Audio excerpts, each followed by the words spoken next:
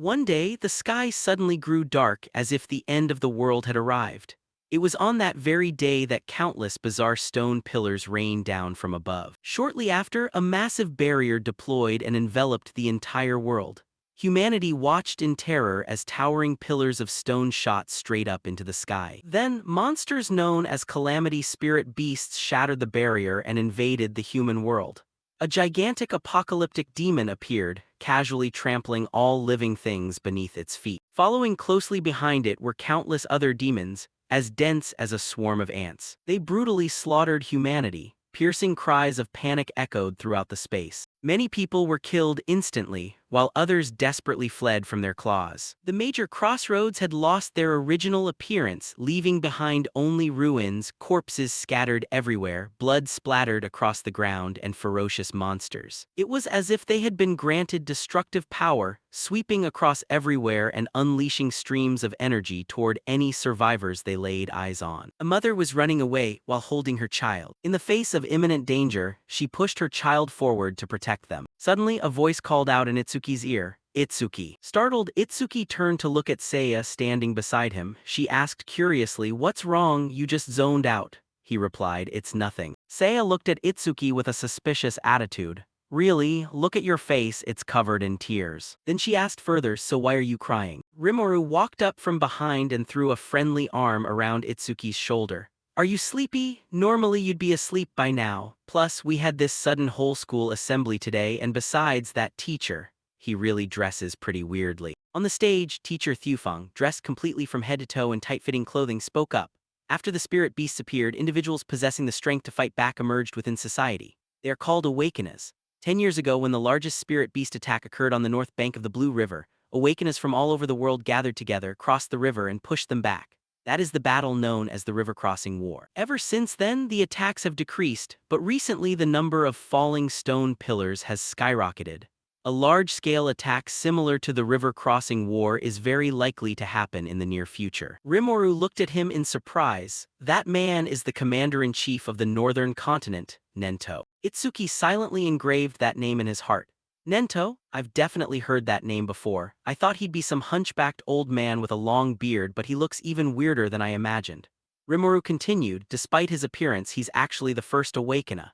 Thanks to him, we were able to get information about the stone pillars and the spirit beasts. Furthermore, he is also the strongest awakener. Even Jin Taewa, who holds the title of Light of Humanity, used to be his student. Nento announced, "Recent research has shown that even ordinary people who haven't awakened can become awakeners with a certain probability by touching a stone pillar. Today I came here so that all of you can do just that. Become awakeners and dedicate yourselves fully to the fight against the spirit beasts." As soon as he finished speaking, energy radiated from his palms and enveloped the stage. From there, a massive stone pillar emerged, rising straight up from the ground. The students cheered excitedly. "A stone pillar, is that magic? What's so surprising about this? This feels like a dream. Please turn me into an awakener." Rimuru asked Itsuki happily, "Did you hear that? We finally have a chance to become awakeners." Itsuki lowered his head and muttered in a deep voice, "Finally." When he saw Itsuki walking away, Rimuru called out from behind, "Hey, don't leave me behind."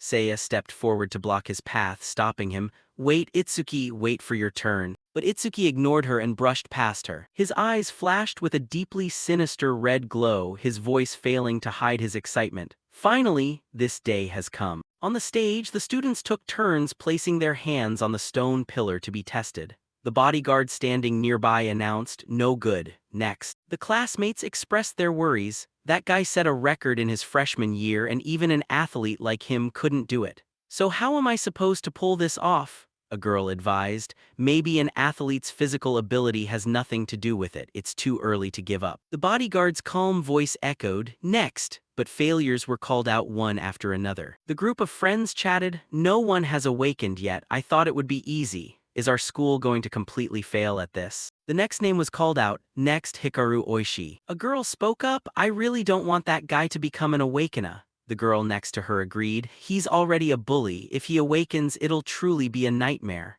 A terrified boy pointed up at the stage, "Look, the stone pillar is changing." Bursts of lightning radiated around the stone pillar and Hikaru Oishi. He thought smugly to himself, After this, Nento and the beauty beside him will finally pay attention to me.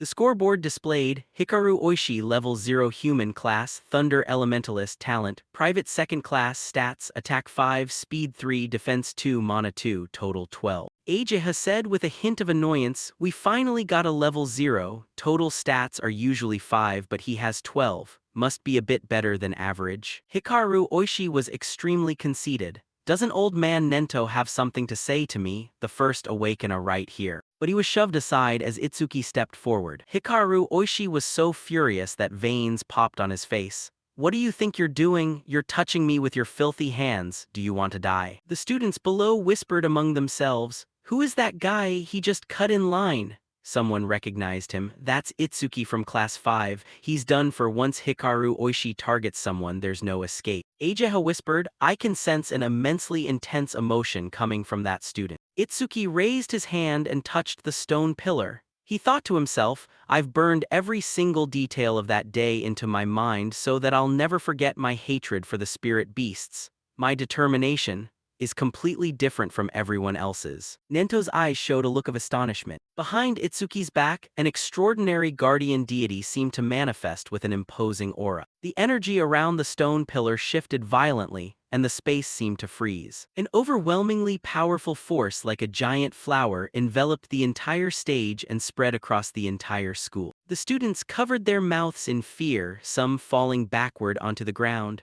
"Awesome! This looks even flashier than Hikaru Oishi's awakening. That flower is over 100 meters tall." Rimuru shared the joy. "Itsuki, you did it." Ageha couldn't suppress her shock. "This is the phenomenon that only occurs when the rarest class, the Annihilator, appears," Nento said with interest. "I wonder how strong he'll turn out to be. I'm really looking forward to this boy." Hikaru Oishi refused to accept this, veins bulging on his face as his spotlight was stolen. Itsuki was even more shocked. "Where am I? Did I actually awaken?" His consciousness was sitting, cross-legged, inside a blooming flower. Notification window popped up, leaving Itsuki astounded.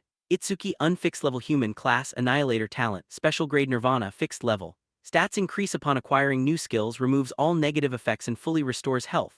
Skill, Grade Z Super Simulation analyzes enemy attacks and allows him to comprehend counterattack skills. Stats, Attack 0, Speed 0, Defense 0, Mana 0, Total 0. Itsuki's face darkened, everything is 0. A flurry of new notifications burst forth. Learned Grade Z Skill, Super Simulation, Special Grade Nirvana Talent activated, all stats increased by 200. He cheered joyfully in his heart. "I get it now. If I learn skills through Super Simulation, I'll gain stats via Nirvana.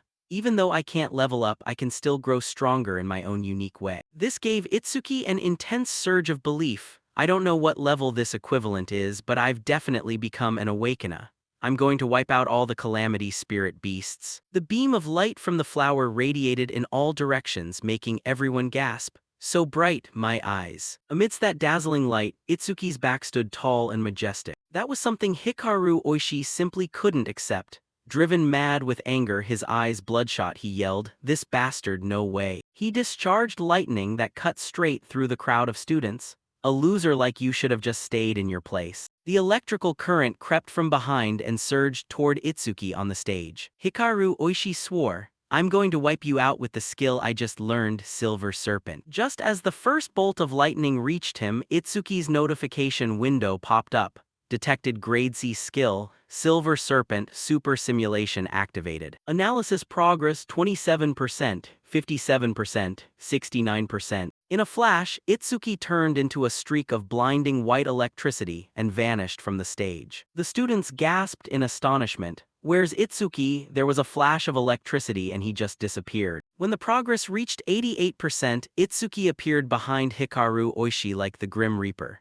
Breaking out in a cold sweat, Hikaru thought, "He's behind me. Damn it, I can't move." Itsuki's cold voice echoed right in his ear. "Consider yourself lucky that you're human. If you were a spirit beast, I would have killed you 100 times over." After regaining his senses, Hikaru Oishi collapsed onto the ground in terror. Whispers broke out all around. Since when was Itsuki standing there? Is Hikaru Oishi collapsing from fear? When the progress reached 100%, Itsuki thought to himself, "Since it's only a Grade C skill, the analysis speed is really fast." Analysis of Silver Serpent complete. Acquired Grade C skill, Thunder Shockwave. Level 1 Thunder Shockwave activated. can absorb thunder element attacks of grade C and below, increasing speed by 50% when releasing the absorbed energy. Usage count 0.3. Passive adds 5% speed for every absorbed grade C thunder element attack, currently 0%. Learn level 1 thunder shockwave. All stats increased by 10. Removes all negative effects and fully restores health. Itsuki materialized in front of everyone, surrounded by lightning and blooming flower petals. The classmates marveled. Itsuki is covered in lightning now. That light is even brighter than Hikaru Oishi's. Hikaru Oishi panicked. How the hell did that guy learn a skill like that? His stats increased again. Suddenly, the sky turned gloomy and heavy raindrops poured down. The students were surprised. It was just bright a moment ago. Rain, something is falling down. Amidst the dense sheet of rain, a massive stone pillar plummeted from above. Ageha asked in surprise, a stone pillar, why suddenly right now? Nento chimed in, and right here, pause the whole school assembly, everyone evacuate to the school grounds immediately according to the drill plan. He thought to himself, without a doubt I am their target. Ageho advised, let's run, combat isn't our specialty. Nento shook his head. If we run away too, it'll only cause the crowd to panic even more. Look, that boy is much braver than we are. Just as the students panicked and ran in the opposite direction, Itsuki alone bravely stepped forward toward where the stone pillar was crashing down onto the stage. Ageha couldn't believe it. Why aren't you running away? The stone pillar crashed down heavily, creating a considerable shockwave. Dust and debris billowed into the air. Rimuru called out in fear, hey, a spirit beast is coming, let's get out of here. Itsuki declared solemnly, I'm going to wipe all of them out. Rimuru worriedly said, what are you talking about? If you don't run, you'll die. Seiya agreed, Rimuru is right, you just awakened, you can't beat it, leave it to the other awakeners. But Itsuki refused to listen. His voice filled everyone's hearts with reassurance, trust me. Seiya pulled Rimuru away, fine, if you die, don't blame me. Rimuru was still anxious. Is he really going to do this? That thing is a spirit beast, a walking killing machine. Little did anyone know, Itsuki was experiencing extreme excitement at that moment. Never did I expect that the very first enemy I'd face after awakening would be of the same kind as the monster that killed my parents. I'm so lucky. The spirit beast's info window displayed. Skeleton Soldier 10,369 Level 8 Talent. Level 2 plus 100% Defense. If the opponent's attack is higher than defense, the talent is nullified. Skill. Grade B Bonefire. Stats. Attack 15, Speed 10, Defense 120 plus 120, Mana 30, Total 295. It stood towering in front of Itsuki, ready for its first battle. Itsuki pondered, should I try out the skill I just learned? Lightning flared around his body. With lightning-fast speed, Itsuki rushed straight toward the skeleton soldier. He swore in his heart, I won't let anyone else die. A palm strike imbued with thunderous energy blasted powerfully toward the skeleton soldier. A booming crash shook the entire stage, sending thick dust billowing into the air. From afar, the classmates looked back and exclaimed in shock, oh god, this Itsuki guy is so strong, maybe we don't need to run away after all. I can't believe he was able to blow it away with just a single punch, Lan Lam thought to himself. A newly awakened rookie actually managed to blow away an 8th grade calamity spirit beast. Nento praised, Itsuki's courage and strength are on a completely different level compared to other level zeros, but even so, defeating a skeleton soldier is still impossible. They possess two troublesome abilities. First is the talent granting terrifying defense boosts. Second is the bone fire skill flames that can burn anything to ashes. On the stage, Itsuki was being attacked by the bone fire. The skeleton soldier's eternal blue flames enveloped him. His two best friends cried out anxiously, Itsuki. While Hikaru Oishi gloated, he doesn't know his place. Once the bone fire touches you, you'll be nothing but ashes. The notification window popped up, detected grade B skill, bone fire, super simulation activated, progress, 1%, 25%. Itsuki realized, the analysis speed increases every time the enemy uses a skill directly on me. Ageha worried, even a level 10 awakened wouldn't stand a chance of surviving a direct hit from that. But upon seeing that Itsuki was completely unharmed, she marveled. To think a newly emerged genius could kill a calamity spirit beast even before growing up.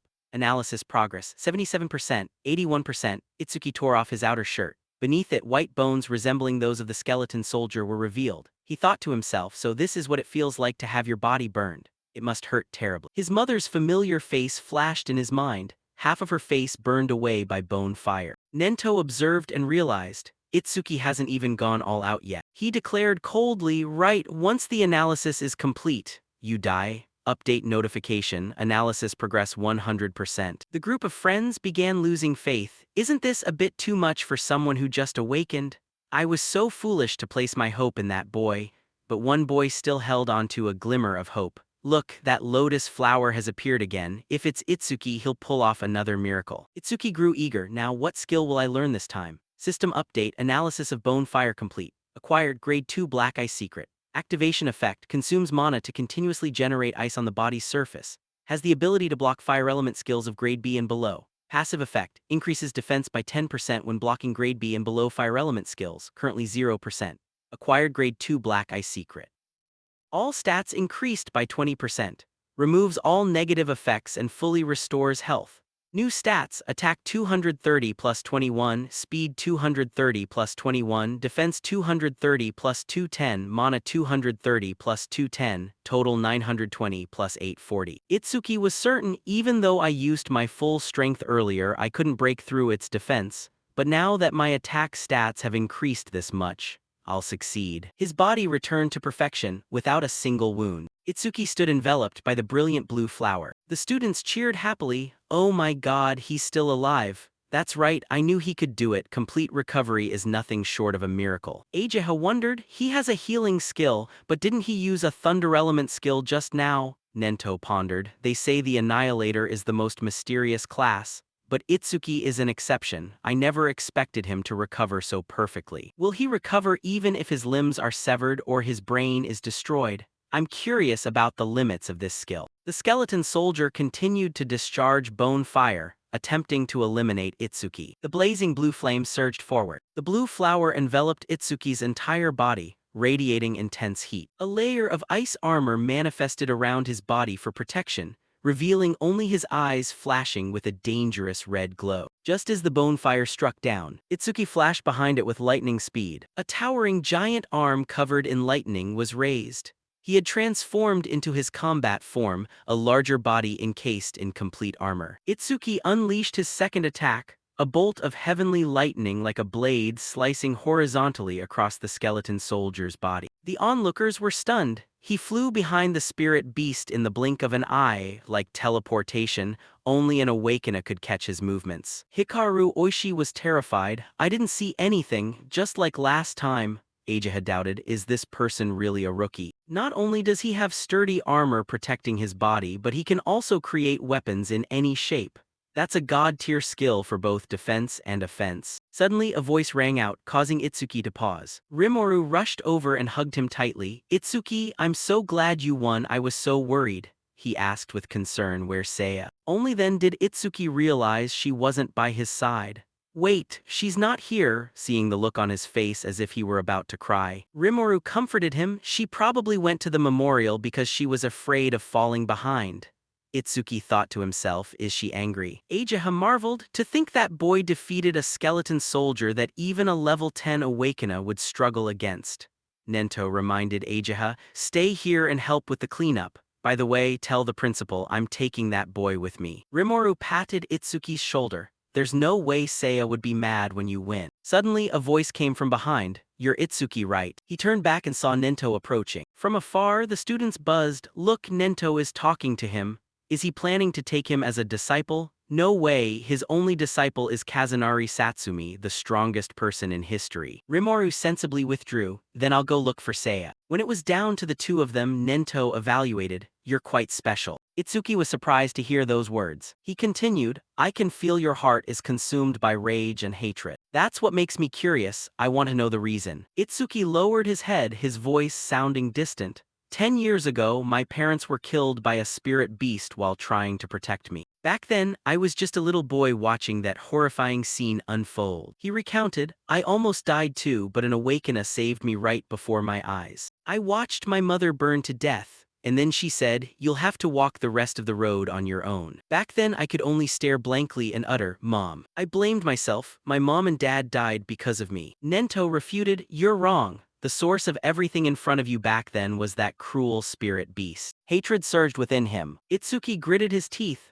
I've sworn to wipe out all the spirit beasts, leaving not a single one behind. Nento wondered, you still shed tears even when your heart has been swallowed by hatred. Itsuki covered his right eye with his hand. Ever since I acquired the sight of wrath, my tears stopped flowing, but now tears just started falling from my right eye. Because of this, I will never forget my hatred for the calamity spirit beasts. Nento took the initiative to offer, "Would you like to become my disciple? I will bring you into the Salvation Alliance and grant you overwhelming power to carry out your revenge." Itsuki looked surprised and asked, "The Salvation Alliance?" Nento explained, "It's an organization established by the South Continent government, bringing together powerful awakeners from all over the world. The goal is to effectively and scientifically combat the calamity spirit beasts. You can think of it like a regular army." Nento continued, "Members are called saviors, provided with private training grounds, incredibly powerful weapons, and high salaries. Even rookies during training receive 10,000 gold per month." Itsuki thought to himself in astonishment, 10,000 gold. With that amount of money, you could even buy a car. Nento reminded him, of course, such generous treatment doesn't come for free. Saviors must always fight on the front lines and protect the people. Itsuki pondered, "Honestly, I don't care about a high salary or resources. The most important thing is being able to fight the spirit beasts on the front lines." He made up his mind, "I want to become a savior too." Nento revealed, "Every year in February, the Salvation Alliance holds an exam called the Salvation Alliance National Tournament with over 10,000 participants. Candidates are scored based on their performance and only the top 100 qualify." Itsuki immediately asked, "What's the highest score record in history?" Nento hesitated, "It doesn't serve as much of a reference." He added, "But the record is 15,000 points set by Kazunari Satsumi 11 years ago. If you score 30% of that, you'll pass. Score 50% and you can take first place." Itsuki was surprised. "Kazunari Satsumi? Is that the strongest awakener, the one Rimuru mentioned as the light of humanity?" Nento evaluated, "Kazunari Satsumi is very special. Comparing yourself to him will only lead to despair. But be confident with your talent, you can stand shoulder to shoulder with him." Itsuki vowed, "I'm going to surpass Kazunari Satsumi." That confident promise left Nento shaken. He placed his trust in him. "You're bound to make a name for yourself. All the young people are trying to follow in your footsteps." He continued, "Just following behind won't win the war against the spirit beasts. One day someone will appear just like the morning sun rising to replace the setting sun. I'm really looking forward to that future." Nento thought to himself, "The morning sun I've been waiting for has finally arrived." When he led Itsuki to a bizarrely shaped building, the boy asked in surprise, "What is that?" Nento disclosed, "The stone pillars are like pathways connecting this world to the world of the spirit beasts. That's why if you only destroy the monsters and leave the pillars alone, they'll just keep appearing." He elaborated, "This building is a facility that isolates indestructible stone pillars. Awakeners periodically wipe out the spirit beasts emerging from them.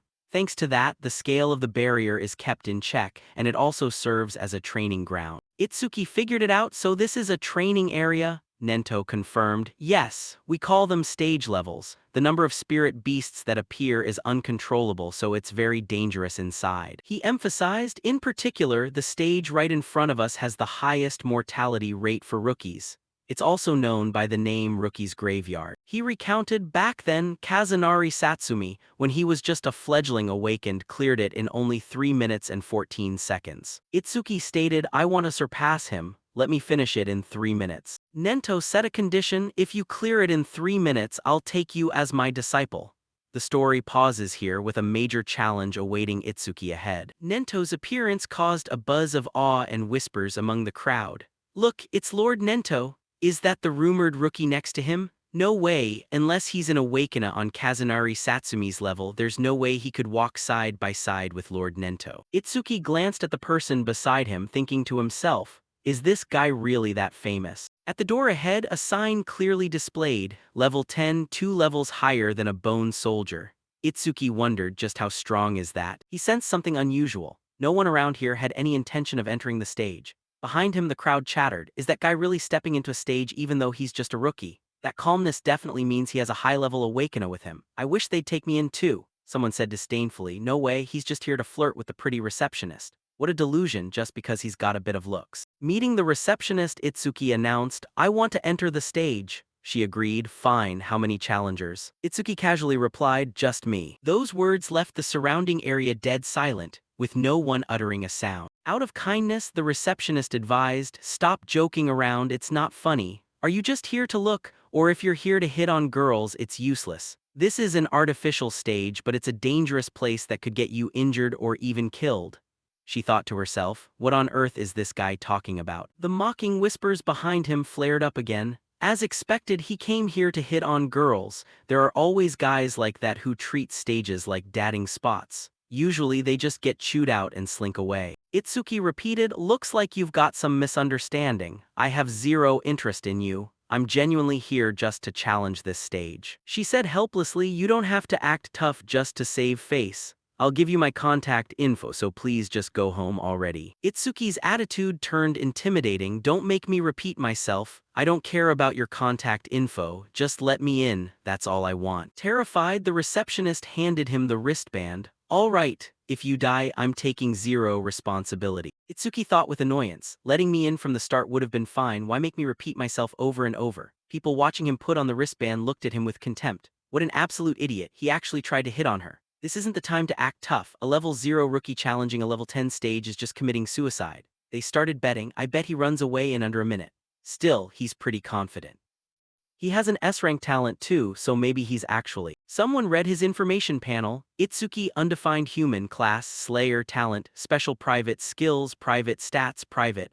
The person next to him dismissed it. For an awakener, talent is just secondary. The most important thing is level. If your level is low, having an S-rank talent becomes completely meaningless. Itsuki arrived at the door, curiously looking at the band on his wrist. My personal info has been registered on this wristband. So can I enter by scanning the code? A notification popped up. Awakener Itsuki's request has been approved. He stretched his muscles. The deal is 3 minutes, let's do this. The countdown began, and the timer started running. Itsuki dropped his previous leisurely demeanor, turning immensely dangerous as he rushed inside. Running, he assessed, the space inside is bigger than I thought. Even if it's artificial, this is my first time stepping into a stage. Itsuki's footsteps halted as he sensed, they're here. Ahead of him was a spirit beast. Information displayed, Wood Spirit 1307 Wood Spirit Tribe B rank talent, none, stats, attack 48, speed 48, defense 53, magic 24, total 174. Without an ounce of hesitation, he unleashed a lethal blow. After annihilating the wood spirit, Itsuki looked down at his arm, which had transformed into an axe with satisfaction. An axe used for chopping wood is the ultimate fit. He sneered, "How does it feel watching your buddy get chopped in half?" A bunch of short, stubby wood spirits surrounded him. Itsuki looked at them with contempt, bunch of rotting logs. Outside, Ageha anxiously asked Nento, "Dad, there are plenty of other stages for rookies. Why'd you bring him to this one?" He explained. "He said he'd surpass Kazunari Satsumi, so I just took him to the place where Kazunari Satsumi took his very first test." He added, "You already believe it's impossible to surpass Kazunari Satsumi unless someone steps outside the boundaries of humanity." He reminded her, "Watch your mouth, Ageha. Do you really think Kazunari Satsumi has already transcended humanity?" She lowered her head. "I used to think Kazunari Satsumi was kind and easy to talk to, but then I witnessed him slaughter a level 97 spirit beast in the blink of an eye. The look in his eyes back then. Cold, solitary, detached, that look didn't even seem human anymore." Nento replied, "You're idolizing him, looking at him through the eyes of a god." He believed, "That boy also has the potential to defeat Kazunari Satsumi. Right now, he's just an unpolished gemstone if Kazunari Satsumi can be likened to a savior god. Then Itsuki is a demon devoured by hatred, a completely opposing existence." Inside the stage, Itsuki realized after wiping out all the wood spirits, super simulation won't activate on spirit beasts at this level. Right behind his back, a gigantic spirit beast emerged. Itsuki spun around and slashed cleanly, sending the wood spirit crashing to the ground. He muttered in disappointment, "That's it." He raised his guard. A level 10 spirit beast is only capable of this. No, if that were the case, this couldn't possibly be the rookie's graveyard. There has to be more to it. Panel, B-rank skill detected regeneration, super simulation activated. Analysis progress 5%. A sound echoed in Itsuki's ears. The wood spirit from earlier had regenerated, the branch vines around its body weaving like silk ribbons to form a brand new torso.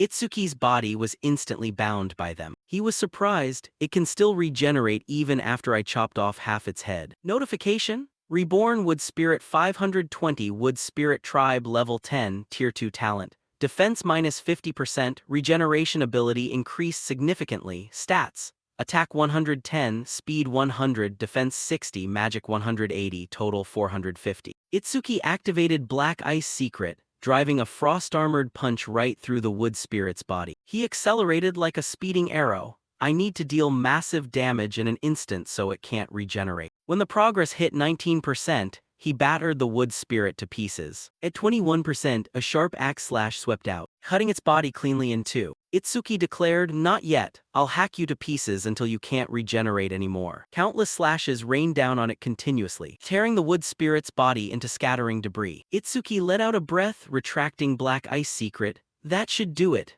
My magic power is about to run out from using Black Ice Secret for so long." But the scattered body parts of the wood spirit reconnected, making it whole once again. When progress reached 60%, Itsuki's entire body was wrapped up by branch vines. Dodging frantically, he thought, still not dead after those hits. What a pain. Good news, every time it regenerates, Super Simulation's analysis speed increases. Struggling to dodge, Itsuki canceled Black Ice Secret to limit magic consumption, using Thunder Shock Wave to maintain distance. Continuing this until analysis finishes is the winning strategy. But when a branch stabbed into his back, Itsuki ran out of options, not much time left. 75%. He activated Thunder Shock Wave and Black Ice Secret simultaneously to maximize damage, forcing it to regenerate repeatedly, speeding up the analysis. Black Ice Secret covered his entire body along with lightning. Itsuki tore the wood spirit to shreds, knowing that if he didn't trigger Super Simulation while completely drained of magic, he'd die right here. Progress reached 80%. Itsuki went all out, but if I die, it means this is my limit. At 85%, he leaped down from above. His arm transformed into a razor-sharp blade. The wood spirit was startled to see its opponent right in its face. Right at that moment, Itsuki coughed up blood. Damn it. Sharp branches pierced right through his body. He realized he had completely run out of magic. However, the simulation hit 99%. Itsuki was healed just as I thought. Activating Super Simulation costs 0 magic. I've won this match. Analysis progress 100%. System regeneration analysis complete. Acquired level 2 Lotus Explosion. Active effect, consumes magic power to deal explosive damage to enemies within a 5-meter radius. Power is proportional to the amount of magic consumed. Passive effect, whenever a creature level 1 or higher is killed by Lotus Explosion, the skill's range increases by 1%. Acquired level 2 Lotus Explosion. All stats increased by 20, removes all negative effects and heals all wounds. Activate Lotus Explosion. Itsuki clapped his hands in celebration. Firepower surged like a waterfall of flames pouring down onto the wood spirit. Its body was devoured by the ruthless fire. He praised it. Lotus Explosion, not bad. Standing amid the desolate landscape blanketed in thick smoke, Itsuki thought, with this power using only a third of my magic, clearing out small fry spirit beasts will be way easier from now on. But I never expected Super Simulation to restore magic even when it hit 0. He stopped when he noticed a glowing green karma stone on the ground. What's that? Outside, the receptionist worriedly said, "It's been almost 3 minutes since that rookie went in and there's no sign of him coming out. We should call the rescue team right now." System displayed a red warning, challenging stage level 10.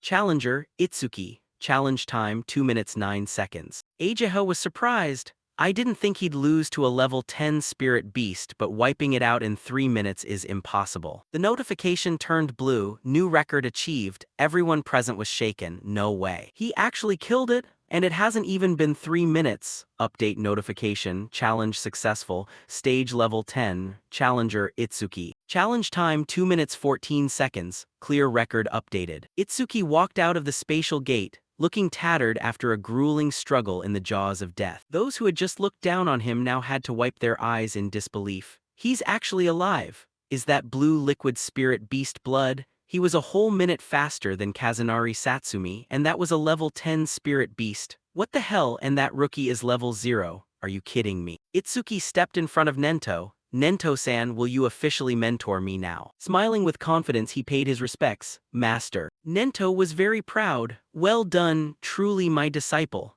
Ageha thought in surprise. Dad is happy. It's been so long since I've seen him like this. Whispers echoed around them. He's Nento's disciple. No wonder he broke Kazunari Satsumi's record. A jealous guy sneered. Even if he's that guy's disciple, if he can't level up, he's just trash. The receptionist offered a wooden box with blushing cheeks. This is a gift for breaking the record. Please accept it, and I'm sorry for being rude earlier. Itsuki was surprised. There's a gift? Unbothered, he took the box. It's fine. Letting a level 0 rookie challenge a stage like that, anyone would think it's risky. Even if a complete stranger like me died, it wouldn't have anything to do with you, but the fact that you tried to stop me proves you were worried. Thank you. Her face turned even redder. It's nothing. Ageha reminded him, hey Itsuki, we're going to leave you behind. You look pretty high-strung. Don't get too excited just because you became Dad's disciple.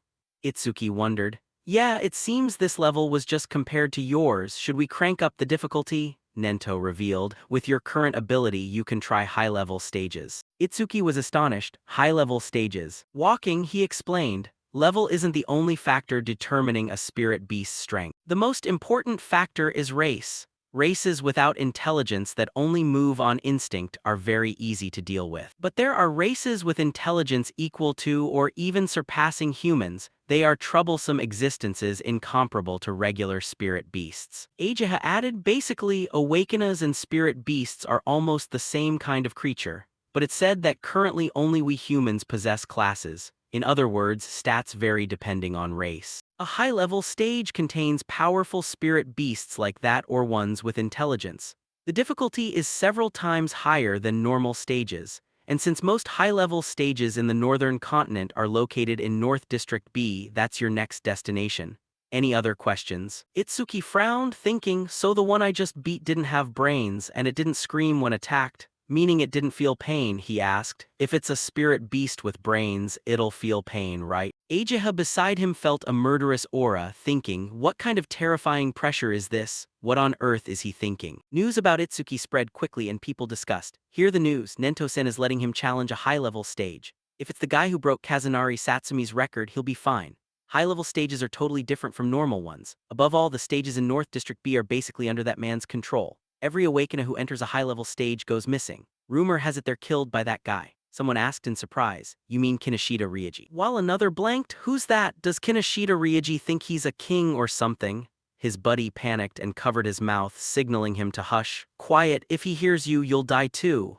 Who even is that guy anyway? Meanwhile, in a luxurious room, the son of North District B's leader, Kinoshita Ryuji, was sitting down with a servant meticulously polishing his bodyguard's boot heels at his feet. Someone behind asked, when are you heading out? He replied dismissively, all stages in North District B are under my control. I'll go whenever I feel like it. Kinoshita Ryuji sneered, waiting in line is for commoners. Itsuki and Nento's father-daughter duo sat down at a stone bench under the shade of a tree to rest. Curiously holding out the karma stone to him, Itsuki recounted, this dropped from back then. Nento wondered, you've seen karma stones before. Itsuki didn't hide it, admitting, yeah, after defeating the Calamity Spirit Beast in the stage, this thing dropped, not a single bit different. Holding the karma stone up to evaluate it, back then it was blue. Ageha surprisedly glanced at the one in Itsuki's hand, an intermediate karma stone, something like that appeared in a rookie stage.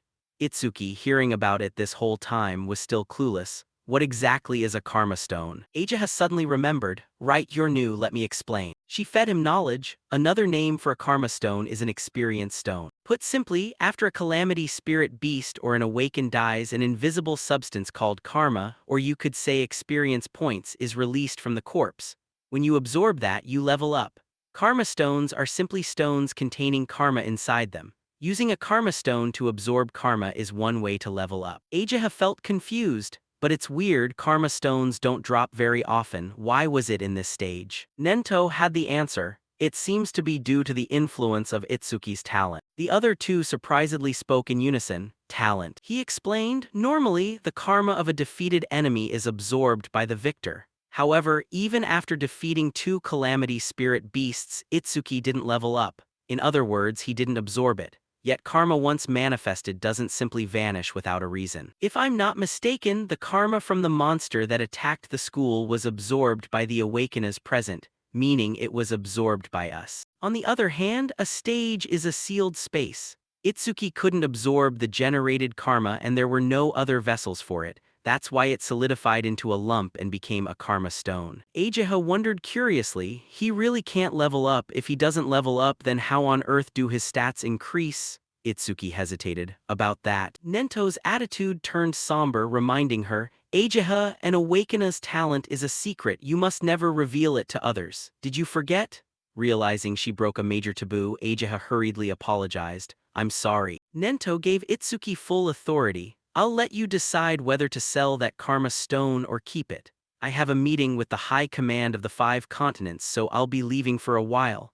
In the meantime, Ageha will take care of you, but before I leave, there are a few things you must keep in mind. Nento carefully instructed, first, keep our relationship a secret. Second, don't tell anyone about your talent. Third, until I return, conquer at least 6 high-level dungeons. Fourth, if you think something is right, do your absolute best. No matter what happens, I'll always be behind you supporting you. With his trust and support, Itsuki obediently replied, Yes, master. Over at North District B, a dispute broke out. 2 sides argued loudly. We got here first, why won't you let us in? This dungeon was reserved by a member of the Kinoshita family. Go home. The opposite side didn't care. So what? Just because he's got some money, he thinks he can do whatever he wants. That guy isn't even here yet, you can at least let us in first. He kept blabbering away, unaware of the impending danger. I don't know how rich that brat is, but if you don't let me in, I'll report you to the Awakena Association. No sooner had he spoken than he was sent flying far away with a single punch.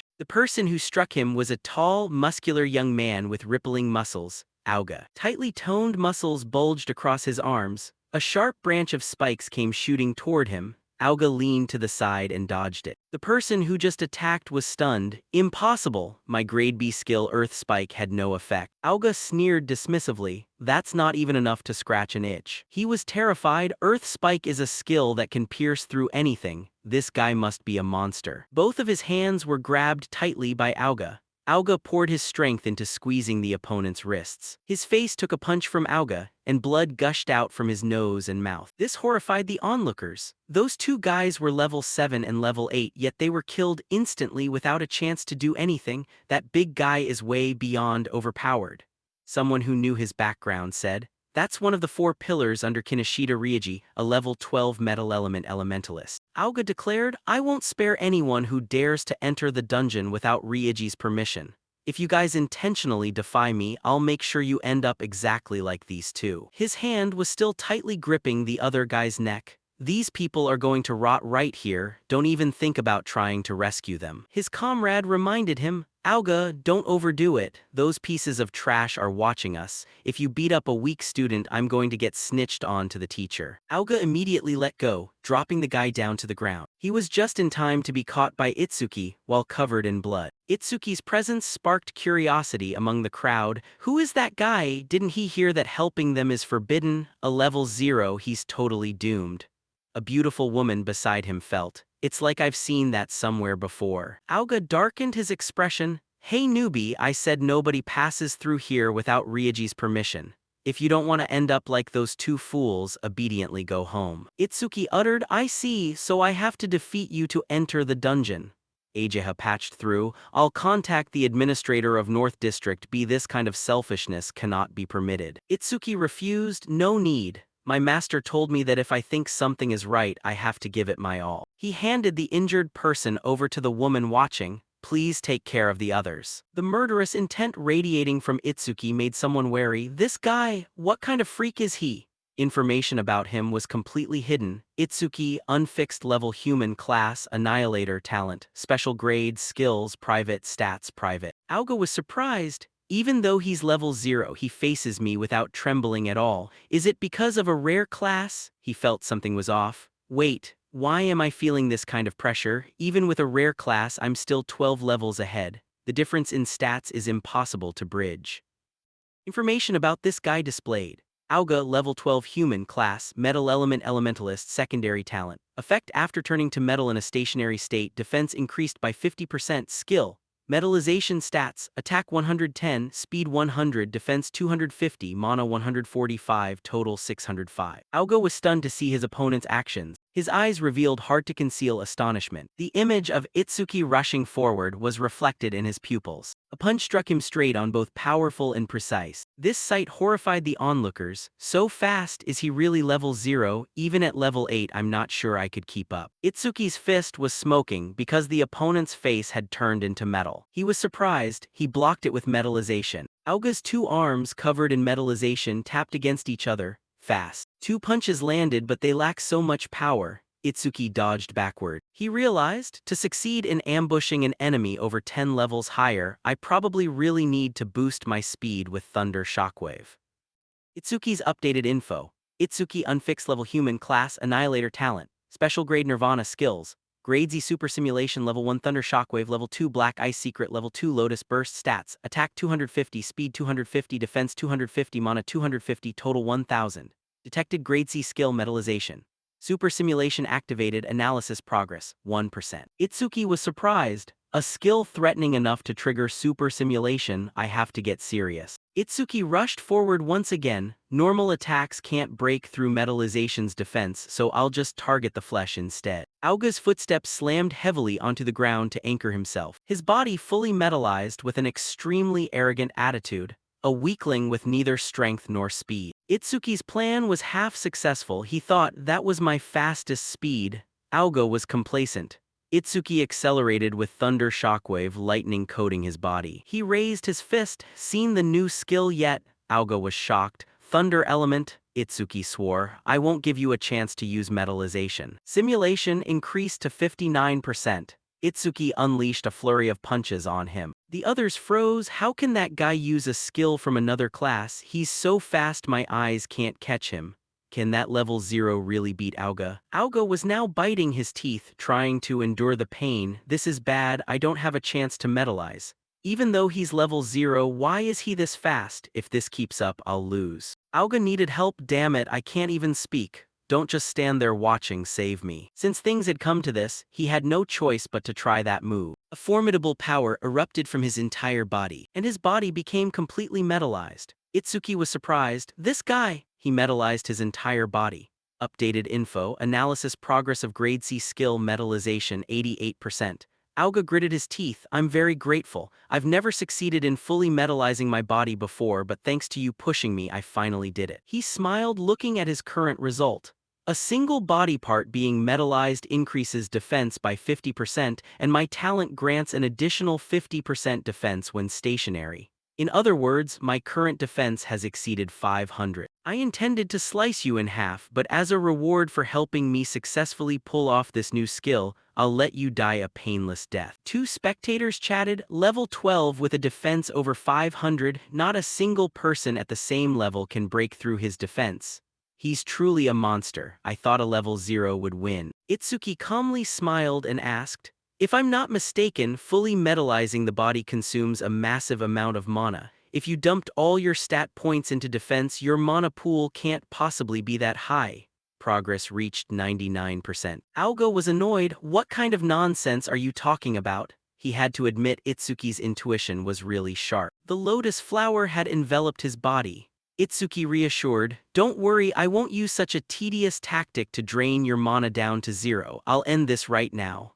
Update info. Analysis Progress 100%. Ageha glanced at that flower. It's coming. That blue lotus flower. Itsuki is about to get stronger again. The people around saw the lotus flower closing like a bud and were surprised. A lotus flower? Is this a level 0 skill? It doesn't look like an attack skill, but how can he defeat Aoga with something like that? Update notification. Analysis of metallization complete. Acquired skill True Piercing Orb Level 1. Active effect fires a perfect sphere with a fixed trajectory.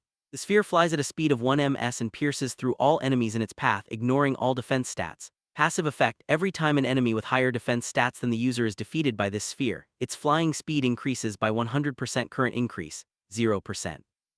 Itsuki evaluated, ignores defense.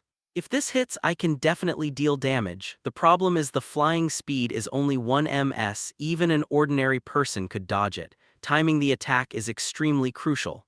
If my opponent were that stationary punching bag, I wouldn't even need to calculate the timing. He declared, the absolute defense he's so proud of, I'm going to smash it to pieces. The system reminded, acquired True Piercing Orb Level 1. All stats plus 10. Removes all negative effects, fully restores all wounds.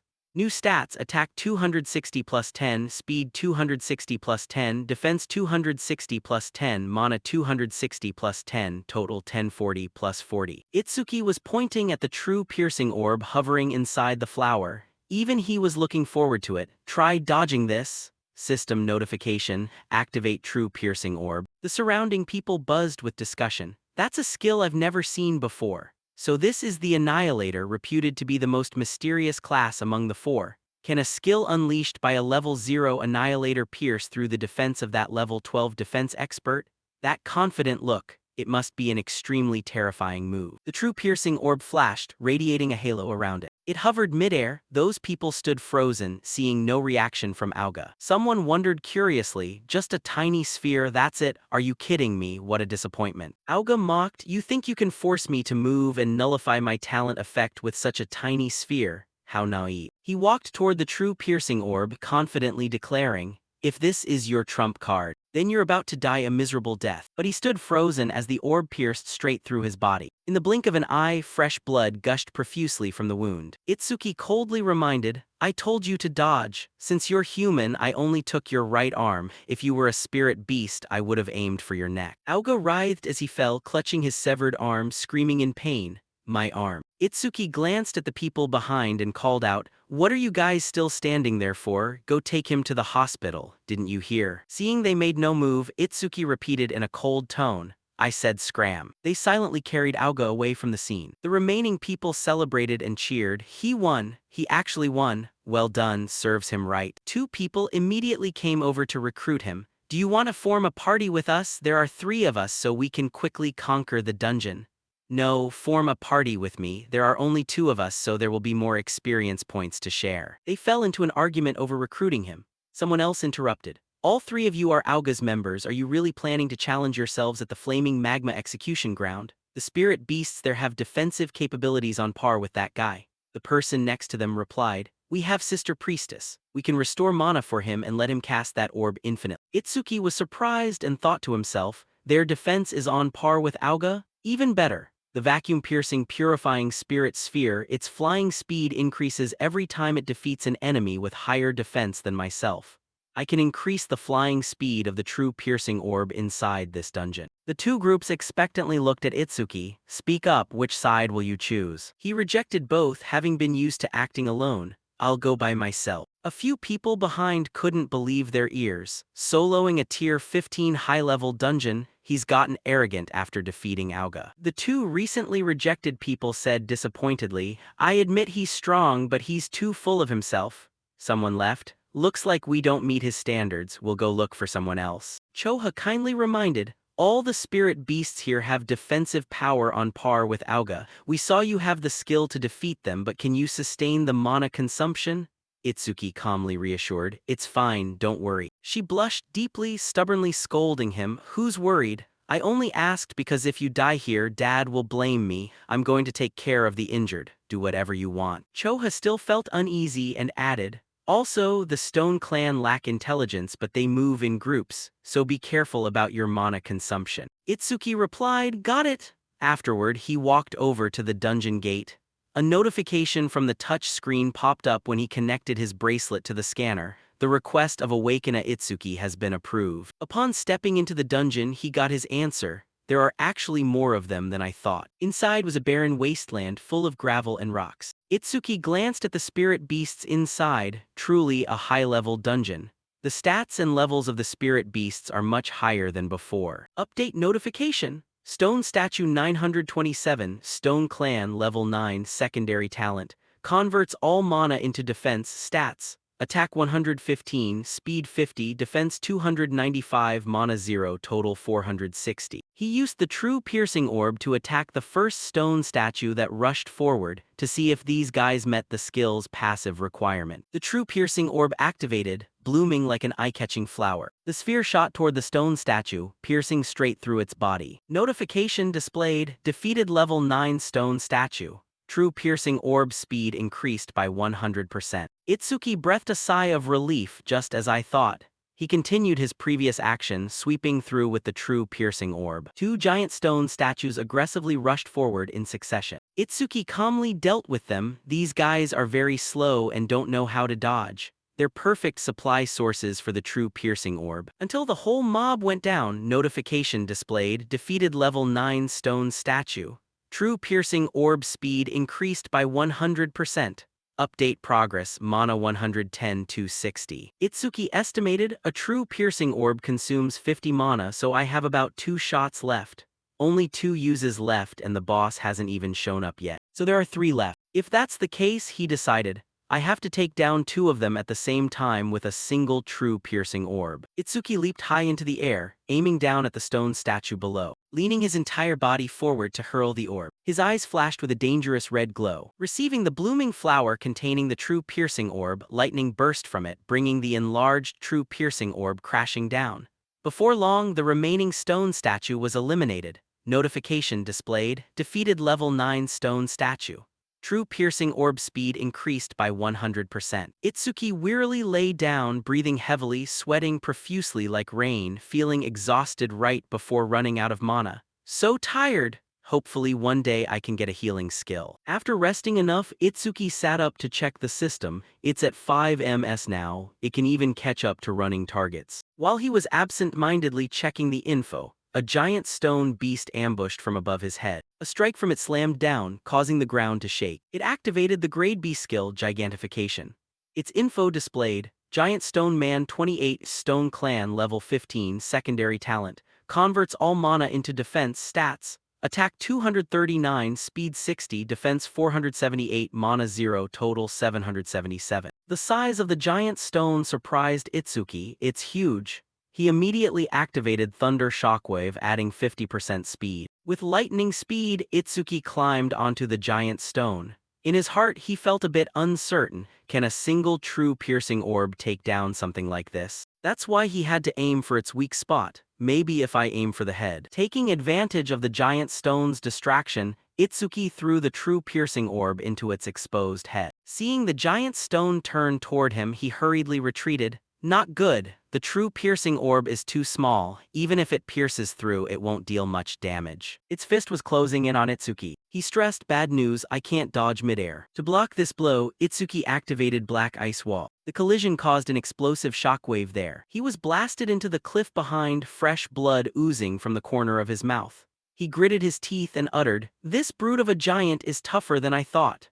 Newly updated notification, detected gigantification skill, super simulation activated, analysis progress, 1%. This made Itsuki happy. Turns out it's this big thanks to a skill that makes it easier. On Ryoji's side, his bodyguard Tanky received a call. He was startled. What? Ryoji frowned, unhappily reminding him, I told you not to make noise in front of me. He bowed his head to admit fault. Sorry, this is a completely unexpected matter. He continued, what is it? Tanky reported, it seems someone defeated Auga and forcibly entered the dungeon. The glass of wine in Ryoji's hand was crushed, an angry voice ringing out, what did he do? He always bragged that no one under level 30 could break through his defense. Could an awakener over level 30 have arrived? Tanky replied, the number of falling stone pillars has increased sharply recently, so all awakeners above level 30 are busy dealing with them.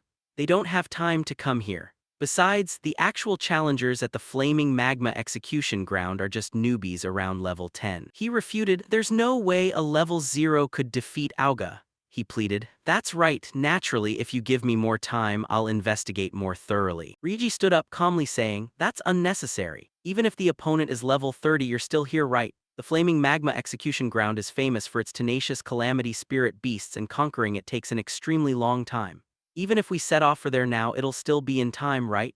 Tanky hesitated. But without knowing the opponent's identity, we should still proceed cautiously. He was unhappy, angrily reminding, I said we're going now, don't make me say it twice. That aura scared him into breaking out in a cold sweat, obeying, yes. Ryoji changed clothes while angrily declaring, I'll make them regret crossing the Kinoshita family. Inside the dungeon, when progress reached 100%, Itsuki knew it was time for revenge. Finally, I don't have to run around like a mouse anymore. The lotus flower enveloped his body into a tightly sealed bud without a single gap.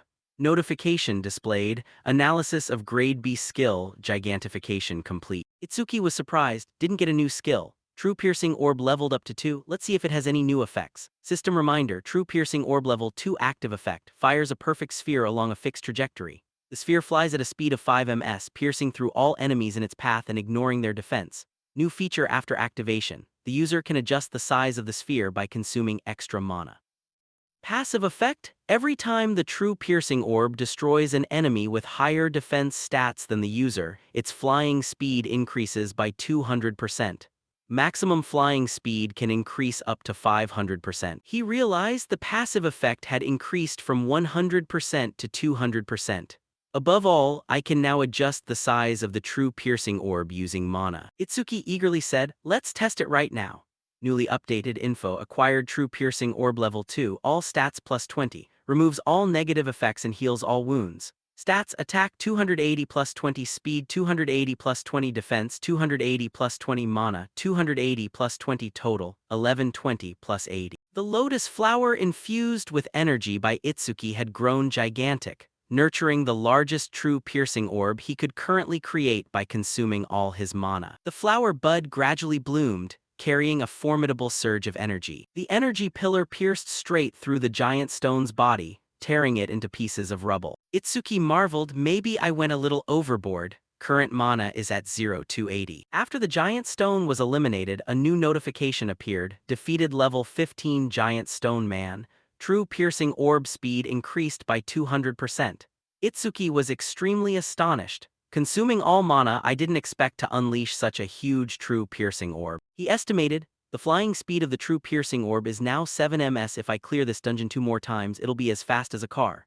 System display. True Piercing Orb level 2 active effect. Fires a perfect sphere along a fixed trajectory. The sphere flies at a speed of 5 ms, piercing through all enemies in its path and ignoring their defense. After activation, the user can adjust the size of the sphere by consuming extra mana. Passive effect. Every time the True Piercing Orb destroys an enemy with higher defense stats than the user, its flying speed increases by 200%. Current flying speed has increased by 700%. Itsuki discovered, wait, the active effect is actually quite useful, isn't it? The passive of Lotus Burst expands the range of all skills, which means the flight distance of the True Piercing Orb will also increase. Info on Lotus Burst displayed. Passive effect. Every time a living creature from level 1 and above is killed by Lotus Burst, the range of all self-skills increases by 1%. Itsuki deduced, so if I keep increasing the passive effect of Lotus Burst, one day I'll be able to eliminate calamity spirit beasts from thousands or even tens of thousands of meters away. Outside the dungeon gate, the notification board had turned blue. Challenge successful. Level 15 dungeon. Challenger, Itsuki, time 3 minutes 1 second, clear record updated. Everyone present was astonished. 3 minutes 1 second, no way, even a 5-person team takes over 10 minutes. Did he kill the spirit beast in a single hit? I can't believe he broke Kazunari Satsumi's record of 3 minutes 19 seconds. What kind of monster is he? He's coming out. Seeing that Itsuki was still at the same level, they became even more shocked. Why is he still level 0? Is the notification window broken? He isn't even injured and his clothes are barely dirty. There's no way he conquered it. Ageha praised him inwardly. He completed it without a scratch this time too. I never expected him to break Jin's record. Pulling back her expression, she put on a serious look and warned, that was way too fast. Itsuki couldn't help explaining it was quite weak compared to mid-sized spirit beasts, so its defense was very thin. I managed to beat it. Noticing the green butterfly flying beside her, he asked, what is this butterfly? She introduced it. Its name is Bitch Deep. My awakening class is Spirit Summoner. This child is my summoned spirit. Itsuki was surprised. Bitch Deep, this is the first time I've seen a summoned spirit. It's so pretty. Unable to hold back his curiosity, he asked, I've always wondered, but how many types of awakening classes are there? Ageha was quite surprised. You don't know, that's common knowledge. Holding up 3 fingers, she explained, classes are divided into 4 types. You've probably seen 3 of them already. Once again, Ageha shared her knowledge with Itsuki. First are elementalists. They possess the power to control 7 elements: fire, water, wood, metal, earth, wind, and lightning. Elementalists are the most common class among awakeners. This class also has the highest basic combat power. She mentioned Hikaru Oishi. That guy earlier belonged to that type. Second are spirit summoners. They can summon spirits that obey them absolutely. Information about the butterfly appeared. Bitch Deep B rank level 15 skills hidden stats hidden. Beside it was information about her. Ageha human level 6 class spirit summoner tier 2 talent hidden summon spirit hidden stats hidden. She revealed, a summoned spirit will always stay by its master's side. Spirit summoners from the very moment they are born. Finished speaking, Ageha asked, do you have any other questions? Itsuki figured it out, her level is lower than her summoned spirits. Is she really a veteran awakener? She sighed, this guy really has no idea what tact is. Ageha admitted, that's right. Summoned spirits absorb experience and level up, so basically they have a higher level than their masters. Itsuki deduced, if that's the case, when fighting a spirit summoner, targeting their master is the best choice. Ageha thought in terror, that dark aura is leaking out again. What on earth is that? Itsuki needed more info. What about the other classes you've only introduced two? She replied, third are the mysterious classes with very little information available right now. Ageha disclosed, your class Slayer. She added, the reason it's mysterious is because every Slayer has a different ability, but your Blue Lotus. Other people can control body size at will or create infinite clones. There are also Slayers who can stretch their bodies like rubber. Regular class skills are divided into 4 ranks from C to S. However, Slayers only possess Z-rank skills, falling outside that standard classification system. The reason Slayers are considered special is because they possess unique skills. If the enemy learns your skills, a Slayer loses their biggest weapon. That's why Dad scolded me for asking about your skills. Even so, you're an abnormal existence even among Slayers. From what I've confirmed, you can use at least 3 skills, and 2 of them are things only elementalists can use. Itsuki thought to himself, my master isn't here. If she keeps talking about me like this, it's not good. He continued the topic, what about the final class? I've never seen it. Ageha pondered, the final class is, I'll let you know after I see it. That's punishment because you didn't give me any information about yourself. Itsuki stopped pressing her. Fine. Ageha suddenly remembered. Oh right, the student you rescued is fine. By the way, what do you plan to do after this? He revealed, I plan to conquer this dungeon a few more times. She reminded him, do you really know nothing? Dungeons have cooldown times. This place recovers very slowly, so the earliest you can enter again is in 2 days. Only then did Itsuki realize there's a cooldown too. No wonder that guy Kinoshita Ryuji monopolized this dungeon. If I can't strengthen the passives of True Crossing Bridge, I'll level up Lotus Explosion. He asked, is there any dungeon that contains a large number of spirit beasts? Ageha brought good news. A dungeon packed with spirit beasts, there is one. The level of the spirit beasts in that dungeon isn't too high, but the numbers are massive. Even by the lowest estimates, there are around 100 locust-type spirit beasts.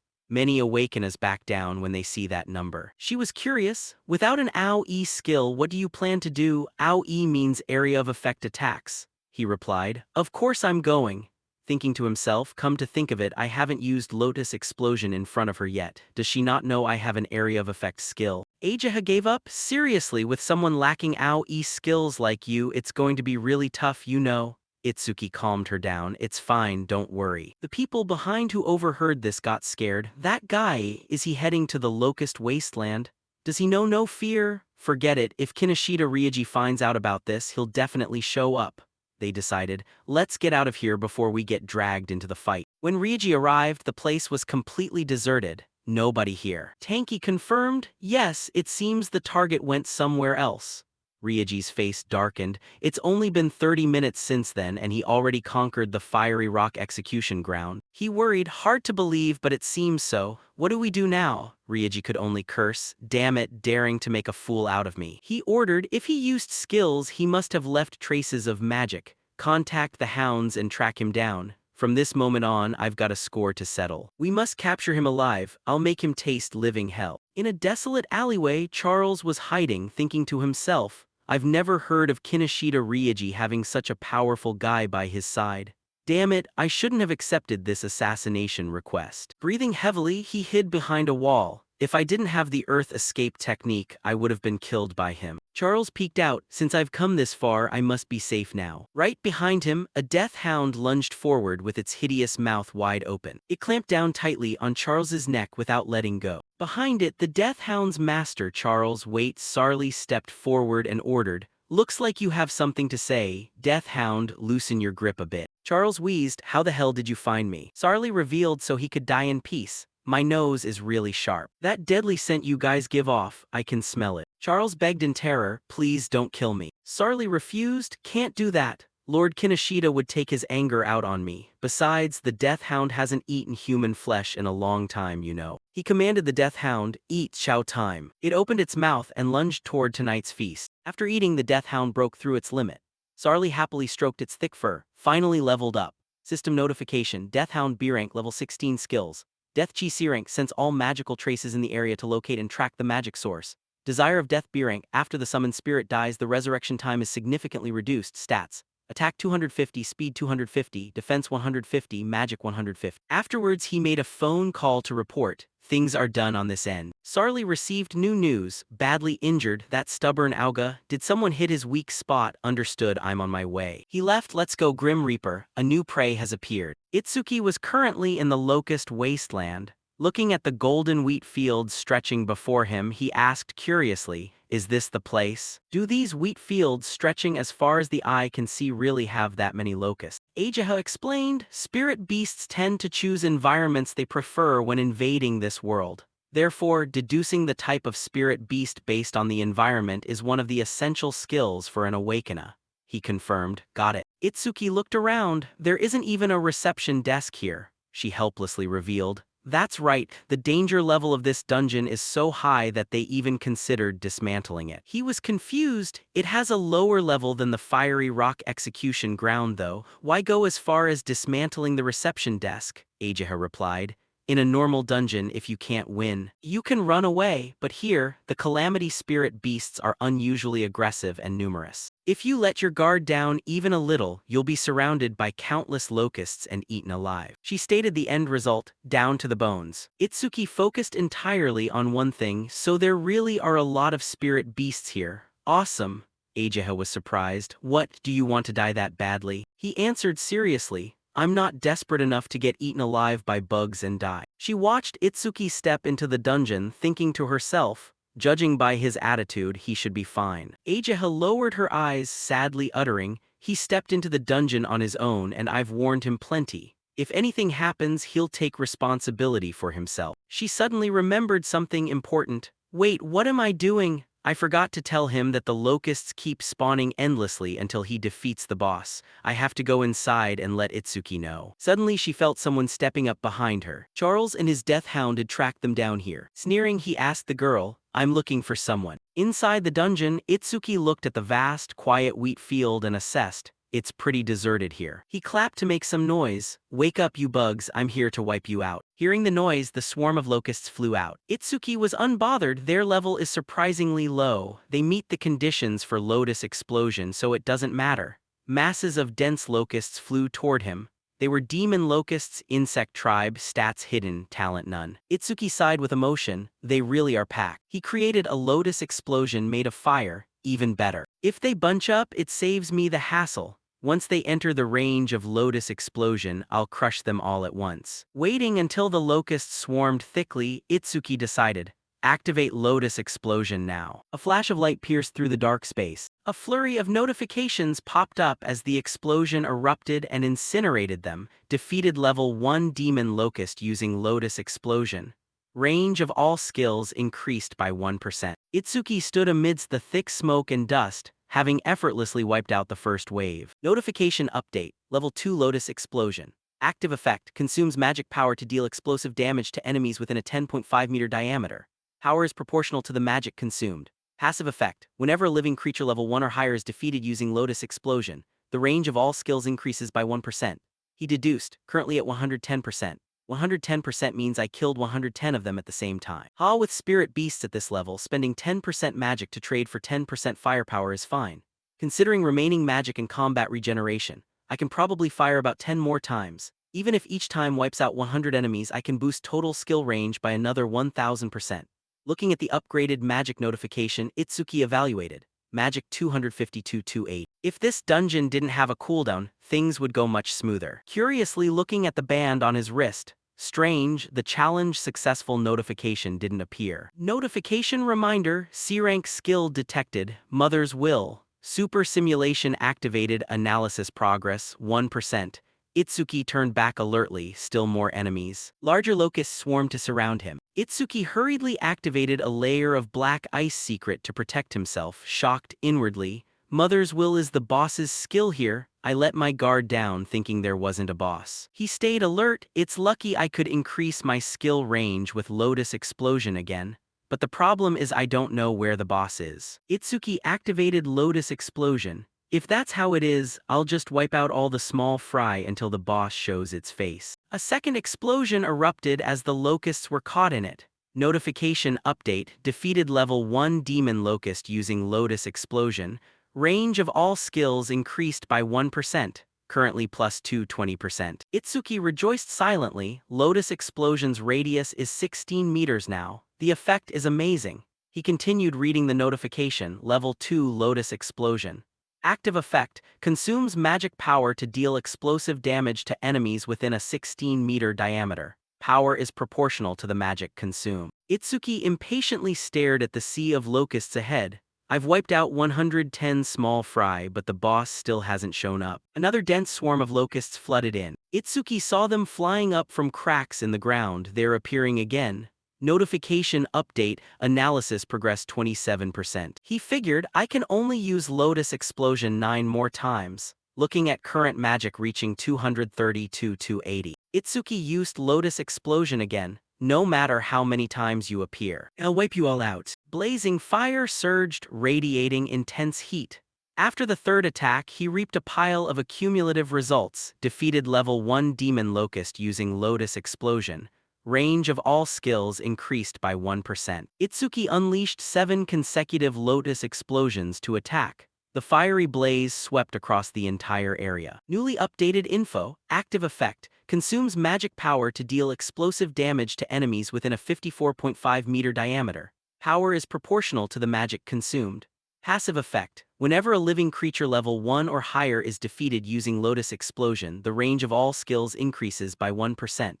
Currently plus 990%. Itsuki wondered, I've beaten the swarm 9 times so far and boosted Lotus Explosion's range by 990%. But I only have enough magic for one more Lotus Explosion. Yet why is magic at 5280? Seeing the locusts flying like a storm, he was startled. Do they have no stopping point? And the boss shows no sign of appearing. One option is to retreat from the dungeon and challenge it again after analyzing. But Itsuki frowned dismissively. Losers do that. He continued creating Lotus Explosion. No matter how many there are, I'll wipe them all out. Firepower surged violently from a giant lotus flower planted right in the center. Itsuki nearly exhausted all his strength with this move. Seeing them flying in black swarms, he panicked. Still going, and the numbers haven't dropped at all. When progress hit 91%, Itsuki realized, what's going on?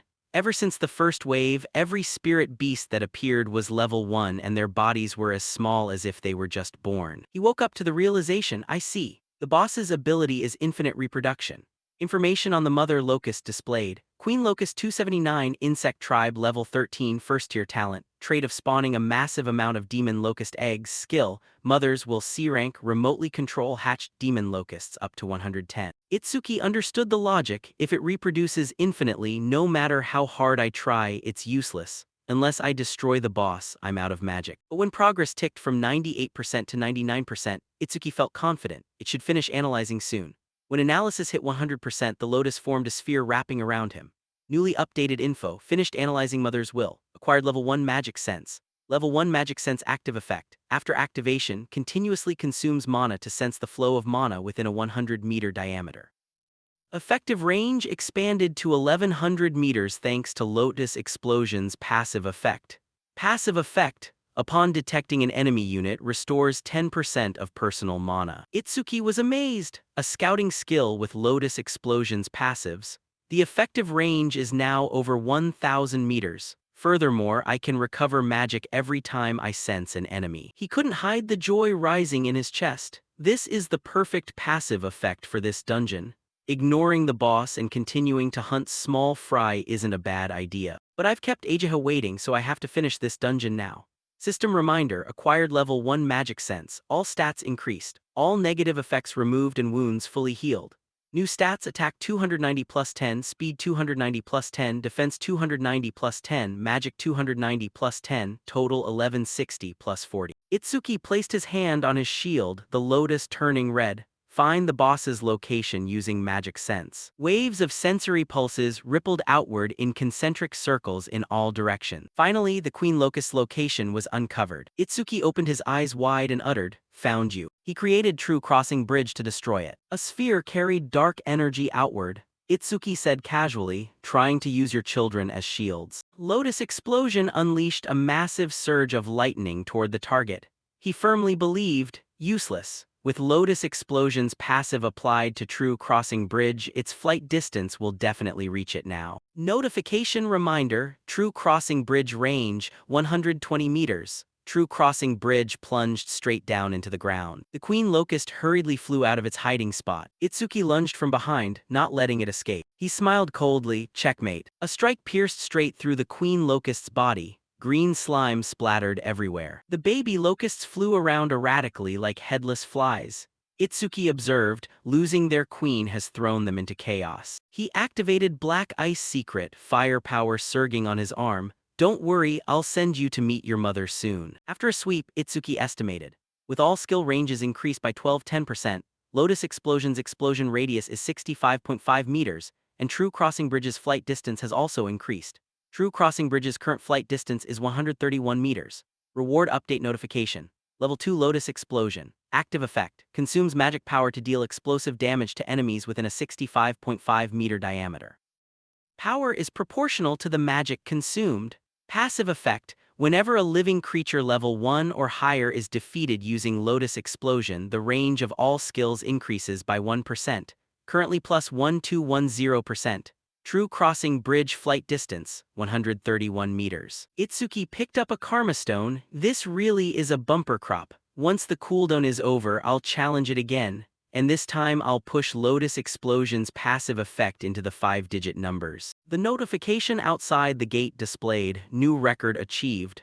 Challenge time, 17 minutes 7 seconds. Itsuki was surprised. Took 17 minutes. Ageha must have been worried sick. She'll probably act cold again when I return safely. But actually, she's very kind and thoughtful. Her denial is pretty cute, though. He happily stepped out of the gate. "I'm back, sorry for making you worry." Itsuki froze, his eyes flashing with murderous intent as he looked at the scene before him. Ageha was currently being choked by Charles, lifted up into the air. He asked with interest. Itsuki went in alone and came out safely. "You're the guy Kinoshita Ryoji is hunting, right?" He continued. "Just in time. I was planning to make her spill info about you, but even in this state she didn't blab anything. She's stubborner than most men." Itsuki said in an icy tone, "Let go of that filthy hand. If you do, I'll just beat you up and let you go." Charles smirked. "Don't get cocky, level 0 rookie." Itsuki moved at blinding speed, raising his fist straight toward him. Charles hurriedly ordered, "Too fast, Deathhound lunge, use your head to block his punch." System notification, B-rank summoned spirit detected, Deathhound.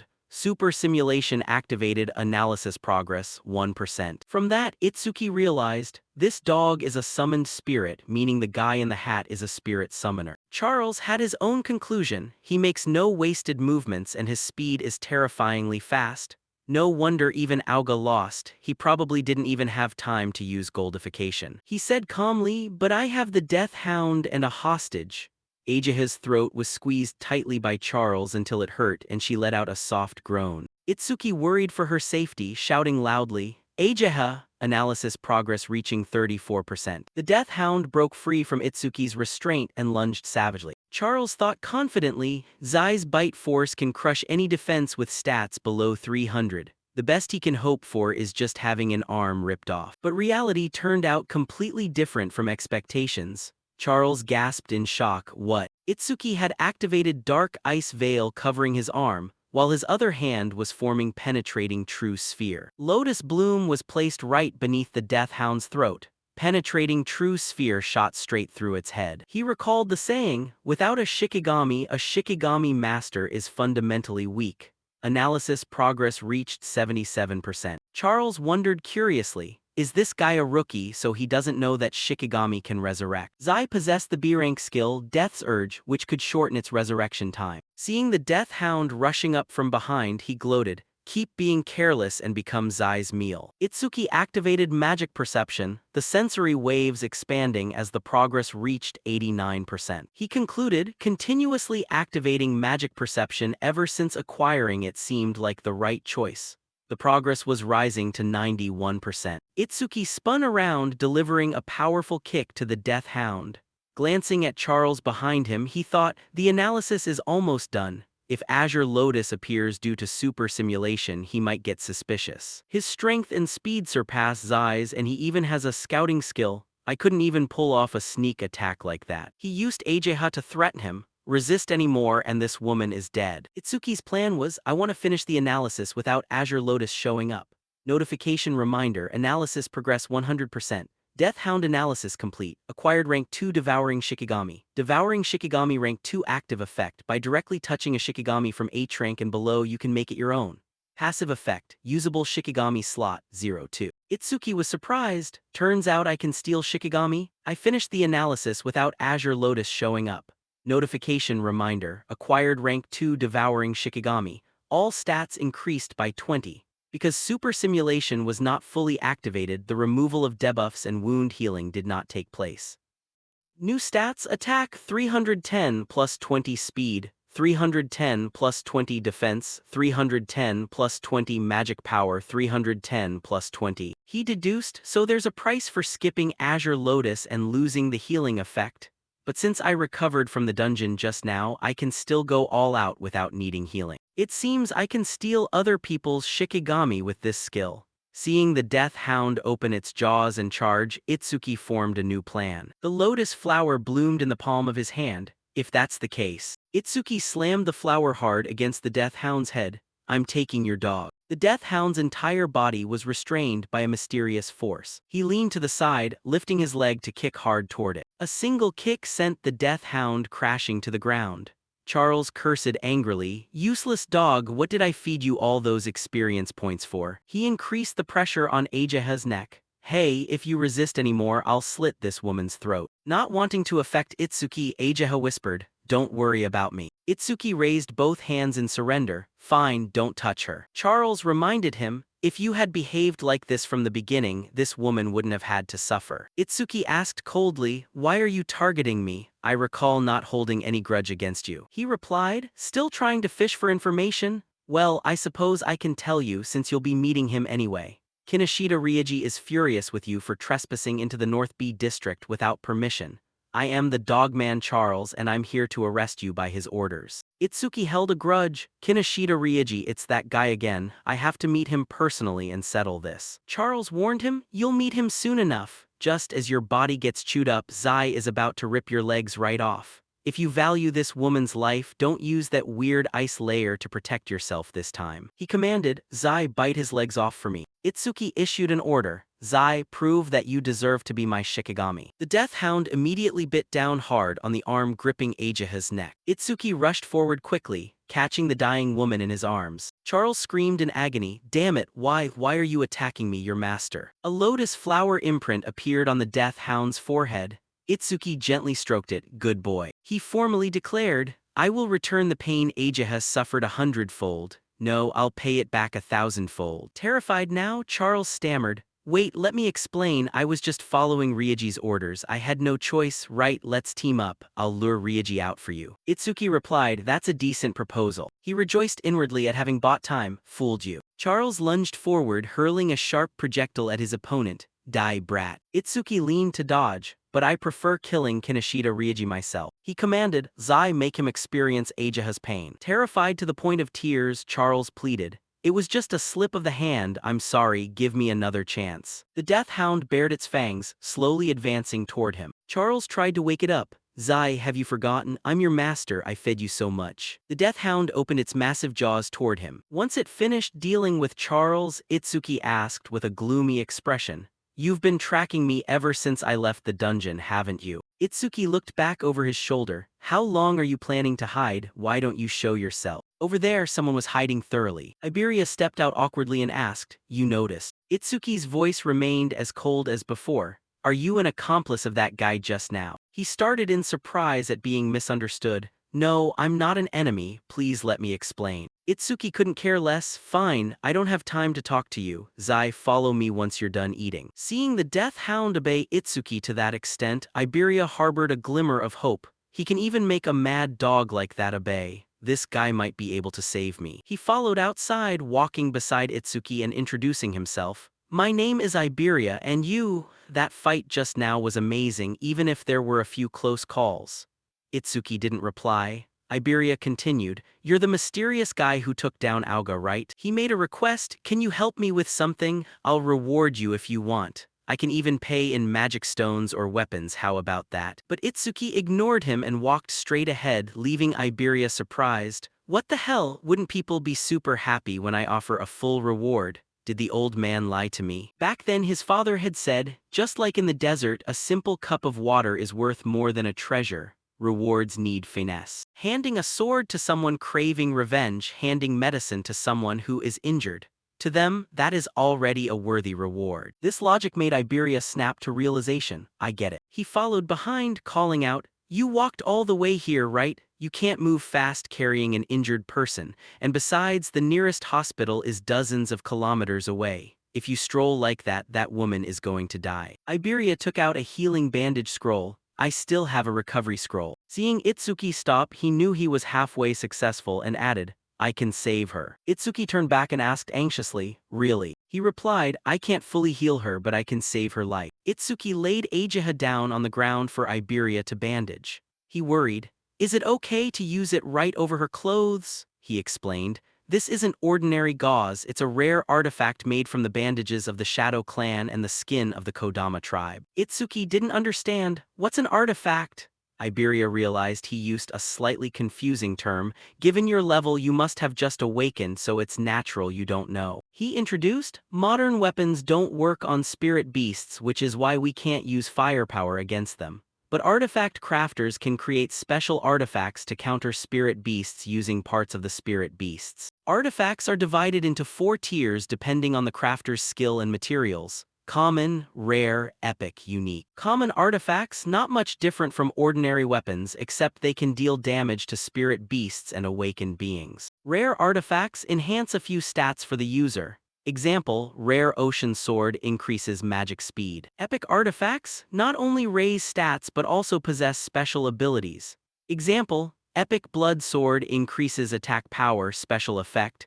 Blood absorption increases blade temperature and reduces the enemy's self-healing ability by 50%. Unique artifacts, the ultimate goal every artifact crafter aspires to, skyrocketing stats and powerful effects. Currently there are only 102 unique artifacts. Example, unique holy sword increases attack power, speed. Unique effect, increases infinite mana contained within the holy sword, allowing unlimited skill usage. Artifact crafters themselves don't possess much combat power and there aren't many of them, but because they can forge artifacts, they are respected by all awakened beings. Itsuki asked curiously, "So your dad is an artifact crafter?" He said proudly.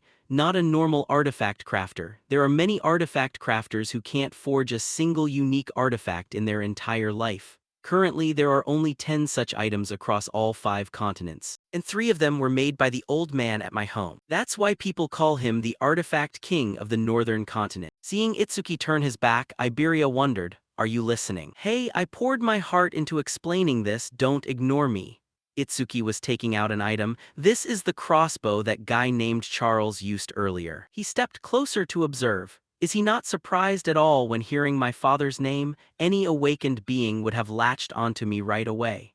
Thanks to this thing, I can reduce the frequency of using penetrating true sphere and lower the risk of exposing my hand. Iberia evaluated the item in Itsuki's hand. "It's a rare artifact," he said dejectedly. "Too bad it doesn't have any arrows," he revealed, "but ranged weapons like this can assimilate regular ammo into artifact ammunition, so you don't need to worry about arrows."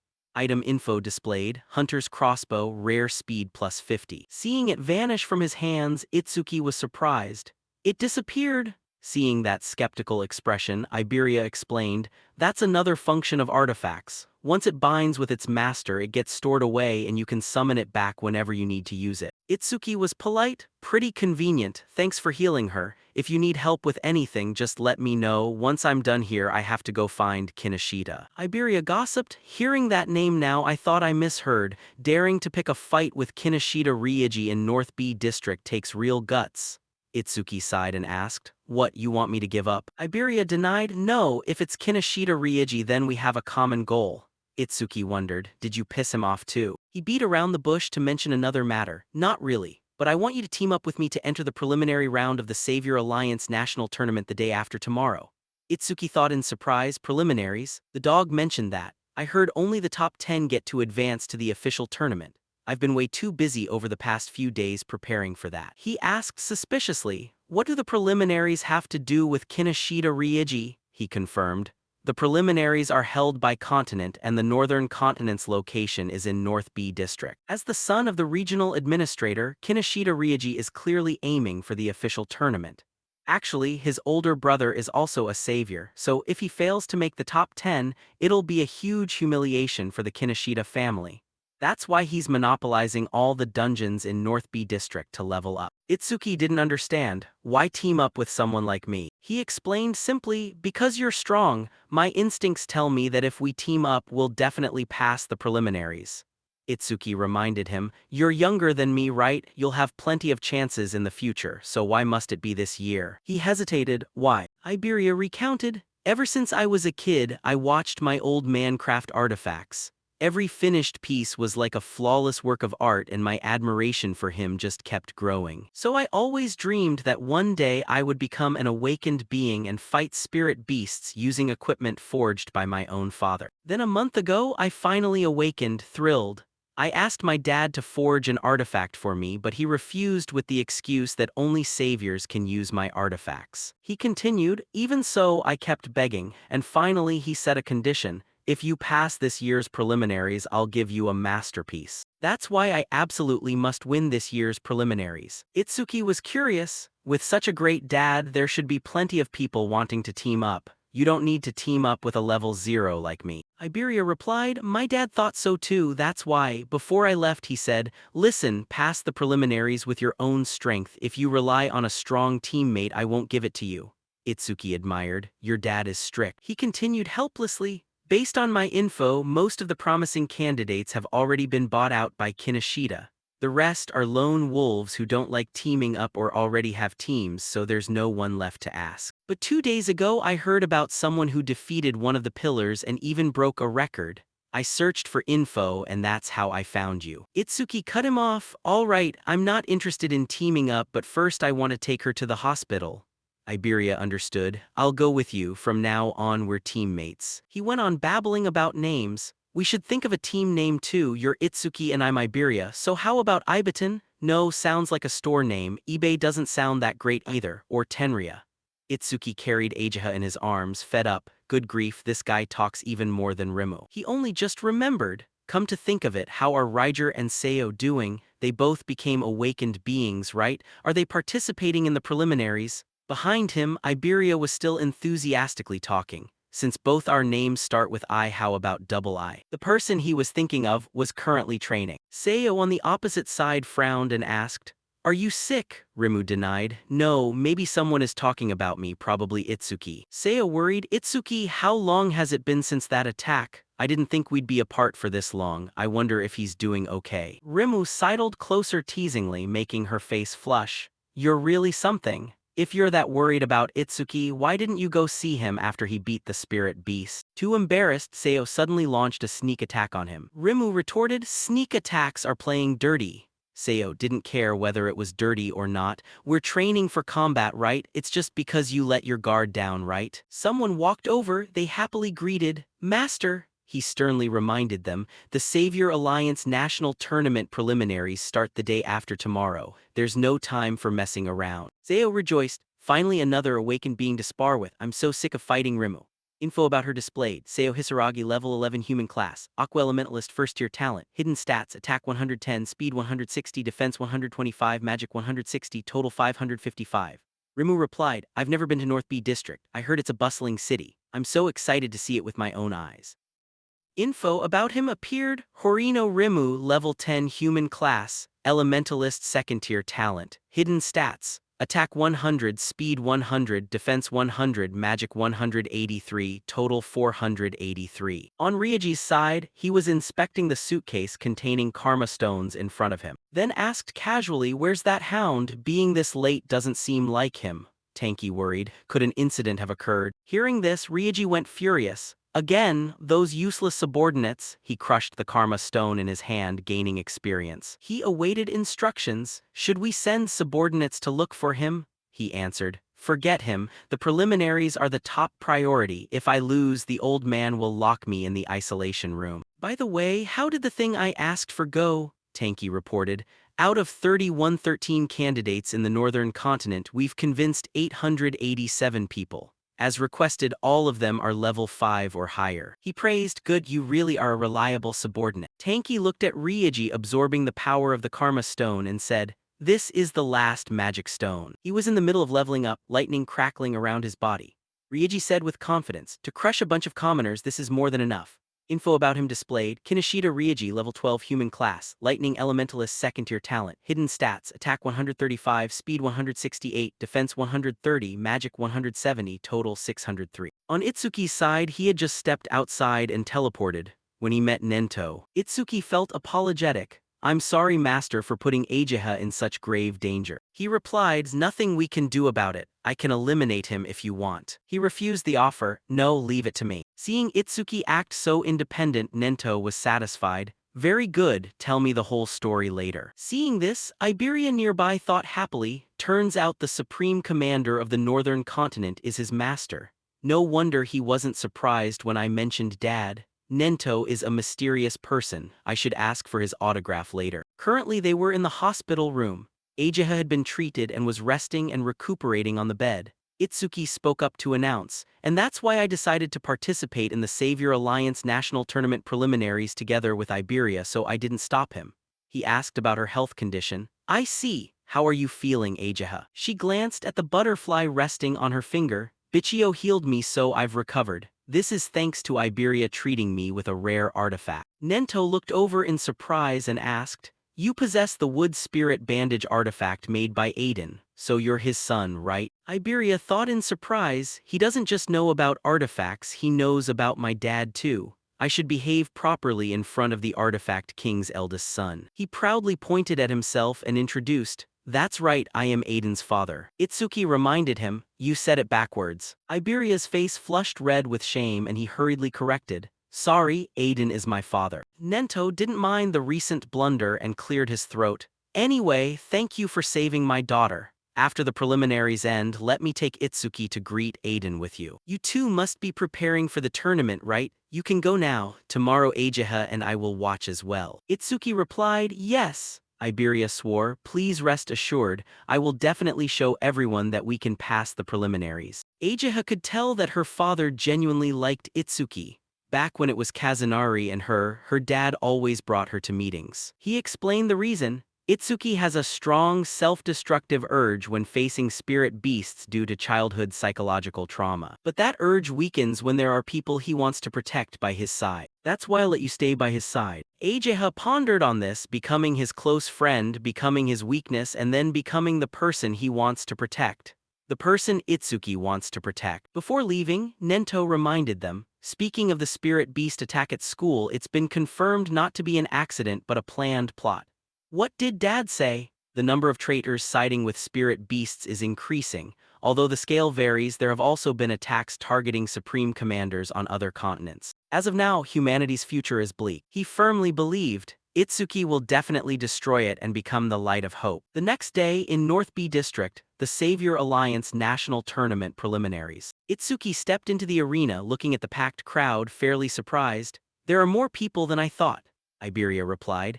I heard that as soon as the news that Nento was coming to watch spread, people who weren't planning to participate suddenly changed their minds. The number of participants jumped from about 3,000 to nearly 5,000. Hearing this news, Ryoji's face darkened. Nento, that old man, he creates too many variables. Tanky reassured him. Rest assured, they're just a mixed crowd deciding to join at the last minute. They won't have time to form teams, so we still have the numbers advantage. Tell the people we recruited to wear a red band around their right arm so we know who belongs to our side. Coincidentally, Rimuru and Seo were also present here. Rimuru asked, "Are red armbands trendy? Should I wear one too, since Nento came here to watch?" Seo followed up, "Probably Itsuki too." Saoryu Fujiwara, the host of the national tournament preliminaries, stepped forward to announce, "Everyone, I will explain the rules before the preliminaries begin." He popularized the tournament rules. The preliminary match venue is divided into two areas, the inner area and the outer area. In the first stage of the preliminaries, you will start from the four main directions of the outer area. First, you will compete based on the amount of time it takes to enter the inner area. The moment you enter the inner area, your ranking will be recorded on your wristband and only the top 300 will advance to the second round. Rimuru looked at the thing worn on his wrist in surprise. Wristbands have that function, Seo thought anxiously. Eliminating thousands of people in the first round is really brutal. Saoryu Fujiwara continued to announce, "You are allowed to bring 2 artifacts, team up with anyone, use whatever you like. Results are what matter. After the first round ends, rankings will be announced and the rules for the second round will also be revealed." Iberia suddenly shouted, "Itsuki, look over there." He and his gang drew everyone's attention. It was Kinoshita Ryuji. He commanded, "Understand, anyone running in front of me blocking the way gets killed." Iberia whispered, "The guys next to him must be candidates he bribed. For now, let's head into the inner area as fast as possible. Once Kinoshita enters the inner area and lowers his guard, we'll ambush him." He froze in sheer shock when he saw Itsuki's next move. Walking right up to them, Itsuki warned, "I heard every single word." 2 guys in the team chimed in, "Who the hell are you? Careful, this guy isn't wearing a red ribbon." Saoryu Fujiwara announced, "Thus, round 1 begins." The number of young people wanting to join the Salvation Alliance is increasing, which is great. But numbers mean nothing without quality. Heitan Akira chimed in from the side, "Our time had quite a few fewer candidates than level 15. He continued, "Quite a few." Information about him appeared, Heitan Akira, Red Sky Star Stone Pavilion, other info hidden. Saoryu Fujiwara recalled, "The year you participated, there were only 2 people, right?" He replied, "That's why I said it would be boring without rookies like Kazunari Satsumi. Hopefully there are some." He stated casually, "Don't be so ridiculous. A once-in-a-century genius like that doesn't just pop up out of nowhere." Heitan Akira turned to Nento and asked, "I heard that in the northern continent, a student defeated an 8th-level bone soldier right after awakening and became your disciple. Is that true?" Saoryu Fujiwara was startled. "Defeated an 8th-level right after awakening? No way." Yet Nento confirmed, "Indeed, that's true." He asked with interest, "Is that person among them too?" Saoryu Fujiwara thought to himself, the second disciple recognized by Nento after Kazunari Satsumi. He must possess sky-high talent. He thoughtfully stared at the screen and asked out of curiosity, "Who is it?" Then he paid attention to each person. Rimuru, level 10, golden elementalist, mediocre second-tier talent, not him. Seo, level 11, holds a first-tier talent, but she's a support-oriented water elementalist, probably not her either. It must be this girl Habin Hana, wood elementalist, but she has an unusually high level of 16. Seeing Nento remain motionless, Saoryu Fujiwara doubted, not her. But Hana is the highest level candidate. Heitan Akira was surprised. There's a level 0 candidate this time. He continued, every year there are people who join out of curiosity, get crushed instantly and drop out. Ryuji's side sneered, a level 0 candidate, seriously? Tanky beside him asked disdainfully, did you get lost, kid? Itsuki pulled out Charles's weapon and strapped it to his arm. Ryuji's smile gradually grew stiff. That belongs to Charles. What the hell kind of guy are you? Itsuki asked solemnly, are you looking for me? He realized this low-level trash is the guy who took down Auga. Are you kidding me? I get it. Did you come here on someone's orders just to tick me off? Ryuji ordered his subordinates, throw him out. Tanky obeyed, leave it to us. We'll make him regret insulting you. They surrounded Itsuki in the middle, intending to bully him with numbers. But he teleported away. I don't have time to chat with trash like you. Then he landed in front of Heitan Akira. Assessing silently 2 level 6s and 2 level 7s, the outcome is obvious without even looking. If you beg for your life right now, you might actually survive. Iberia braced himself. I can take down one guy, but no matter how strong Itsuki is, taking down 4 at once. He touched the gear box on his waist. That means I have no choice left but to use that thing. Honda stepped up to him and said dismissively, I thought some tough opponents were waiting, but it's just a level 0 piece of trash. Itsuki walked up with a grim expression and ordered him, step aside. At first, the guy was stunned because it was his first time being treated like that. Then Honda burst out laughing, and the rest joined in. Height and Akira secretly rejoiced. Nice, I like that attitude, he declared. If you're going to die, I'll save you. Honda reached out toward his head. I'm gonna smash your head in to see what's inside. A direct punch to the face knocked out a few of his teeth. Itsuki repeated for the last time, I said step aside. Heighten Akira was amazed. An opponent higher level than him, and he took him down in the blink of an eye. His accomplices were shocked. Honda is level 7, how did that newbie? The guy next to him reassured. He condensed a fireball in his hand. Don't panic, he just caught him off guard. He activated the B-rank skill, full power fire release, unleashing full-strength fire artillery, and declared, I'll burn you to ashes. Seeing the firepower heading his way, Iberia panicked. Too fast, I don't even have time to use my gear. Someone on their side worried, isn't this a bit overkill for a level 0? Tamu wasn't scared. The preliminary round always has casualties. If you want to blame someone, blame yourself for acting tough when you're only level 0. As the fire in his hand faded, someone spoke up. Something's not right here, right? The rest were shocked. Amidst the brilliant flames, his black ice wall shattered that fire into pieces. They were shocked. What the hell? Iberia felt a mix of surprise and joy. No way, he blocked all that wide-range fire attack. Awesome. Itsuki reminded them in an icy tone. Stay away from me. System notification. Black Ice Wall blocked a B-rank fire attribute skill using Black Ice Wall, increasing defense by 10%.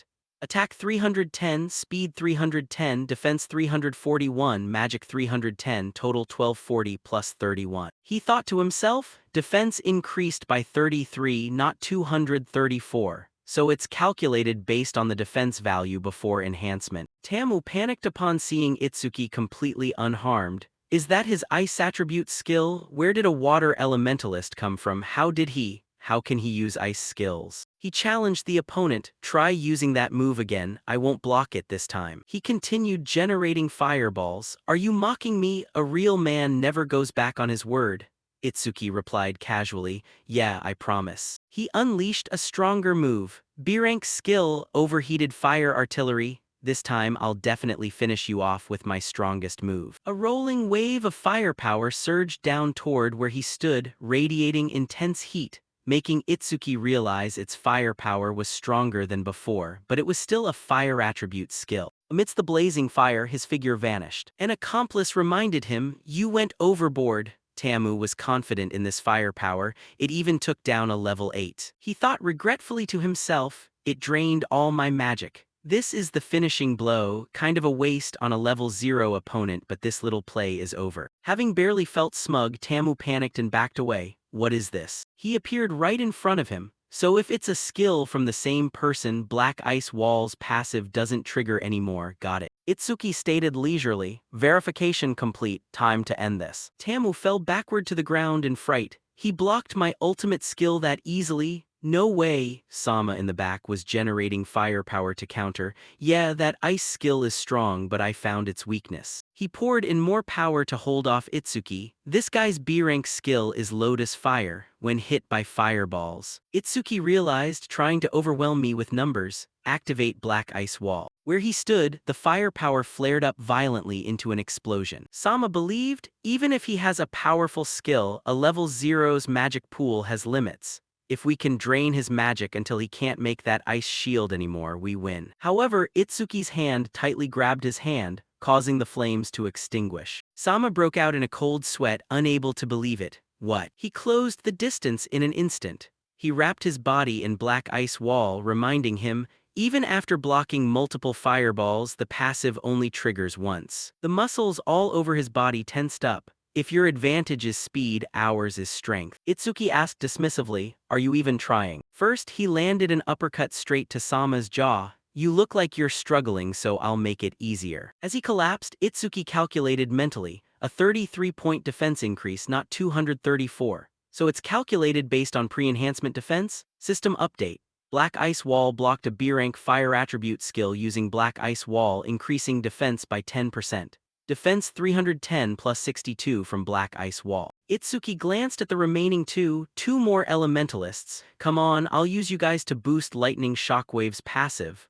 Believing the two of them were already taken down without a doubt, this guy's faking his stats, let's get out of here. He mocked, you think I'll let you leave. Both of them charged forward simultaneously. Damn it, then I'll take you down. This isn't fire attribute, don't think that trick will work. They used the C-rank skill, Silver Snake, unleashing Rolling Lightning. System update, absorbed C-rank Lightning element skill using Lightning Shockwave, increasing speed by 5%.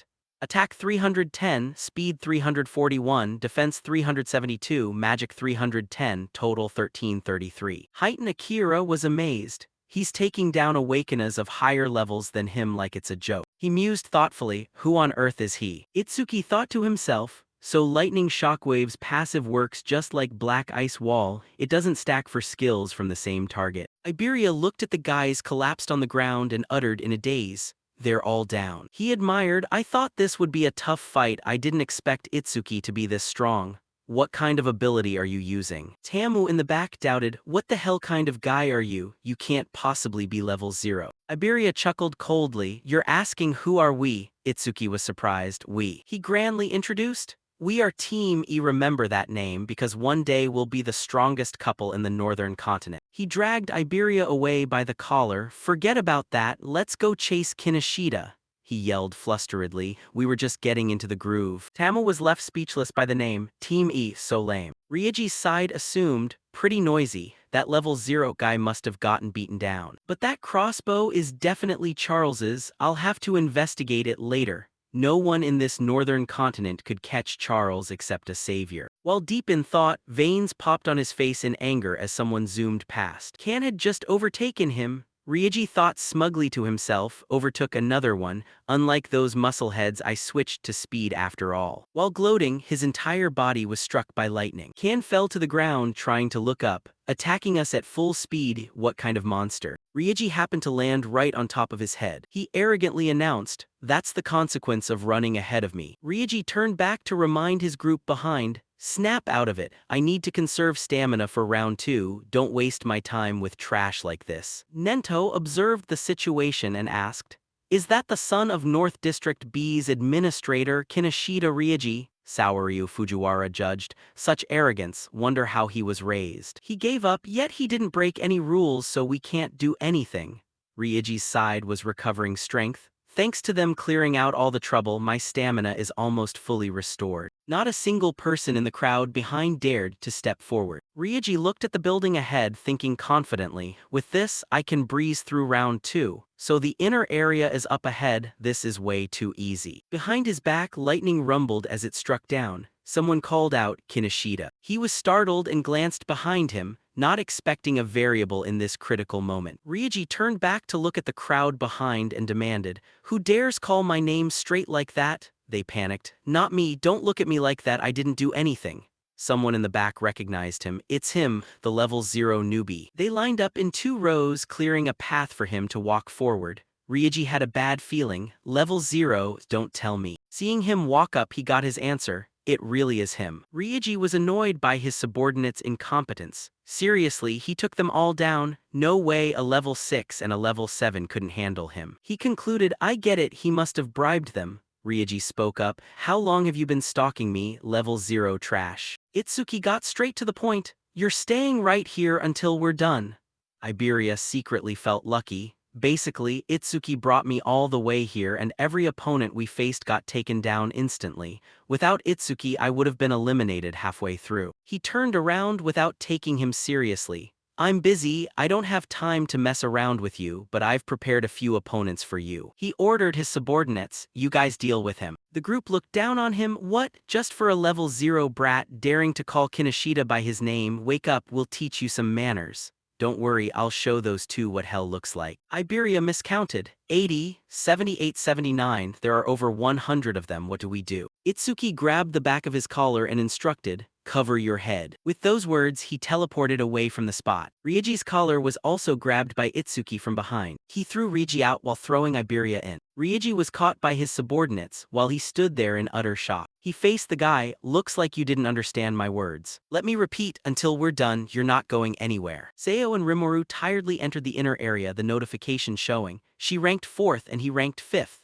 Rimuru sat down to rest. Those guys wearing red ribbons joined in on this too. They still haven't learned their lesson and are trying to block our way. Seo continued. "If we hadn't stuck together, we probably would have been taken down before even setting foot here." He muttered in disappointment. "But I thought we were the fastest. I didn't expect someone to be even faster than us." Gakuge was ranked 3rd here, thinking unhappily, "Can't believe I'm only 3rd. Shin Akagami, ranked 2nd, teased him. "Are you hungry already? You just finished eating." She directed her gaze toward 1st place. "Above all, look at who got 1st place, Kana Hanyu, she's level 16. Seo thought to herself, Itsuki must be acting alone, and if he got hindered like we did.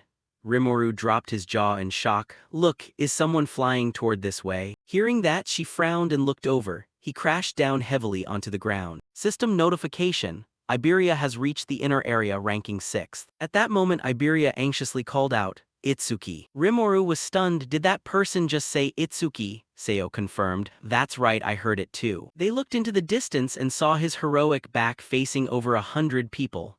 Rimuru thought to himself, "That back for sure, it's Itsuki." Amidst the pouring rain, he repeated, "Until we're done, I won't let you go anywhere." Saoryu Fujiwara wondered, that newbie is just a step away from the inner area. Why is he latching onto Kinoshita Rieji like that? Ageha lowered her eyes sadly when she saw his plight. He suggested to heighten Akira, help him out if he gets into trouble. He thought to himself, Itsuki just unleashed terrifying speed back then. I wonder if I could have done that at that age. Over there, Rieji said grimly, "You keep standing in my way over and over again, get ready. What's about to start isn't just a battle, it's total humiliation for you." In other words, this was a 100-on-1 gang-up. Itsuki didn't care about the preliminary rankings. Passing the preliminary round comes later. Right now, getting revenge for Ageha is my top priority. Rieji shouted his orders, "Kill him, everyone activate your abilities." Momentum rushed toward him while Itsuki stood there calmly, the rain and wind causing his coat to flap. A fire attribute guy lunged forward. "I won't let anyone else take the credit, I'm taking your head." C-rank skill, Fire Fist. Seeing Itsuki block his attack with just one hand, he was shocked.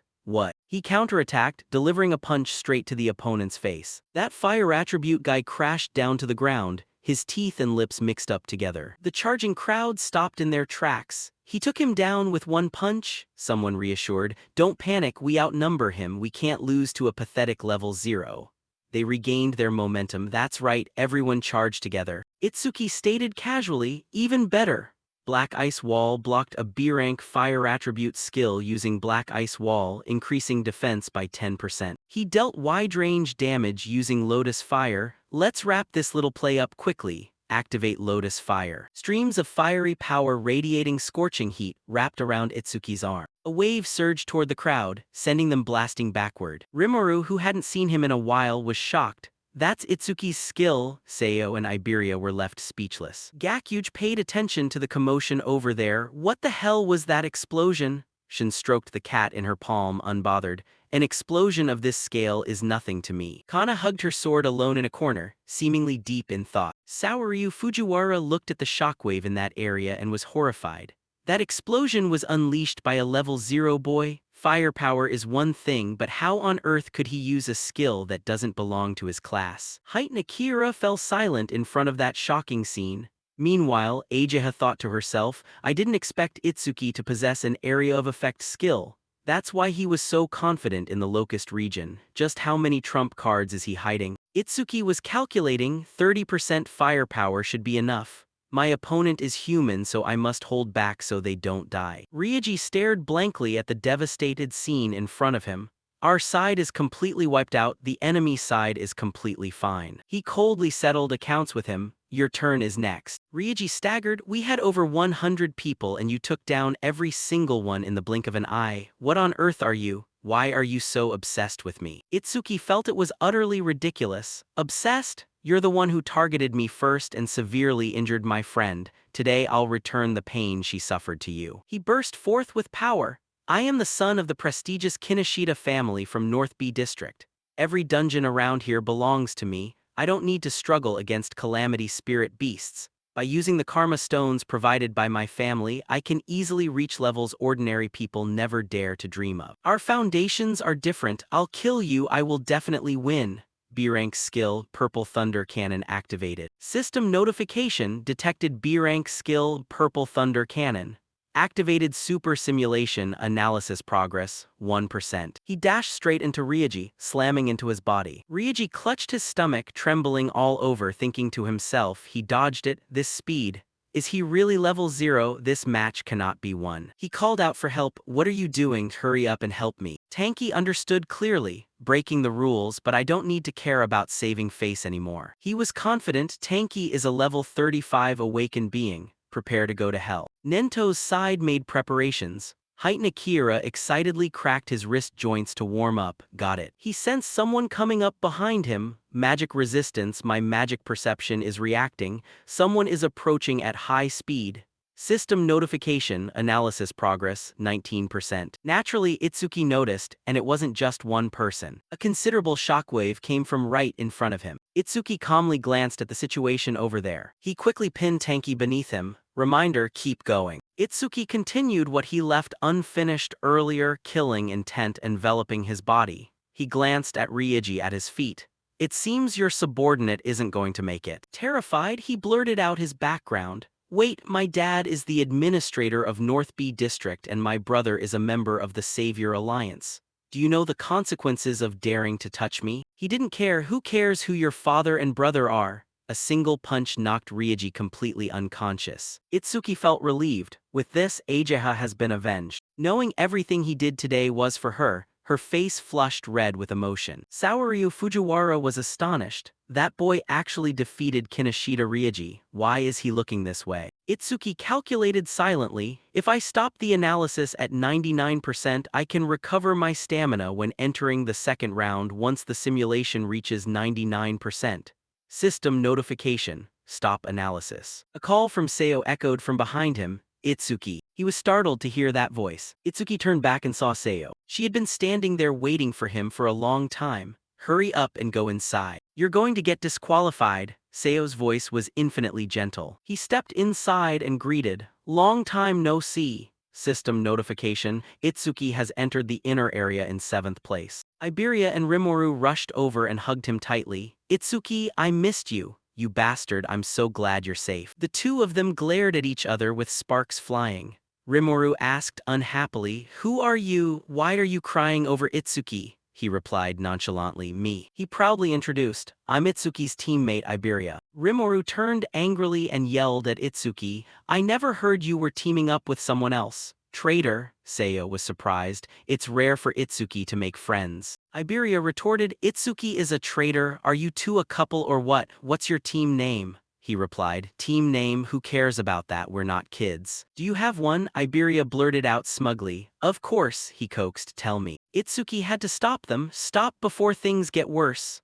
But it was too late. Iberia revealed with a very proud attitude, It's double E, we really racked our brains to come up with that name. Ah, that name made Rimuru burst into laughter. Team E, how lame. He was annoyed. What are you laughing at? It's a great name. Saoryu Fujiwara announced. The number of people entering the inner area has reached 500. Those who haven't arrived will be disqualified. The second round will start soon. In the second round, you will fight spirit beasts alone in the test area for 1 hour. Rimuru was surprised. Alone? Iberia turned serious. Finally, the second round. Heighten Akira had waited forever for this scene. Finally here. I've been waiting for this moment. He truly looked forward to it. Let's see what you guys are made of. They moved to the venue for the second round, and the surroundings of the arena were packed with people. Rimuru was curious. The second round takes place right here, right? Iberia couldn't control his trembling. It's so dark and scary in here. Rimuru teased. It's been a while, but are you really still level 0? Is your level permanently fixed? Itsuki conceded. He wondered, then your stats didn't go up either. How did you get strong? Iberia chimed in. I'm also curious why Itsuki is so strong even though he's level 0, Itsuki replied. About that my master told me not to tell anyone. Seo interjected, we were taught that the Slayer's skill is at a national security level. Seiyo turned to Itsuki. Itsuki, you don't need to mind them. Saoryu Fujiwara appeared and asked, is everyone ready? Iberia was astonished to see him step forward. The group admired them up high. That's Saoryu Fujiwara. He organizes the national tournament every year.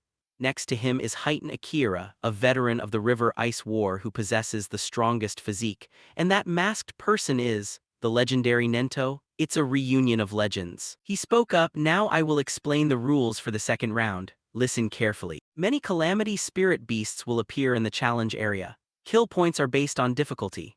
Notification displayed, defeat spirit beast difficult tier 1000 kill points. Kill points based on difficulty, beginner 100 normal tier 500 difficult tier 1000 nightmare tier 5000. Saoryu Fujiwara continued explaining the rules. There is a 1-minute break after defeating a spirit beast. Afterward you will be forcibly transferred to the next difficulty. Remaining break time 56 seconds. Gakuge was confident, I'm going straight to the nightmare tier.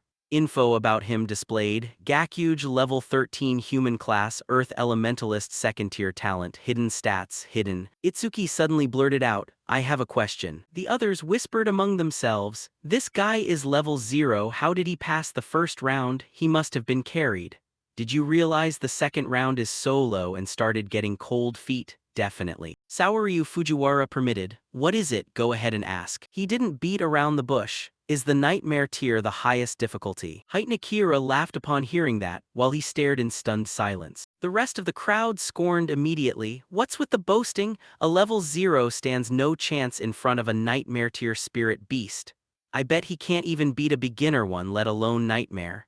Gakuge joined in, must be some trash who only knows how to put on airs. Saoryu announced seriously, theoretically the difficulty of calamity spirit beasts is limitless. You'll understand once you actually try to beat a nightmare tier beast. Itsuki replied, no limit. Rimuru reminded him, it's useless thinking about that, nightmare tier is at least level 10 or above, we'll be super lucky just to beat the difficult tier. Saoryu continued, accumulated points from the preliminaries can be carried over into the official national tournament.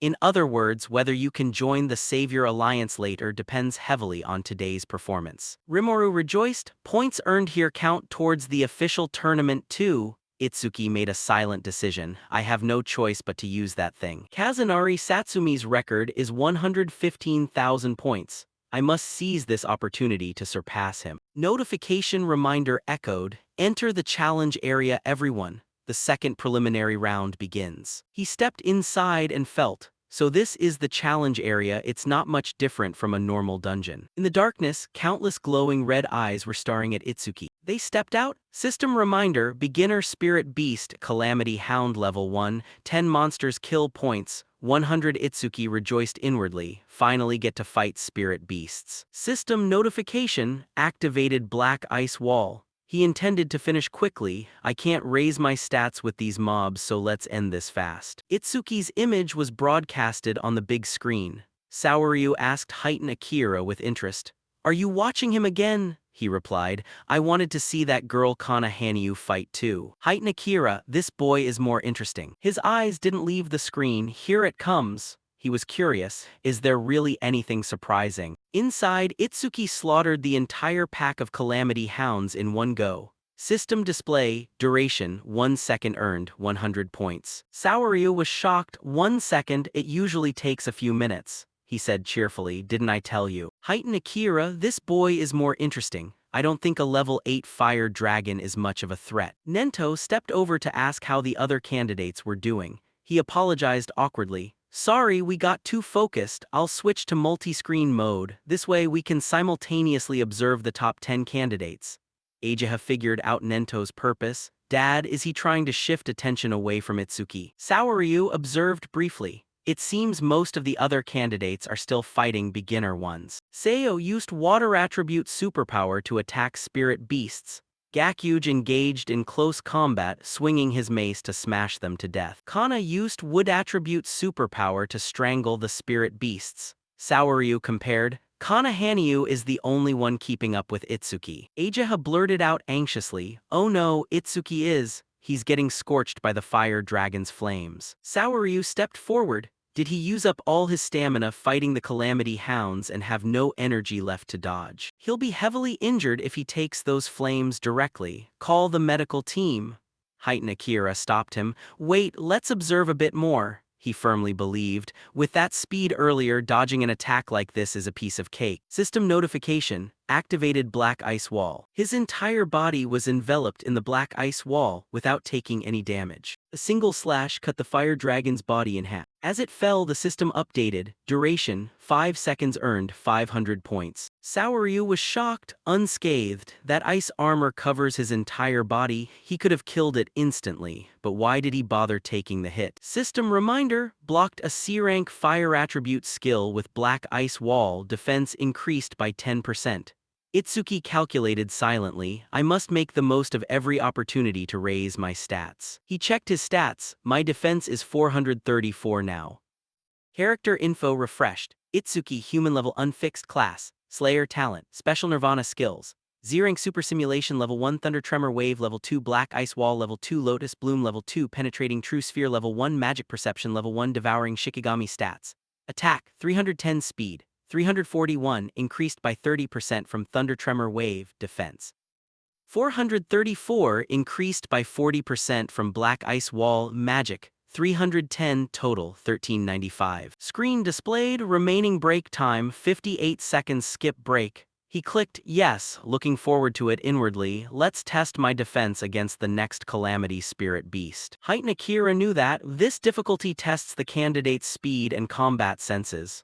Saoryu confirmed, indeed. When a thunder rhino attacks, it conducts electricity through its horns, unleashing a dual attack combining physical force and lightning. If he takes that hit, his body would be pierced due to lacking defense stats and he would be paralyzed and unable to move due to lacking lightning resistance. To defeat the thunder rhino, he must use his speed to dodge and strike when it's exhausted. Seeing Itsuki's next move, he was startled. Wait, what is he doing? Itsuki was currently touching the Thunder Rhino's horn. He tapped it lightly, testing, this horn is perfect for testing my defense. Lightning radiated around the horn, veins bulged on the Thunder Rhino's face, and it puffed smoke from its mouth. It used its horn to fling Itsuki backward, and his entire body launched into midair. Ajaha called out his name loudly in worry. Itsuki. Heitan Akira couldn't guess his moves. This boy, everything he does is unpredictable, but every time he yields results far beyond imagination. The place where he was floating suddenly exploded violently.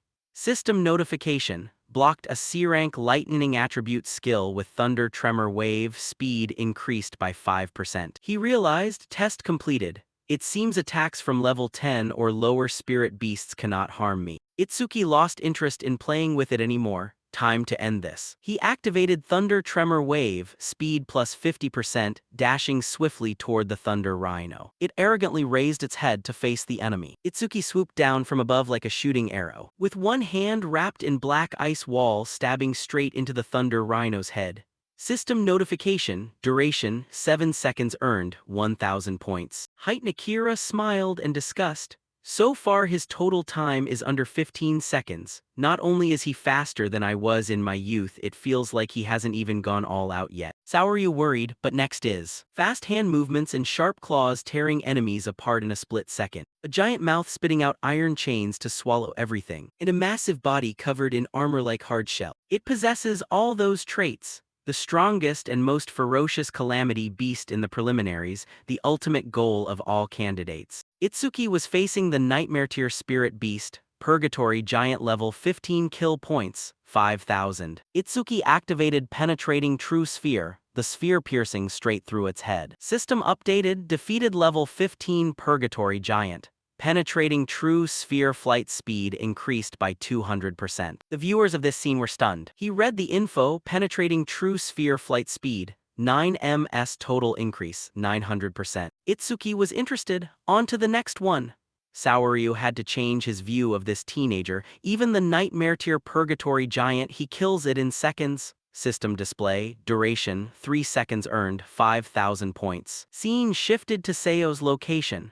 That spirit beast opened its mouth and blasted a wave of superpowers. Seo activated C-rank skill, Water Bullet. She calculated silently, if I defeat the remaining two, I can pass the normal tier.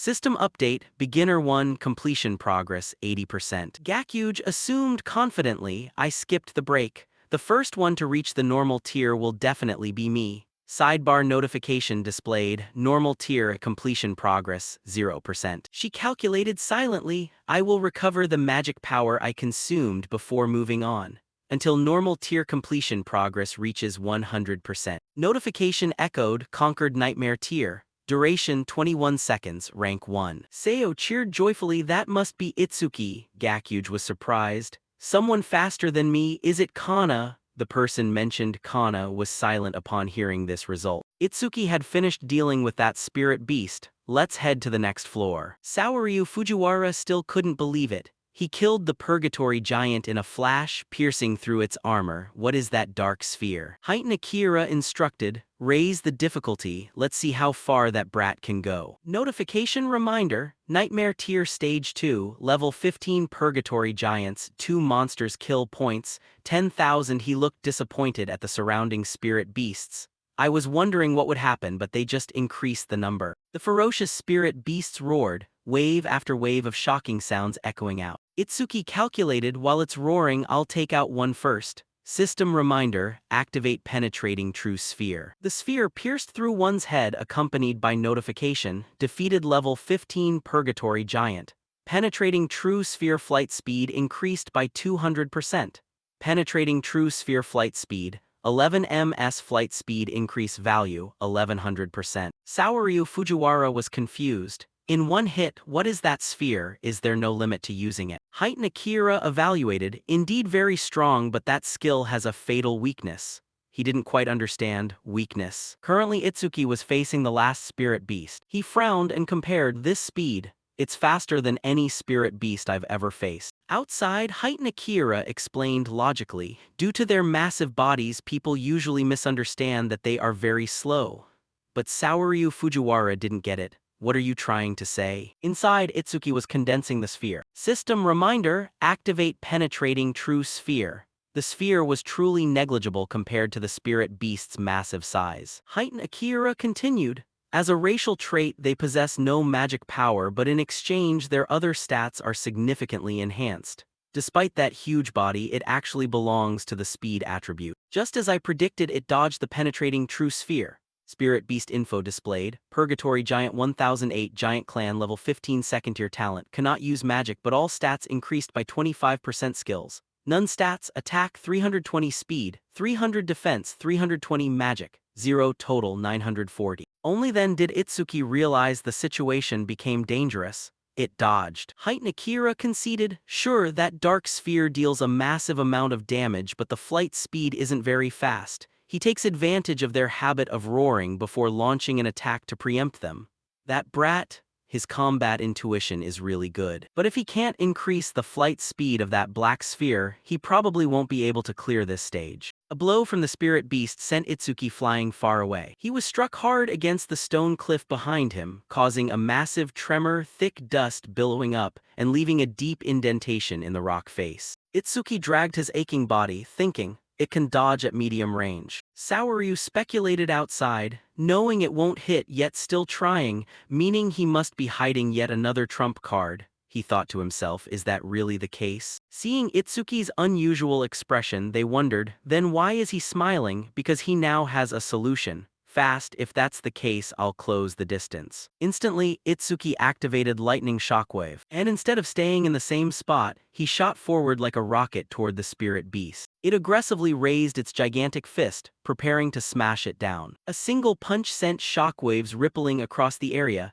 cracking the ground for dozens of meters. Ageha covered her mouth in terror, genuinely worried for him. Saoryu hurriedly picked up his phone. This attack is completely different from the Thunder Beasts. If he takes a direct hit, even he won't walk away unscathed. Call the medical team right now. This time Nento stopped him. Wait. Heitan Akira also noticed, true, the power of that punch is terrifying, but it's meaningless if it doesn't hit. When the spirit beast's fist lifted, thick smoke blocked their view of the situation. Finally, as the smoke cleared, it panicked, looking down at the deep crater in the ground with no sign of the target anywhere. Itsuki's voice echoed from behind, over here. It instinctively turned around to look. A true crossing bridge orb shot straight over the spirit beast's head. Itsuki had launched a surprise attack from behind to unleash this move. Its massive body crashed heavily to the ground. System notification: defeated level 15 Purgatory Giant.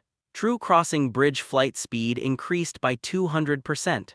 True crossing bridge flight speed 13 ms flight speed increase value 1300%. Time elapsed 12 seconds, acquired 10,000 points. Saoryu teased Ageha. Rarely do I see Ageha get this flustered. She shyly evaded, I was just praying for everyone's safety. Listen, if a young person carrying the future of humanity dies, it's a huge loss for us.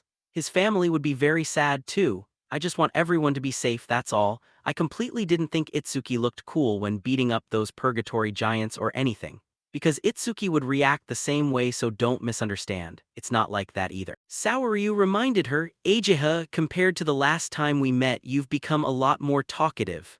Nento was left speechless by his remark about his daughter. Saoryu turned to ask Heitan Akira, by the way, how did you know Itsuki would dodge that attack? Heitan Akira replied, that brat. His speed isn't too different from the Purgatory Giants. But when electricity surged through his body, his speed increased dramatically. When that happens, the Purgatory Giant can't hit him. He wondered aloud. He successfully defeated two, but there were quite a few dangerous moments. With his current score, he's definitely secured first place. If it were me, I'd stop right here. But Itsuki aimed higher. If I want to surpass Kazunari Satsumi, the strongest human, I must keep attacking. I can't afford to rest for even a single second. System update on the spirit beasts attacking Itsuki. Nightmare Stage Phase 3, Level 15 Purgatory Giant 3 monsters. Kill points 15,000. As usual, he activated True Crossing Bridge, blowing the head off one of them. Itsuki counted to himself, one down. Heitan Akira praised, he chose to keep going, truly the person I had my eyes on. Saoryu suddenly remembered, come to think of it, you went straight to Phase 3, he continued, so did you. He compared, even for you who possess the strongest physique, Phase 3 was already the limit. I wonder how Itsuki will handle this. Inside, Itsuki was facing the ferocious spirit beast. Its fist reached out to grab him, but Itsuki dashed away. He teleported right onto its head. I'll boost my speed with lightning shockwave and close the distance by jumping behind it. When True Crossing Bridge plunged down, Itsuki counted, that's the second one. System update, defeated level 15 Purgatory Giant. True Crossing Bridge flight speed increased by 200%. True Crossing Bridge flight speed, 17 ms flight speed increase value, 1700%. Itsuki calculated how to handle the next spirit beast. The third one is. He was currently inside its mouth, sharp teeth prepared to snap shut. The spirit beast's mouth clamped down tightly without a gap, but its head vanished in an instant. Itsuki inside calculated, let's see me gut you from the inside. Activate Lotus Explosion at full power. The spirit beast's mouth glowed with fire. Fire power erupted from within, blowing its body into smithereens. System notification, defeated level 15 Purgatory Giant using Lotus Explosion.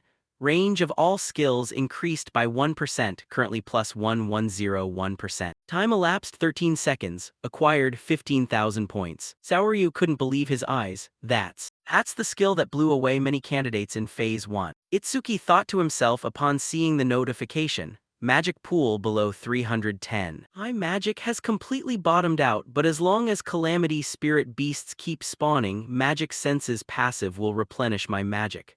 System display, level 1 magic sense active effect, upon detecting an enemy unit restores 10% magic. Facing Itsuki were high-level spirit beasts, Nightmare Stage Phase 4, level 15 Purgatory Giant 4 monsters. Kill points 20,000.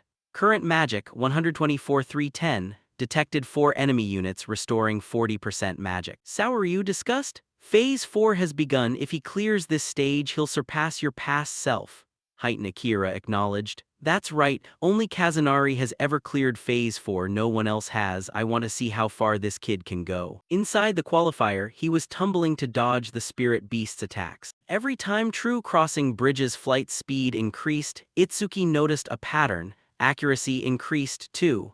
At this rate, if I bump up the flight speed a bit more, I'll be able to hit them without having to close in. My magic is limited. I mustn't waste a single true crossing bridge. These spirit beasts were linked together by iron chains. He frowned upon discovering this, iron chains. The other spirit beast tilted its head, pulling the chain back, meaning the true crossing bridge thrown at the other's head had missed. Its hand reached out toward Itsuki to grab him. Once caught, he thought, no, I can't find any leverage in this posture. The spirit beast's hand clenched tightly to crush Itsuki to death. His bones inside were squeezed tightly, coughing up blood from the pain, with cracks forming in his joints. Finishing the job, it violently hurled Itsuki far away. Covered in blood all over, he crashed heavily to the ground. Saoryu worriedly urged, Akira, go help him out. He was shocked and in disbelief. Is this as far as he goes? Heightened Akira recalled his own past self, just like me back then. The moment you try to step in, I'll go save him. Nento stopped him once more. Wait. He firmly trusted, Itsuki hasn't given up yet. Saoryu unfairly protested,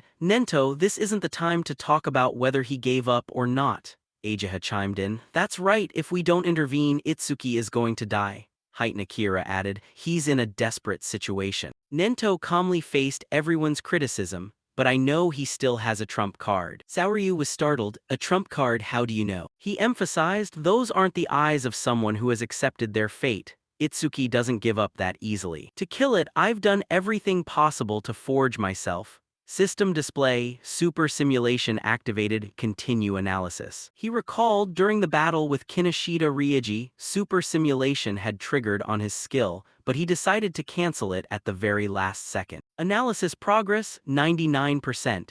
Canceling the analysis was to prepare for a situation just like this. When progress hit 100%, the system reminded, analyzed B-rank skill, purple lightning cannon. Acquired level 2 lightning break. Ageha happily cheered, look, the blue lotus. Saoryu, seeing this for the first time, asked curiously, is that one of his skills too, but how does that blue lotus help in this situation? Heightened Akira suspiciously glanced at her expression. Ageha is really happy. Does she know something? System update on Itsuki's end. Level 2 lightning break active effect, can absorb lightning attribute attacks of B rank and below into the body.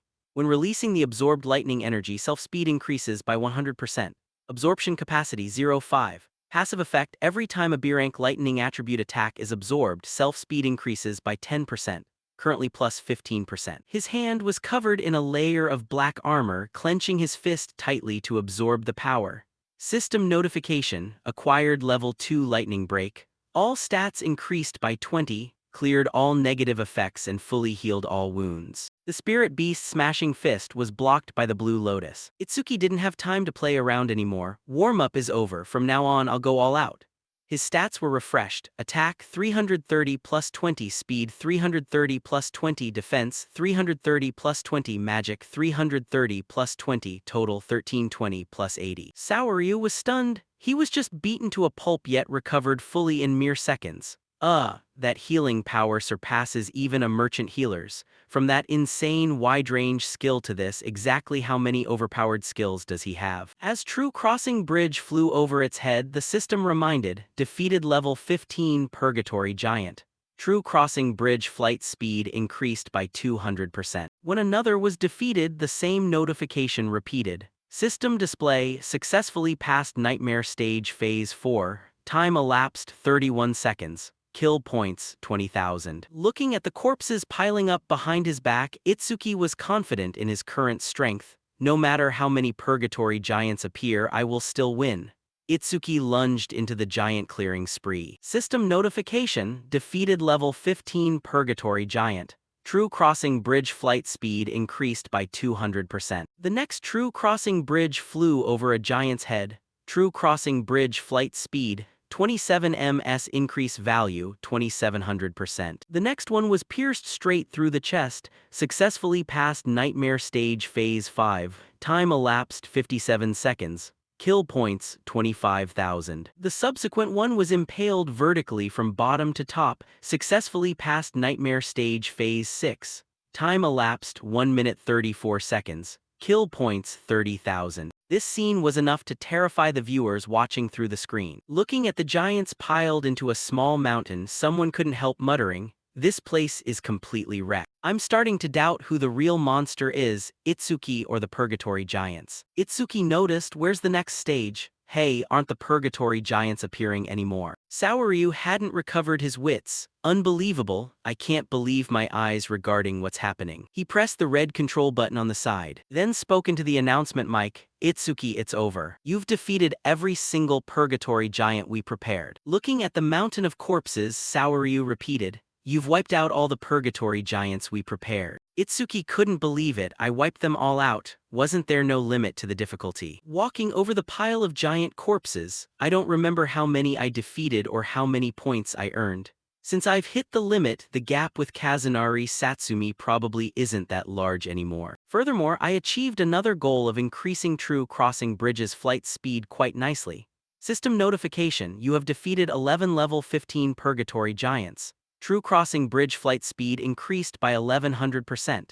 True Crossing Bridge flight speed, 38 ms increase value, 3800%. Itsuki compared, 38 ms is faster than a regular car. Suddenly, strange energy flows appeared behind his back. Itsuki quickly glanced backward, staying highly vigilant. Seeing no danger, he let out a breath. I thought there were still more. Right, I completely forgot. Since I can't level up, the experience from the spirit beasts that died here turns into a karma stone. Behind him was a giant karma stone as tall as a person. Saoryu startled, is that a karma stone? Why did it appear in the trial area? If it's blue, it contains at least 10,000 experience points. Nento disclosed. Itsuki cannot absorb experience points, so any drop of experience released turns into a karma stone like that. Heitan Akira figured it out. I thought his fixed level was because he was hiding his stats, but it turns out he really can't level up. Saoryu understood. If Itsuki teamed up with someone and entered a dungeon, then that teammate could absorb all the experience points. It's a good thing the kid is human. If he were a spirit beast, I wouldn't dare imagine it. He harvested the karma stone, and it shrunk down to palm size. Itsuki walked toward the gate. I've done what needed to be done. Time to head out. The heavy gate slowly creaked open. Saoryu joyfully exclaimed, he's coming out. As Itsuki stepped out, the system displayed, Itsuki has completed preliminary round 2, points earned 106,600, time elapsed 3 minutes 55 seconds. Rank 1. He walked up to him and offered, Itsuki, I've observed your performance, you truly have potential. Want to come with me? I guarantee to recommend an advisor worthy of you. Itsuki refused without a shred of hesitation.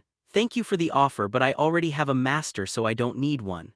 Saoryu doubtfully asked. Don't you understand? So what if you already have a master? No ordinary person can guide a young talent like you. Coming with me is much better. I have both connections and resources. Heitan Akira reminded him, he already said he doesn't need it. Keep pushing like that and you'll become hated. He stubbornly persisted, you think I'll give up that easily? You're going to let someone else ruin Itsuki's talent? Itsuki remembered him, you handled Kinishida's subordinates back then. Heitan Akira said comfortably, don't sweat it, I just dealt with some rule breakers. Besides, he's Nento's disciple, there's no reason left to try and persuade him.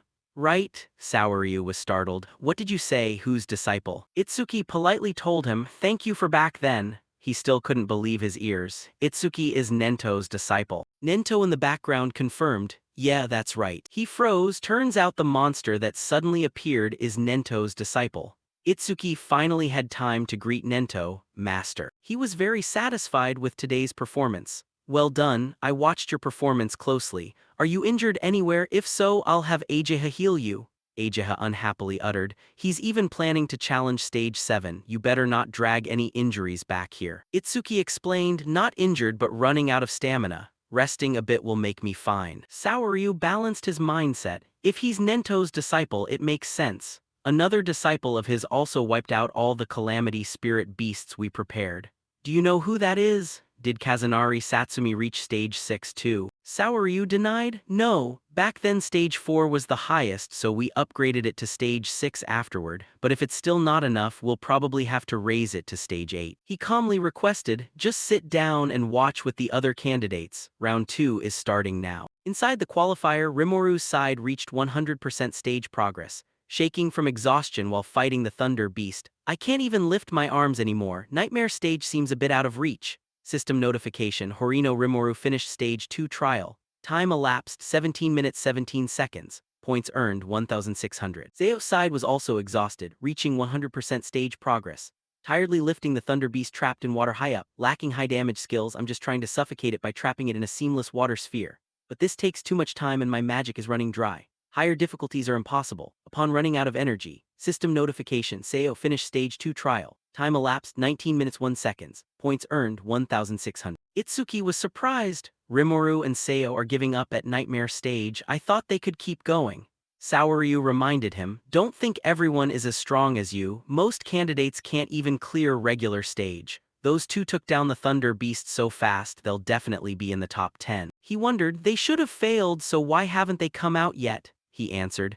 Unless severely injured or under special circumstances, you can't leave the trial area, though you're an exception. Heighten Akira looked into the screen with interest. Looks like another candidate has climbed to the nightmare stage. He predicted, with his rare ritual gear, Gakuge will probably take down at least one purgatory giant. Spirit summoner Shin Akagami has also made it this far. Impressive skills. When the giant targeting Shin was about to attack her, it suddenly froze. For a split second, Shin's cat dragged the remaining giant and redirected it toward the one attacking her. They slaughtered each other. Itsuki doubtfully asked, "Summon spirits can change shapes. Can Ajaha's bitch deep do that?" Ajaha denied. "No, this is the first time I've seen one with shapeshifting abilities. Summon spirits come in many types. Their abilities are truly full of mysteries. Be especially careful if you encounter any spirit summoners from now on." He thought of the Death Hound. Come to think of it, summoned spirits look pretty strong up close. I've been neglecting the Death Hound I snatched from Charles all this time, but from now on, I'll funnel all dropped experience points into it. Thinking to himself, Seo and Rimuru have already given up. There's no need to stay here anymore, let's go. But Itsuki had to change his mind when he saw that was Iberia's battle, which was still not over. Looking at his mysterious armor, Itsuki asked in surprise, "Iberia, what is that armor? Is it from your dad?" He thought to himself, this is the strongest epic artifact the old man made for me. System displays info, epic tier dragon armor attack speed increased by 100. Epic effect, after 1 minute of equipping, attack and speed increase by 20. Maximum limit stacks up to 15 minutes. Iberia knew clearly this artifact has a spirit and chooses its own master. I had to get tangled up in a bunch of trouble to get it. Gain 20 attack and speed for every minute equipped, but wearing it for more than 15 minutes incurs crazy penalties. Must resolve this within 15 minutes. Notification displayed. Stats increased, currently. Attack plus 120, speed plus 120. He deduced. Seeing the announcement about conquering the nightmare tier earlier, Itsuki-san must be working harder so as not to hold him back. His victory gave Iberia an extra boost of strength. He lunged forward toward the giant. One of Iberia's feet stomped down on its face. He was determined not to make Itsuki lose face. We are Team Double E after all. Seeing this from the outside, he smiled and uttered, "He's really going all in, huh?" The mechanical notification voice echoed. The second round is over. Saoryu Fujiwara announced, only the top 10 ranked by points will advance to the finals of the national tournament. In addition, the top 2 will receive special rewards at the finals. Gakuge lay flat on the ground to rest, extremely confident. Aside from Kana, no one has more points than me. That special reward is definitely mine. Saoryu Fujiwara reminded, now the top 10 will be announced. The scoreboard displayed, first, Itsuki with 3 minutes 55 seconds, total points over 100,000. Second, Kana with 23 minutes 43 seconds, nearly 17,000 points. Third, Gakuge with 24 minutes 15 seconds, total nearly 7,000 points. Fourth, Iberia with 27 minutes 59 seconds, total points equal to Gakuge, followed by Shin Akagami, Rimuru, and Seo. The others were astonished. Over 100,000 points, even the lantern guy only had about 60,000 points. With points like that, it'll be easy to get first place nationally, right? Each purgatory giant must be 5,000 points. How many did he kill to get 100,000 points? Gakuge was shocked reading the leaderboard. What? I'm third. Who the hell is this Itsuki guy? Never heard of him. Kana uttered, Itsuki, I really want to cross swords with him. Seo said sadly, the gap with Itsuki is so big, I guess I'm just not suited for a melee class. Saoryu Fujiwara cheered happily. The regional preliminaries are over. The national leaderboard is out. Itsuki is leading in first place, far ahead of second place by a whole 65,000 points. Ajaha glanced at the masked Nento with regret. I can't see his expression, but I can feel that Dad must be very happy. Humanity's new sun is shining brighter and brighter. Hearing this news, Iberia was very happy. over 100,000 points, knew Itsuki would take first place. But I put on a performance worthy of Team Double E. Next to him was the corpse of a giant. Itsuki stepped forward to praise. Yeah, you did a great job, it really surprised me. Iberia's eyes began to blur, but he still smiled and replied, right. At the arena, Saoryu Fujiwara officially announced, the 21st Savior Alliance National Tournament preliminaries have concluded. Itsuki carried the unconscious Iberia on his back as he left the qualifiers. At this moment, in a luxurious room in the South Continent Army 1, an old man was sitting with his eyes closed and motionless. Kaori asked unhappily, we were dragged all the way out here since dawn just to watch an old man meditate? The person next to him reminded him to watch his mouth. That is the Supreme Commander of the South Continent. He has the ability to foresee the future, he is a prophet. The person they were waiting for was none other than the Supreme Commander of the South Continent, Balgar. Kaori had something unclear. Then why are barriers always erected before announcements are made? If he can truly foresee the future, tell us where the stone pillar will land before it happens. He explained, it's true that Elder Balgar can only foresee a small fraction of the future, but he is still a monumental figure of humanity, the only one who can stand shoulder to shoulder with the Northern Continent's Supreme Commander, Nento. Suddenly Balgar opened his eyes wide, sweat pouring down like rain on his aged face. The old man shouted, it's him, because his prophecies are 100% accurate. Balgar collapsed to his knees, muttering, the Northern Continent. Two disciples stepped forward to support him. Elder Balgar, are you all right? Balgar whispered weakly, the Northern Continent is in danger. He cried out in terror. A massive spirit beast attack is about to hit the Northern Continent, including several monsters over level 100. Night fell outside was a piece of tranquility. He checked his stats. Finally my stats exceeded 1500. Character info updated. Itsuki unfixed level human class, Slayer talent, special Nirvana skills. Zeering Super Simulation Thunderstrike, level 2 Thunder Tremor Wave, level 2 Black Ice Wall, level 2 Lotus Bloom, level 2 Penetrating True Sphere, level 1 Magic Perception, level 1 Devouring Shikigami stats. Attack, 330 speed, 380 increased by 35% from Thunder Tremor Wave defense. 462 increased by 40% from Black Ice Wall magic, 330 total, 1502. Itsuki remembered, I heard that every time I level up I get 50 stat points. System reminder, leveled up received 50 stat points. Decide where to allocate them. He was calculating 1500 is probably around level 30 for a normal awakened being. Speed and defense can be increased infinitely through skill passives. When the notification updated, speed plus 10%, defense plus 10%. Itsuki thought about magic. My magic is also infinitely restored thanks to Magic Perception's passive, but attack is the only thing with no way to increase, absolutely no way. A voice sounded from behind, dinner's ready. He turned back to look. Rimuru wearing an apron called out to him, Itsuki, I cooked a lot of dishes you like. Beside him was Seiyo. He felt secretly happy, right now is fine. Super Simulation might just acquire an attack-boosting skill. They gathered around the lavish dinner table with Nento sitting at the head of the table.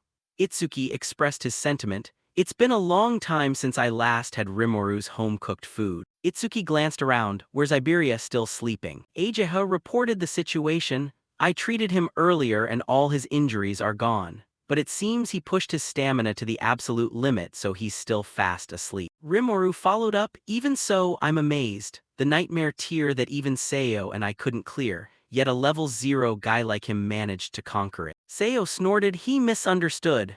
Did the dish I cooked taste so good that it moved you to speak out loud? She reminded him. Behind his back appeared a figure with a gloomy appearance. Rimuru turned around, is there something behind me? He saw that person starving like crazy. Food, give me food. Rimuru fell backward off his chair in fright. Seeing Iberia eating like a famished tiger, he put his hands on his hips and scolded, scared the living daylights out of me, sneaking around like that gives me heart palpitations. And why are you eating at someone else's seat? He finished a large bowl of rice, his head still hanging low. Rimuru was scared a second time. What's wrong, are you mad at me? Looking like a child licking his lips happily, he said, delicious. He breathed a sigh of relief. Back to normal, huh? You should thank my cooking skills. Iberia smiled brightly and asked, you cooked this meal, why don't you quit being an awakened being and become a chef instead? You have more talent in cooking.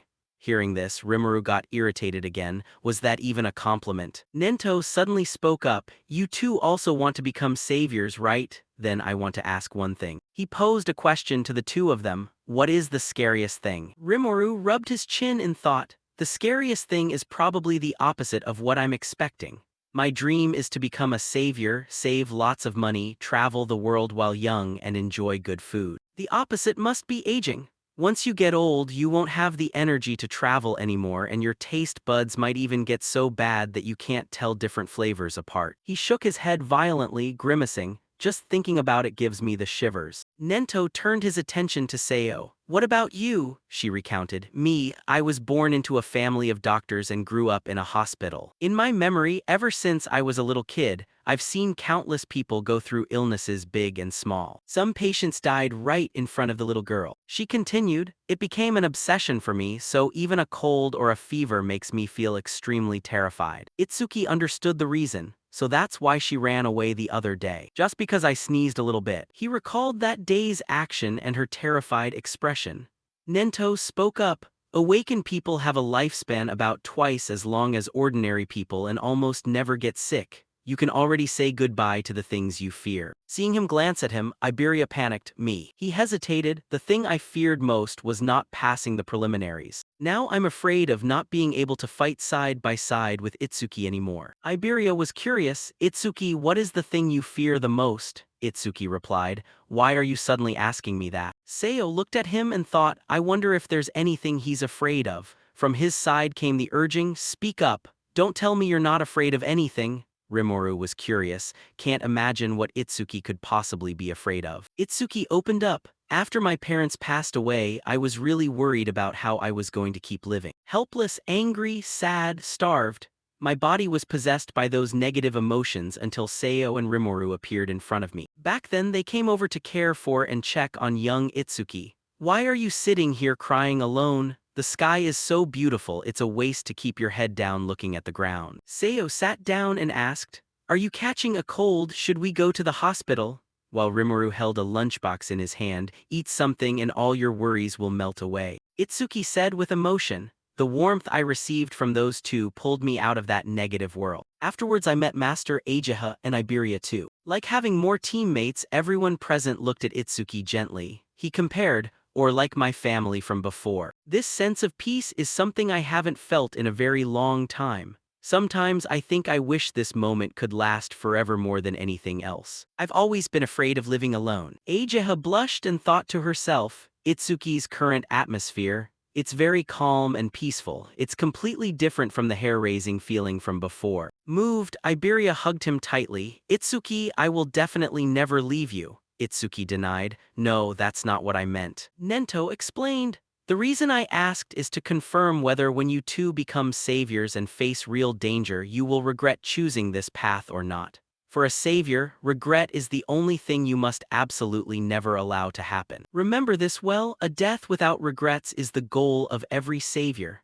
They agreed unanimously. Yes, I will engrave that in my heart. He stood up, leaving behind a sentence before walking away. Then hurry up and finish eating, then go rest. Seo and Rimuru have to return to the North B district tomorrow. The next morning, they saw their two friends off. Iberia waved goodbye. Next time treat me to your home-cooked rice again. Rimuru agreed immediately. Sure, leave it to me as long as you don't cause trouble for Itsuki. Seo waved goodbye. Then see you at the national tournament. Seeing him sobbing nearby, Itsuki was curious. Since when did you and Rimuru get so close? Nento turned back to urge, let's head back too. He suddenly thought, come to think of it, there's something I wanted to ask Seo I can probably ask during the national tournament. Seeing someone running from afar, Itsuki was surprised. Ageha. Why does she look so rushed? Nento asked, what's wrong? Panting heavily, she hurriedly reported, there's a top-secret report from the South Continent. He had a bad premonition. What report? Ageha found it inconvenient to talk here. This top-secret info has a very high security clearance. It can only be revealed to saviors above level 50 and continent commanders. Nento permitted, it's fine, go ahead and speak. It's fine to tell these two as well, continue. Ageha went straight to the point. A new prophecy was just issued by the South Continent commander, Elder Balger. It seems a large-scale attack by calamity spirit beasts will take place in the northern continent within the next 3 days. Itsuki was shocked. Elder Balger, is that prophecy reliable? According to Iberia's knowledge, Elder Balger is the most illustrious prophet across all 5 continents. His prophecies are almost absolute future events. Ageha suggested, "So Dad, you should leave the northern continent quickly." He speculated, there must be a reason why the calamity spirit beasts launched such a large-scale attack. Very likely their target this time is me, the supreme commander of the northern continent. So if I stay here, I will definitely be an excellent decoy. Ageha disagreed. From the beginning you were never a combat expert. If you already know you're the target, there's no point staying behind to risk it like this. For now, let's just evacuate to the central continent. Itsuki agreed. I agree with Ageha, if you're short on people over here I'll stay and fight. He refused to listen to advice. I've already decided, no need to say anymore. Itsuki, I need you to do something else. He asked about another matter. What about protecting Master? Nothing is more important than that. Nento brought up Iberia's father. Aiden is the most outstanding artifact crafter across all 5 continents. It would be terrible if anything happened to him. I want you and Iberia to take responsibility for protecting Aiden. I'll also dispatch awakened beings from here to support you. Iberia was surprised, deploying special combat forces just for my old man, and he was similarly puzzled. Is Master trying to get me out of the battlefield? Seeing his children unhappy, Nento reminded Ageha, I also have 3 requests for you. He issued a series of commands. First, broadcast this upcoming attack to the residents of the northern continent and ask awakened beings under level 50 to evacuate civilians to a safe place. Next, notify all awakened beings in the northern continent above level 50 and ask them to stand ready to deal with the calamity spirit beasts at any time. Finally, tell Heighten Akira to come here. In this sparsely populated North District 1, we won't have to worry about civilian casualties during the battle. Right here, we will face them head-on. The next day, Ageha came to report on work progress. Dad, I've arranged everything as you instructed. Heighten Akira will probably arrive soon. Nento apologized awkwardly. I'm sorry for these troubles. Ageha looked sad, not wanting to talk. He saw through her mood. Are you worried? Even though Aiden already has experienced guards by his side, in that case I'll just wipe out all the small fry and lure the boss out. Ageha conceded, just like Dad, you saw right through everything. He revealed there was a prophecy that a level 100 or higher calamity beast will appear this time. Having to expose all our trump cards is unavoidable. The reason I specifically dispatched Itsuki there is that with Itsuki's ability, if he joins the battle against such a calamity spirit beast, she understood, fighting in his style, his ability will be exposed to them and they will act to eliminate Itsuki at all costs. Ageha, I see. Then to prevent that from happening. Nento added, right, but there's another reason. Looking at his battles so far, it seems Itsuki lacks attack power. There are rumors that Aiden possesses an artifact that boosts attack power. If he can absorb that artifact from attack, defense to magic. Nento predicted, a perfect awakened being possessing everything will be born. Day 1 of the prophecy, 8:00 p.m. In each district of the northern continent, the curtain rose on the attack with stone pillars raining down. North District B, Itsuki increased his running speed, asking Iberia, who was closely following behind, It's 8:00 p.m. already. How much further to your place? He estimated. Probably about 100 km more. He urged, it wouldn't be strange if a spirit beast suddenly attacked. We must hurry to Iberia's dad's place. He pointed fearfully in one direction. Itsuki, look over there. His steps came to a halt. That was the sky covered in thick dark clouds with firepower slamming down from above. Iberia screamed, stone pillars, the attack has started and the stone pillars are landing right in the urban area. They could only watch helplessly as the stone pillars smashed down toward high-rise buildings. Itsuki thought with tension. The news was just announced, so the residents must still be in the process of evacuating. If spirit beasts arrive at a time like this with people panicking in the city, heavy casualties are inevitable. A spirit beast was approaching. Everyone run! Stone pillars, just as Elder Balger predicted. Damn it, it came too early. Iberia urged anxiously, the barrier is starting to form. If we leave the civilians here, there will be massive casualties, but if we go help, it'll interfere with our mission. He calculated. Iberia was very exhausted after the long trip, but he didn't ask for a break even once. He must be really worried about his dad. If I suggest saving the civilians, he'll definitely refuse. Yet Iberia requested, Itsuki, let's go provide support. The spirit beasts inside the barrier are at least level 20. If there are no high-level awakened beings, a lot of people are going to die. He agreed, understood. Change of plan, will wipe out the spirit beasts inside the city first. On the city side, a giant foot of a spirit beast stomped onto the ground, producing a booming sound. It was a level 21 fire puppet, with blazing fire covering its entire body. Yama encouraged everyone from across the way, 3 level 15s and 1 level 16. This is going to be tough, but facing a level 20 spirit beast, we still have a chance to win. He possessed C-rank skill, Stone Shield. At this moment, Yama was forced to calm down and command, don't mess up the formation, I'll block its attack. The moment its firepower struck, he shouted, everyone find an opening and counterattack. A single punch from it sent Yama flying far backward. The heavy impact caused the wall behind him to crack and shatter. Yama whispered weakly, impossible. The people on the team fell into despair. Even him, the one with the highest defense stat among us, was killed instantly, so we definitely have no chance. Someone panicked. What should we do? Someone fled. What do you mean, what should we do? Gotta run. Fighting a thing like that is suicide. A teammate shouted, hey, watch out. Nanki laughed coldly, watch out, you guys better worry about yourselves. Only then did he feel the danger approaching from behind. Nanki fired a palm blast toward it while begging, please, I'll do anything, just don't kill me. He had C-rank skill, water cannon. Nanki looked at the crater in front of him thinking, since when was this thing behind me? That's why I let those pathetic words slip out. But this is the end.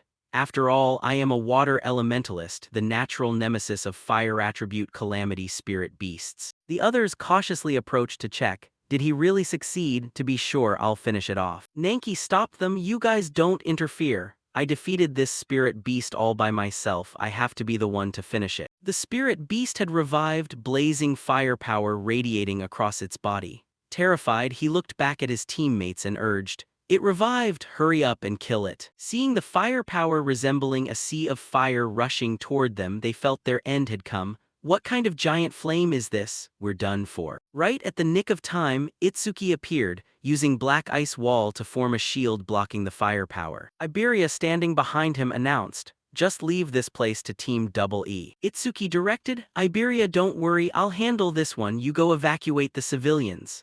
Smiling brightly, he replied, orders received. System display, black ice wall, defense plus 10% for blocking a B-rank fire attribute skill with black ice wall. The people present whispered among themselves, blocking a giant flame as easily as that. Are you guys saviors? Itsuki replied, we aren't saviors yet, but one day I'll become a savior even stronger than Kazunari. Nanki maintained his arrogant attitude, a savior stronger than Kazunari, talk about a brat running his mouth. Iberia criticized, what the hell were you guys doing letting a kid save you? He stubbornly retorted, nobody asked for your help, I was gonna take it down myself anyway. The person next to him was shocked, not saviors, an ordinary awakened being can face that spirit beast, is that ice armor around his body an artifact? Itsuki muttered to himself, come to think of it, Master gave some advice before we left. Nento reminded, the black sphere whose power you release is terrifying, but it takes time to chant. And compared to truly powerful calamity spirit beasts, its flight speed cannot be called fast. If you miss the very first strike, they'll be on guard and it'll be even harder to hit them then. Therefore, try to avoid using that move in future battles. Save it as a trump card for truly important moments. Listen carefully, only use that black sphere when you're confident you can take down the opponent. He evaluated the situation here. I can't use penetrating true sphere in front of a crowd. The group behind him was still chatting. The rescuer is an awakened being. He's wearing such nice armor. He's a high-level awakened being. Itsuki lunged forward to prepare for close combat. If that's the case, I'll just have to beat it down with brute force. Lightning covered Itsuki's fist. System updated, activated thunder tremor wave. He teleported in front of its head, and the entire spirit beast's body was knocked flying backward. It crashed heavily to the ground, struggling to get back up. How could Itsuki give it a chance? His entire body grew huge, covered in black ice wall. He leaped down from above onto the spirit beast's head. The stomp made the ground shake, shockwaves spreading out. Everyone witnessing this doubted reality. The spirit beast is being completely pushed back. Wasn't it supposed to be very strong? someone speculated. I saw that awakened being's face. He looks at most 18 years old. The spirit beast must have been heavily injured beforehand. Someone broke out in a cold sweat. Are you kidding me? A level 21 fire puppet can't even fight back. What kind of monster is this guy? Seeing Itsuki no longer in front, he wondered, where did that guy go? Someone from behind recounted. Right after defeating the spirit beast, he went somewhere else with that blonde guy. Nanki stepped up to claim credit. A level 0 like him being able to do that is because I eroded the fire puppet's HP down to its limit. That other guy marveled. Even I, a level 15, couldn't keep up with that speed with the naked eye, let alone the strength to blow away a fire puppet barehanded. That level 0 guy, he can compare to a level 30. Itsuki was still not very satisfied with his recent performance. Even with a spirit beast at that level, killing it instantly is impossible. This is not looking good at all. I must find a way to raise my attack power at all costs. System updated stats. Attack, 330 speed, 760 thanks to activating Thunder Tremor Wave. Defense, 495 plus 50% thanks to activating Black Ice Wall magic. Restores 10% magic when an enemy unit is detected. On day 1 at 10:30 p.m., Iberia jogged after Itsuki, exclaiming excitedly, "That was amazing, Itsuki-san, your speed just now was so fast my eyes couldn't even keep up." Itsuki replied briefly, "Even with speed without power it's meaningless." Stopping when they reached a safe place, Iberia panted heavily and said hesitatingly, "I never even thought about it that way. If you want to boost your power, there's a really effective way." Hearing that, Itsuki looked back at him and asked, "An effective way?" Iberia stated with absolute certainty, "The warehouse belonging to my old man is full of gear. There's bound to be some gear that boosts attack power in there. Since Itsuki-san is super strong and also Nento Izumi's disciple, he'll probably be more than willing to hand one over to you." With that, he couldn't help daydreaming, grinning pervertedly as he muttered, "Just imagining Itsuki-san equipped with gear." Itsuki got goosebumps and asked, "What's with that creepy smile? What on earth are you imagining?" Iberia promised eagerly, "Let's get out of here. Once we get home, I'll ask the old man to set you up with suitable gear."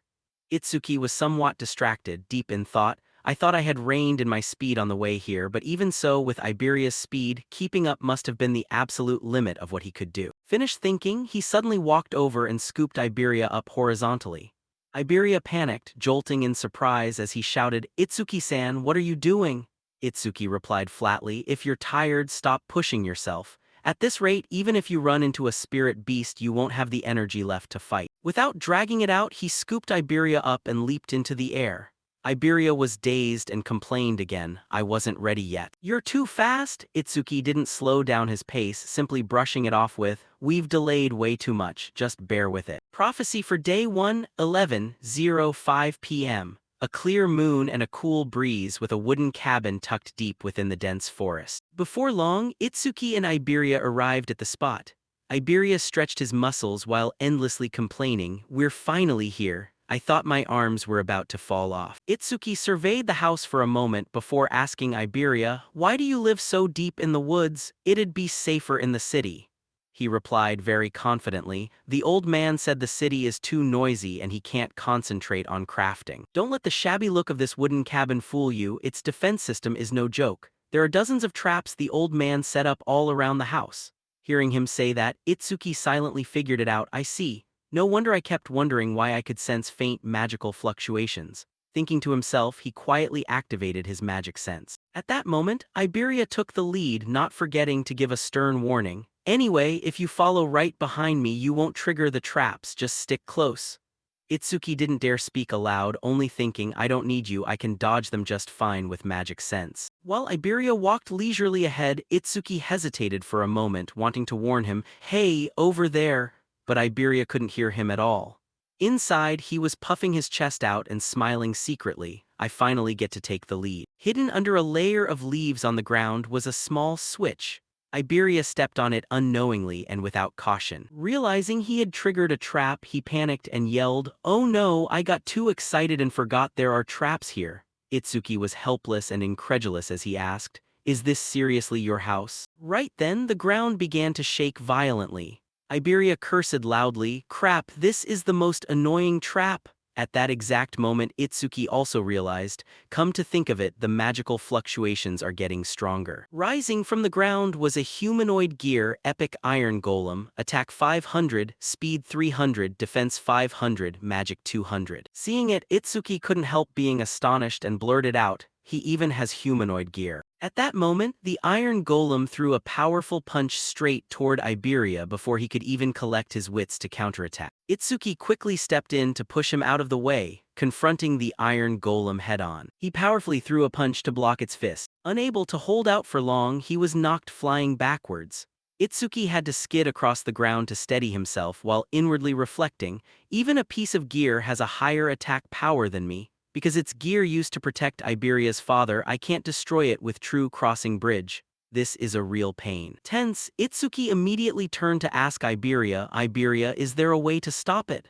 Iberia quickly cooperated and shouted back, aim for the spirit stone on its chest. That's its power source. If you destroy that thing, it won't be able to move anymore.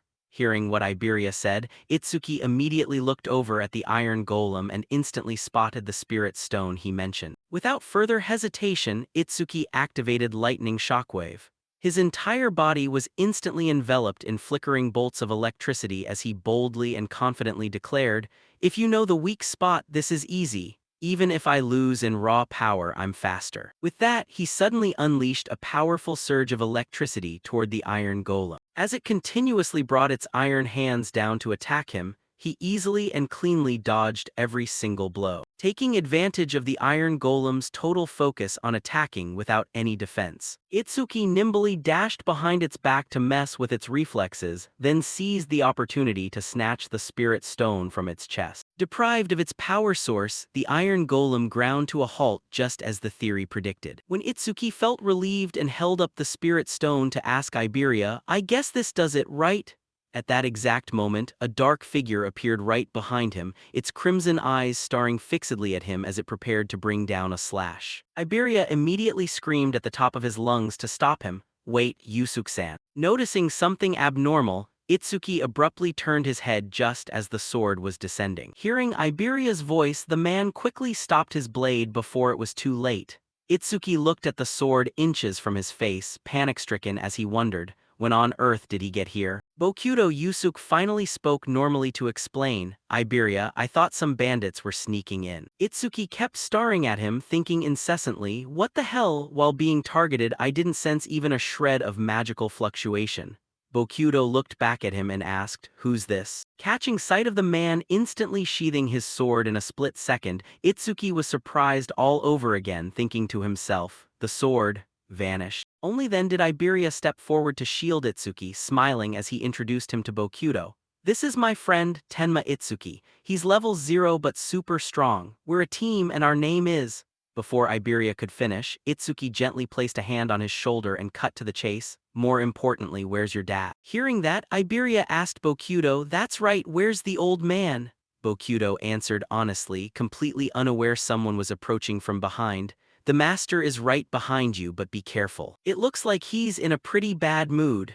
Aiden walked up with a dark expression, not making a single sound. Seeing him, Iberia immediately boasted, Dad, listen to this, I passed the preliminary round. Then he reiterated their previous deal. I even cleared the nightmare stage and ranked 4th in the region. Just like you promised, let me pick out a piece of gear freely. Yet Aiden said nothing at all, slapping Iberia hard across the face. Grieving with tears welling up in his eyes, Iberia clutched his face and asked indignantly, hey, why'd you hit me? Aiden grew so angry his face turned red with veins bulging on his forehead as he shouted furiously, hand over the dragon armor, you stole it, didn't you? Iberia stubbornly talked back and yelled, so what? I just borrowed an epic gear for a little bit, do you have to hit me like this? Aiden didn't calm down, pointing a finger at him in warning. If you wear the dragon armor for too long, something irreversible will happen.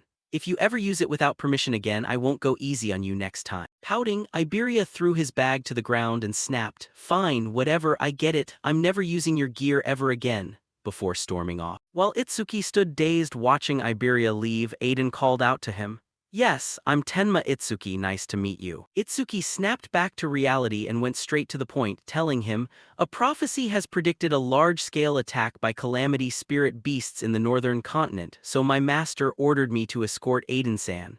Just as he wanted to keep talking, Aiden cut him off bluntly. I've heard about that. With a hint of contempt in his tone, Aiden stared straight into Itsuki's face and said, for someone as strict and rarely taking disciples as him, why would he take on a completely ordinary-looking teenager like this as a pupil? But right after that, he suddenly froze, his eyes widening in shock as he blurted out, wait, your level, it's fixed? Looking at the ability stats, Aiden couldn't quite believe his eyes. Tenma Itsuki Human, Fixed Level 0 Class, Slayer Skills, Hidden Stats, Hidden. Aiden looked at Itsuki in astonishment and demanded loudly, are you using gear to hide your stats? Not really. He fell deep into thought, I see. No wonder Nento Izumi wanted to get his hands on that gear. Aiden walked closer to Itsuki. Your master is someone who calculates gains and losses very carefully. He always demands something in return. My master only told me to escort you. I haven't heard anything about a reward. He was surprised to hear the man continue. He contacted me saying that in exchange for you escorting me, I have to hand over a specific piece of gear.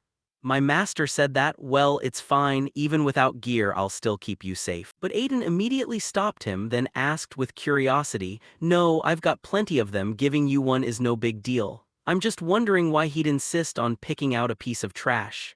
Itsuki asked in surprise, trash? Aiden recalled the time the gear was crafted, looking quite thrilled. Originally, it was a masterpiece created to push an Awakener's attack power to the absolute limit, the unique Critical Strike gemstone. Critical Strike attack power is doubled when landing a critical hit. Critical rate 99%. Unique effect, the user's attacks always land a critical hit. Aiden was startled when the gear suddenly developed a crack, but suddenly a crack appeared. He took out that piece of gear and explained further. The rank of the gear became unknown and a mysterious effect was added, Faulty Critical Strike Gemstone. Rank unknown, effect, attack power is multiplied by 10 when landing a critical hit. Critical rate 0% plus 1% every time an enemy with higher attack power than the user is defeated. Faulty effect, the critical rate resets to 0% every time the user levels up. Therefore, because the critical rate you worked hard to build up resets to 0% every time you level up, it's completely useless to a normal Awakener. Exactly, that's why I refused when he asked for this piece of trash, but looking at your stats I understand why now. Itsuki held the gear in his hand. He stared intently at the item in his hand while Aiden continued, you're quite special, huh? I don't know how you got stronger, but since you don't level up, this gear suits you perfectly. The power inside the gear erupted around Itsuki, but the released energy was so intense it made him cry out as blood vessels bulged all across his face. Because you keep defeating spirit beasts, your critical rate will gradually reach 100%. But in the future, with attacks multiplied by 10. World-destroying Iron Fist, equipped Critical Strike Gemstone, critical rate 0%. As the power subsided, Itsuki gradually returned to normal, then pondered a strategy. My critical rate only increases when I defeat opponents with higher attack stats, huh? That makes it a bit tricky. I'll figure out a counter strategy after we get through this onslaught. Faulty Critical Strike Gemstone. Rank unknown. Effect, attack power is multiplied by 10 when landing a critical hit. Critical rate 0% plus 1% every time an enemy with higher attack power than the user is defeated. Faulty effect, the critical rate resets to 0% every time the user levels up. Aiden looked at him seriously, looks like it's equipped properly, it really fits you well. To be honest, I've had quite a bit of trouble with my low attack power. This helps a lot, thanks Aiden. With that, he turned around and walked away, waving his hand. I craft the gear and you guys use them to fight the Calamity Spirit Beasts. Both of us are doing this for the survival of humanity, so no need to thank me unless someone already knew my location in advance. There's no way Spirit Beasts would attack a remote place like this out of nowhere. For now, you should get some rest. But before he had taken more than a few steps, a violent noise erupted right behind Aiden, making him jump in shock. A giant meteorite plummeted straight down into the forest where they were taking shelter. It created a terrifying shockwave, forcing everyone to cover their faces and step back. Iberia immediately rushed out, panicking as he yelled, "What is that? What's going on?" His face turned pale, unable to believe his eyes. A barrier. A barrier layer had appeared right in front of them. Why is there a barrier here? Aiden pondered grimly. Only the chief commanders of the 5 continents are supposed to know my location. Is a stone pillar dropping here a coincidence, or? Bokuto immediately raised his guard to the highest level, spreading his arms to shield the others. Fall back, spirit beasts are coming, they're heading this way. Itsuki stared fixedly at the barrier with an icy gaze. I can sense it, something is approaching at a terrifying speed. From afar, the rapid footsteps of spirit beasts echoed. 6, they're charging at a crazy speed, no 8. And right as they arrived, the spirit beasts immediately lunged forward to attack. Horned Demon Guard 3088 Speed Horn Demon level 14. They're here. But in just a split second, he blocked the spirit beast's strike with a cold look in his eyes. Itsuki immediately drove his blade straight through the spirit beast's body as blood splattered everywhere, activating Black Ice Wall. The spirit beast was instantly taken down, but the other spirit beasts kept charging forward to attack. Nimbly dodging their attacks, he thought, against enemies of this level, no matter how many there are, I can wipe them out instantly with Lotus Explosion. Over on the other side, Bokudo kept fighting the spirit beasts without a break. Yusuke can handle the shockwave from Lotus Explosion, but Itsuki glanced back at the wooden cabin behind him, feeling deeply anxious. Aiden and Iberia are hiding in the house right behind us. If I use Lotus Explosion carelessly, those two might get caught in the blast. After that, he accelerated like lightning, dashing straight through the swarm of spirit beasts ahead. In the blink of an eye, they were all taken down. I guess I'm really only cut out for playing solo. Suddenly, Itsuki looked toward the forest and instantly grew vigilant. Magical fluctuations again, and these are way stronger than the previous ones. Higher-level spirit beasts were gradually closing in. Twin-Horned Guardian Beast 815, Speed Horn Demon level 24. A hellish landscape unfolded as magma surged and monsters writhed within a fiery abyss. The Demon King sat on high, his darkness and overwhelming pressure blanketing the entire space. We've teleported the first Vanguard wave, including low-level slaves, to the human realm. Which of the 8 Demon Kings should we assign to lead the main force? A chilling voice echoed throughout the space. Thanks to the eye I left behind during my last descent to the human realm, I've sensed the existence of someone important. Capture him. Another Demon King with a deformed face and 9 heads with eyes, terrifying to behold, one of the 8 great Demon Kings, Enma Rakuyama, asked. Should we entrust this to one of the 8 Demon Kings? The Demon King sitting on high coldly gave his order, causing Enma Raku to immediately drop to his knees to receive it. A Demon King class being might just end up destroying the I left behind. I'll assign this task to a Demon General. Understood. Then he continued, his terrifying gaze sweeping everywhere. And I'll assign full command of the main force to Ensho Kuma, the gluttonous beast. A gigantic gluttonous beast appeared.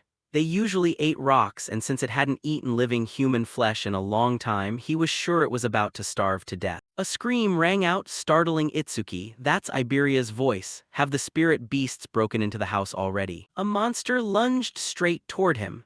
Itsuki quickly raised both hands in front of him as the system window popped up. Twin-Horned Guardian Beast 815, Speed Horn Demon Tribe level 24. Clenching his jaw tightly, he muttered to himself. If it comes to this, I'm forced to use that move. The demon swung its arm to attack Itsuki, who quickly lowered his body to dodge. Raising a hand to generate an energy orb, he thought, its attack power is probably higher than mine, so if I defeat it, I can boost my critical rate. The system popped up again, faulty critical strike gemstone. Rank unknown, effect. Attack power is multiplied by 10 when landing a critical hit. Critical rate 0% plus 1% every time an enemy with higher attack power than the user is defeated. Faulty effect. The critical rate resets to 0% every time the user levels up. A purplish-black beam of light shot straight up into the sky, activating the Pearl True Crossing Bridge. The system notified, critical rate increased by 1%. Itsuki clenched his fist in thought. It really went up just like I thought. A monster slowly emerged behind his back. The notification window appeared. Faulty critical strike gemstone critical rate, 1%.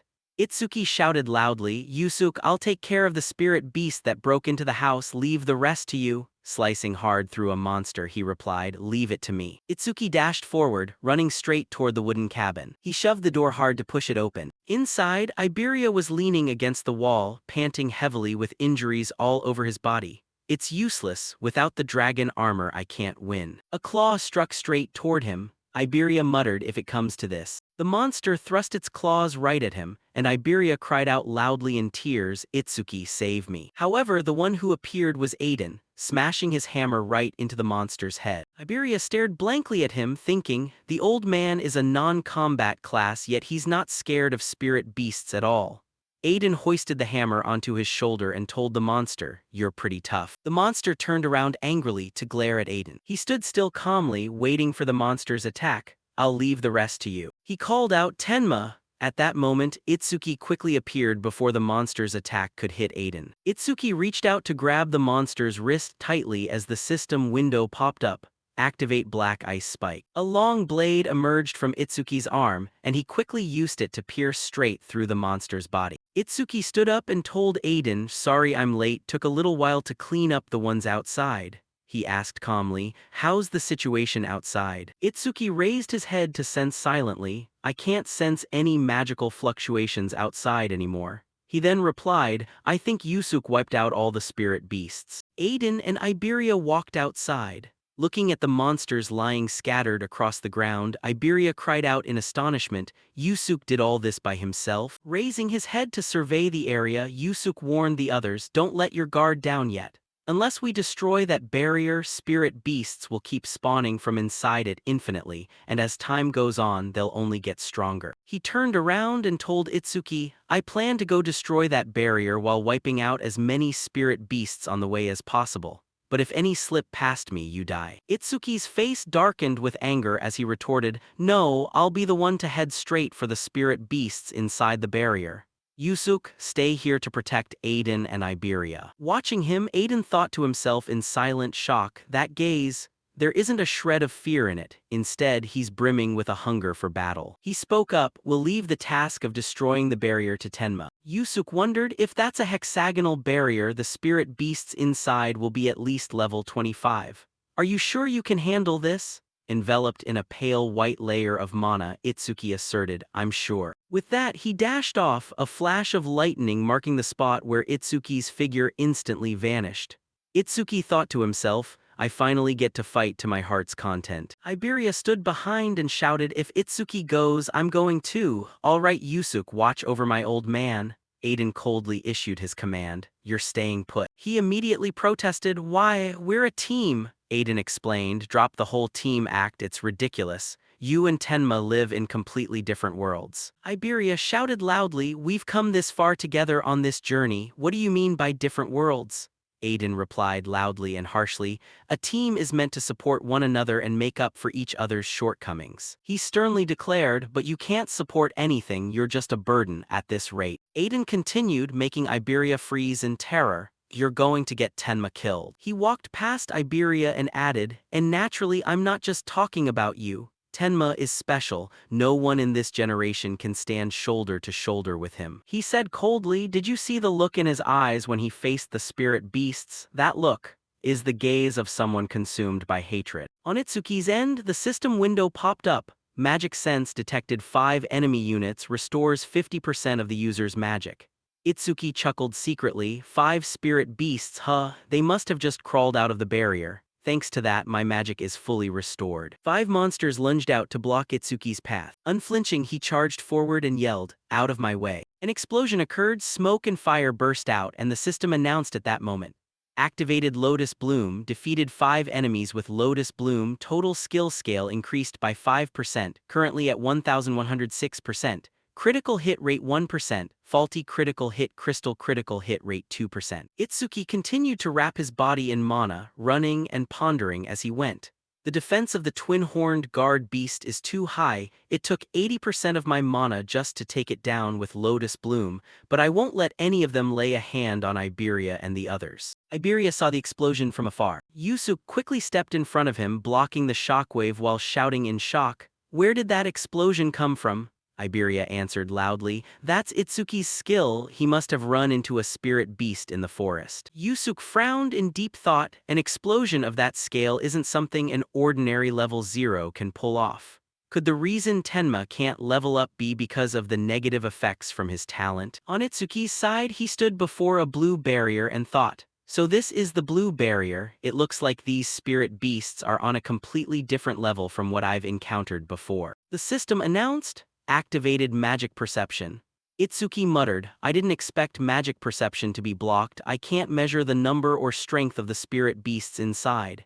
He recalled, come to think of it, Master said you can guess the spirit beasts inside a barrier based on its color. Dark barrier, spirit beasts from level 1 to 25. Green barrier, spirit beasts from level 26 to 50. Blue barrier, spirit beasts from level 51 to 75. Purple barrier, spirit beasts from level 76 to. Red barrier, spirit beasts level 101 and above.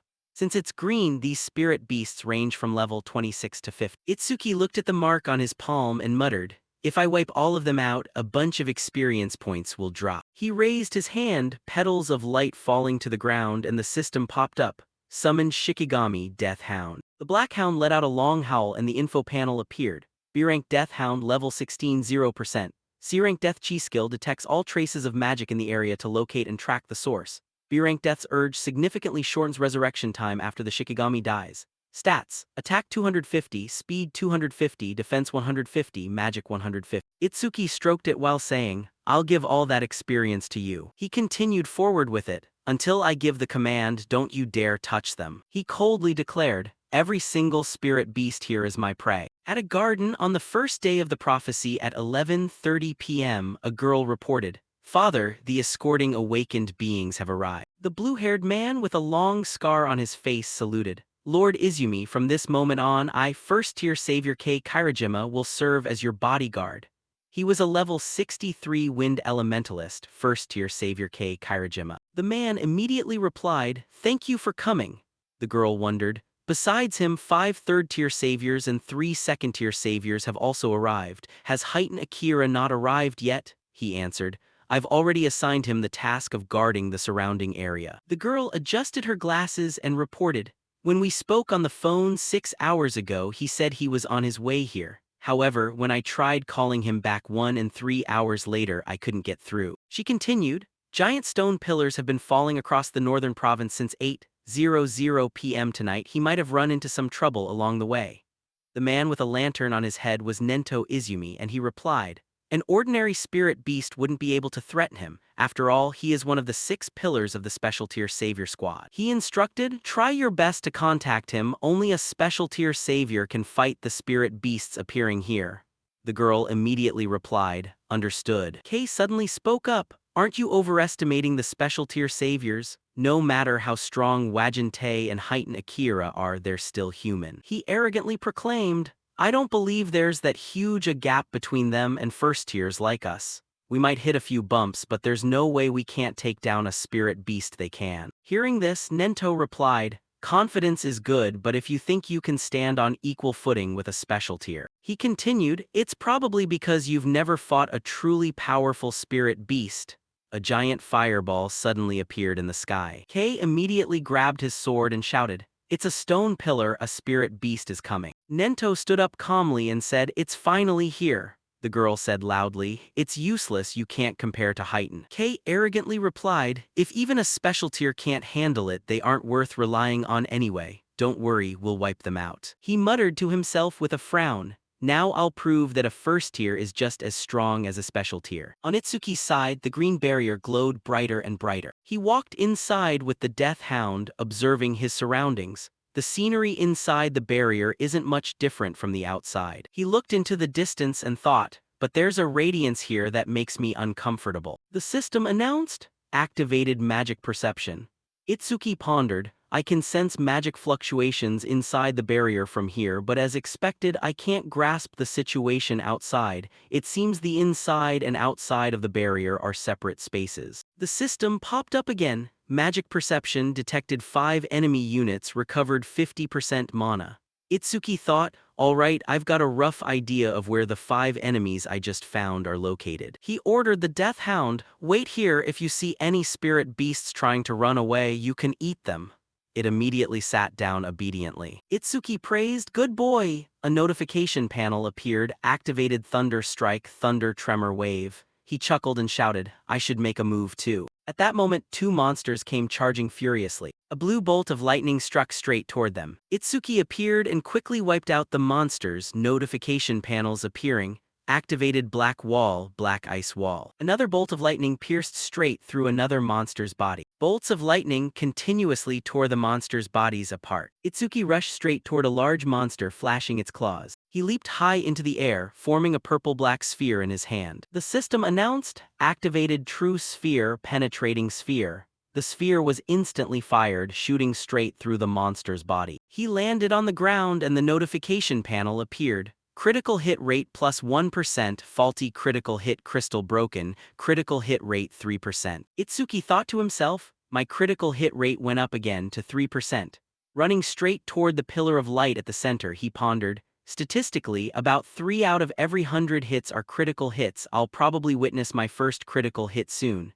Even so, this is the first time I've seen a stone pillar this close. He calculated silently, if I shatter this stone pillar, the barrier will disappear, right? One hit should be enough. The system suddenly popped up, detected one enemy unit, recovered 10% mana. Itsuki instantly halted, there's still one more. He stopped, and a surge of lightning instantly wrapped around his body. Black tentacles lashed out straight toward Itsuki. They lunged down, and he quickly leaned his body to dodge. Itsuki thought to himself, if I hadn't sensed the magic fluctuations and stayed alert this whole time, I would have been pierced right through just now. Looking toward the distant pillar of light, he realized, so it was hiding behind the stone pillar. This is. A faint figure emerged and Itsuki mentally evaluated, a different kind of spirit beast from the ones just now. Outside the green barrier, Iberia stared with wide, blank eyes, still recovering from the shock of the explosion.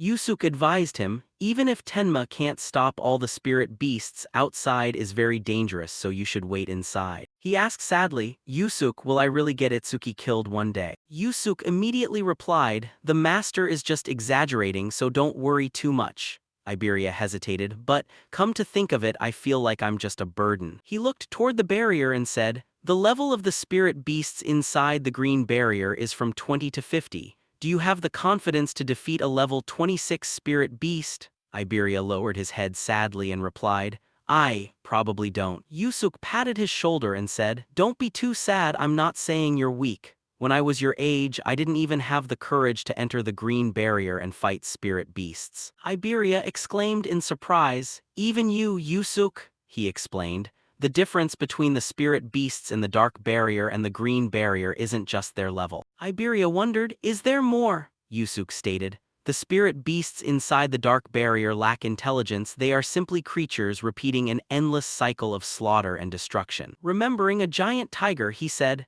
they're strong, but if you make a plan, you have plenty of ways to kill them. But inside the green barrier, just like us humans, intelligent spirit beasts can exist. Inside the barrier, a monster slowly walked toward Itsuki and coldly spoke, did I miss? It seems he has some kind of sensory skill. The system popped up, 4 Directions General 336, level 34. Outside, Yusuke said, among the young generation of Tenma's peers, only a few can fight spirit beasts at that level. Itsuki's face darkened as he muttered, just as I thought, the spirit beasts inside this barrier are different from the ones I faced before. Yusuke explained, so the reason you're a burden to Tenma isn't because you haven't grown up, it's simply because he's too strong. Itsuki coldly stated, seeing through my skill in just a few seconds and on top of that speaking human language, I've finally met an intelligent spirit beast like the ones I've heard about. The monster sneered, what are you rambling about? Are you begging for your life? It looked at Itsuki and remarked, I thought you were strong, but you turn out to be just a level 0, a coward shaking in fear when he sees me. He smiled and questioned, I'm just excited. There's something I've wanted to ask your race for a very long time. Since you can talk, why don't you give me an answer? It stepped closer and replied, fine, if that's your final wish, I'll grant it to you. A flame surged from Itsuki's body, his eyes flashing with a fierce red glow as he shouted, do you know what pain feels like? Hearing the declaration of war, the 4 Directions General mockingly laughed. An ordinary human wanting to cause me pain? Don't be arrogant. It proudly proclaimed, inflicting pain is our exclusive privilege. Next, the 4 Directions General launched razor-sharp tentacles that ravaged everything they touched. Meanwhile, Itsuki was looking for a way to close the distance. Lightning fast, he launched a surprise attack, pushing the Four Directions general back a distance. Itsuki silently asked himself, is he down? No, his magic is erupting even stronger. He keenly noticed, and his tentacles have gotten faster too. Yet Itsuki believed, but when it comes to speed, I still have the advantage. Taking advantage of his distraction, it quietly whipped a tentacle around behind Itsuki's back to ambush him. Luckily, he managed to dodge in time, cursing mentally, damn it, my strength is too weak, I can't even slice his head off and my attacks deal almost zero damage. The Four Directions general was quite surprised. At this level you shouldn't be able to move that fast, what's your real level? Even so, it dismissed him with contempt, whatever. No matter how fast you are, to me you're still just an insect. Launching an attack, the Four Directions general continuously provoked him. Even if you hit me 100 times with that strength, it wouldn't even scratch an itch, but if you take one hit from me, you die. Contrasting with its leisure, Itsuki was forced to dodge the onslaught. Tentacles attacked from multiple directions, including from behind. Blocked one, only to be struck from the side. Finally, he couldn't hold out and was sent crashing down hard. Itsuki was forcefully pinned against a tree trunk by a tentacle. Although he broke free and challenged, if you can do it, keep trying. The Four Directions general instantly realized, that state, it's just a skill that boosts your speed, right? Let's see how long before you run out of mana. After observing, Itsuki mentally evaluated. Those tentacles aren't a skill, they're a part of his actual body, which is why super simulation didn't trigger. He sighed internally, how many hits was that just now, the 18th strike or the 19th? It sneered mockingly, it's useless. By now Itsuki's mana was down to 97 out of 330. Itsuki was in dire straits. I've used skills continuously, my mana is running dry and my stamina is worn out too. If this keeps up, my speed will plummet, so I'll pour everything I have into offense. Therefore he calculated silently. Increase attack frequency, as long as I land even a single critical hit, I win. Right after that, Itsuki resorted to faulty critical hit crystal unknown tier effect. Attack power is multiplied by 10 upon landing a critical hit. Critical hit rate is 0%. Increases by 1% each time an enemy with higher attack power than the user is defeated. Faulty effect. Critical hit rate resets to 0 every time the user levels up. He told himself, more, I must attack more to land a critical hit, I just need to keep throwing punches. Itsuki then tried to seize an opening to strike straight at the Four Directions general. It immediately retaliated by thrusting a tentacle into his abdomen. Alongside that, the Four Directions general mocked, charging straight at me like that over and over, what an idiot. It taunted further, what's wrong, weren't you going to cause me pain? Seeing Itsuki still moving, the Four Directions general praised, still alive, looks like your defense stat is pretty high. Apparently that was a trap set by him when he spoke, it's finally here.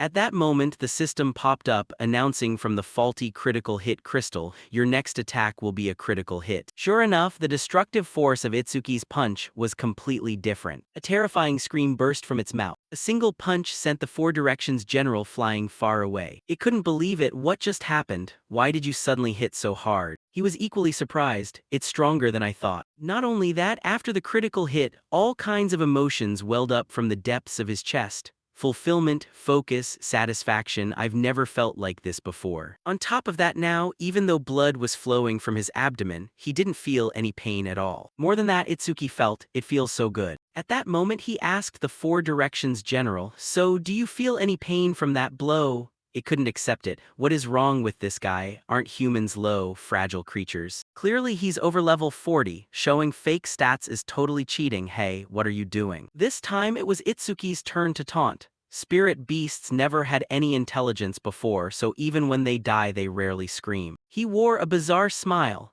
but a scream from a spirit beast that can actually feel pain must sound very delightful. The Four Directions general screamed in terror. No way are you going to crush my skull, you're not human. Right after dealing with it, the critical hit rate immediately increased by 1%. Itsuki breathed a sigh of relief. It's finally over, faulty critical hit crystal hit rate has increased to 4%. Suddenly he felt strange. As the danger passed, that special sensation was fading away and the pain from his wounds took over. Simultaneously, the barrier turned transparent, which meant no spirit beasts were left inside. Itsuki thought to himself, if I smash this thing, now there's only the stone pillar left. Right after that he decisively threw a punch, softer than I thought. A moment later, Itsuki grew increasingly tired and sat down heavily.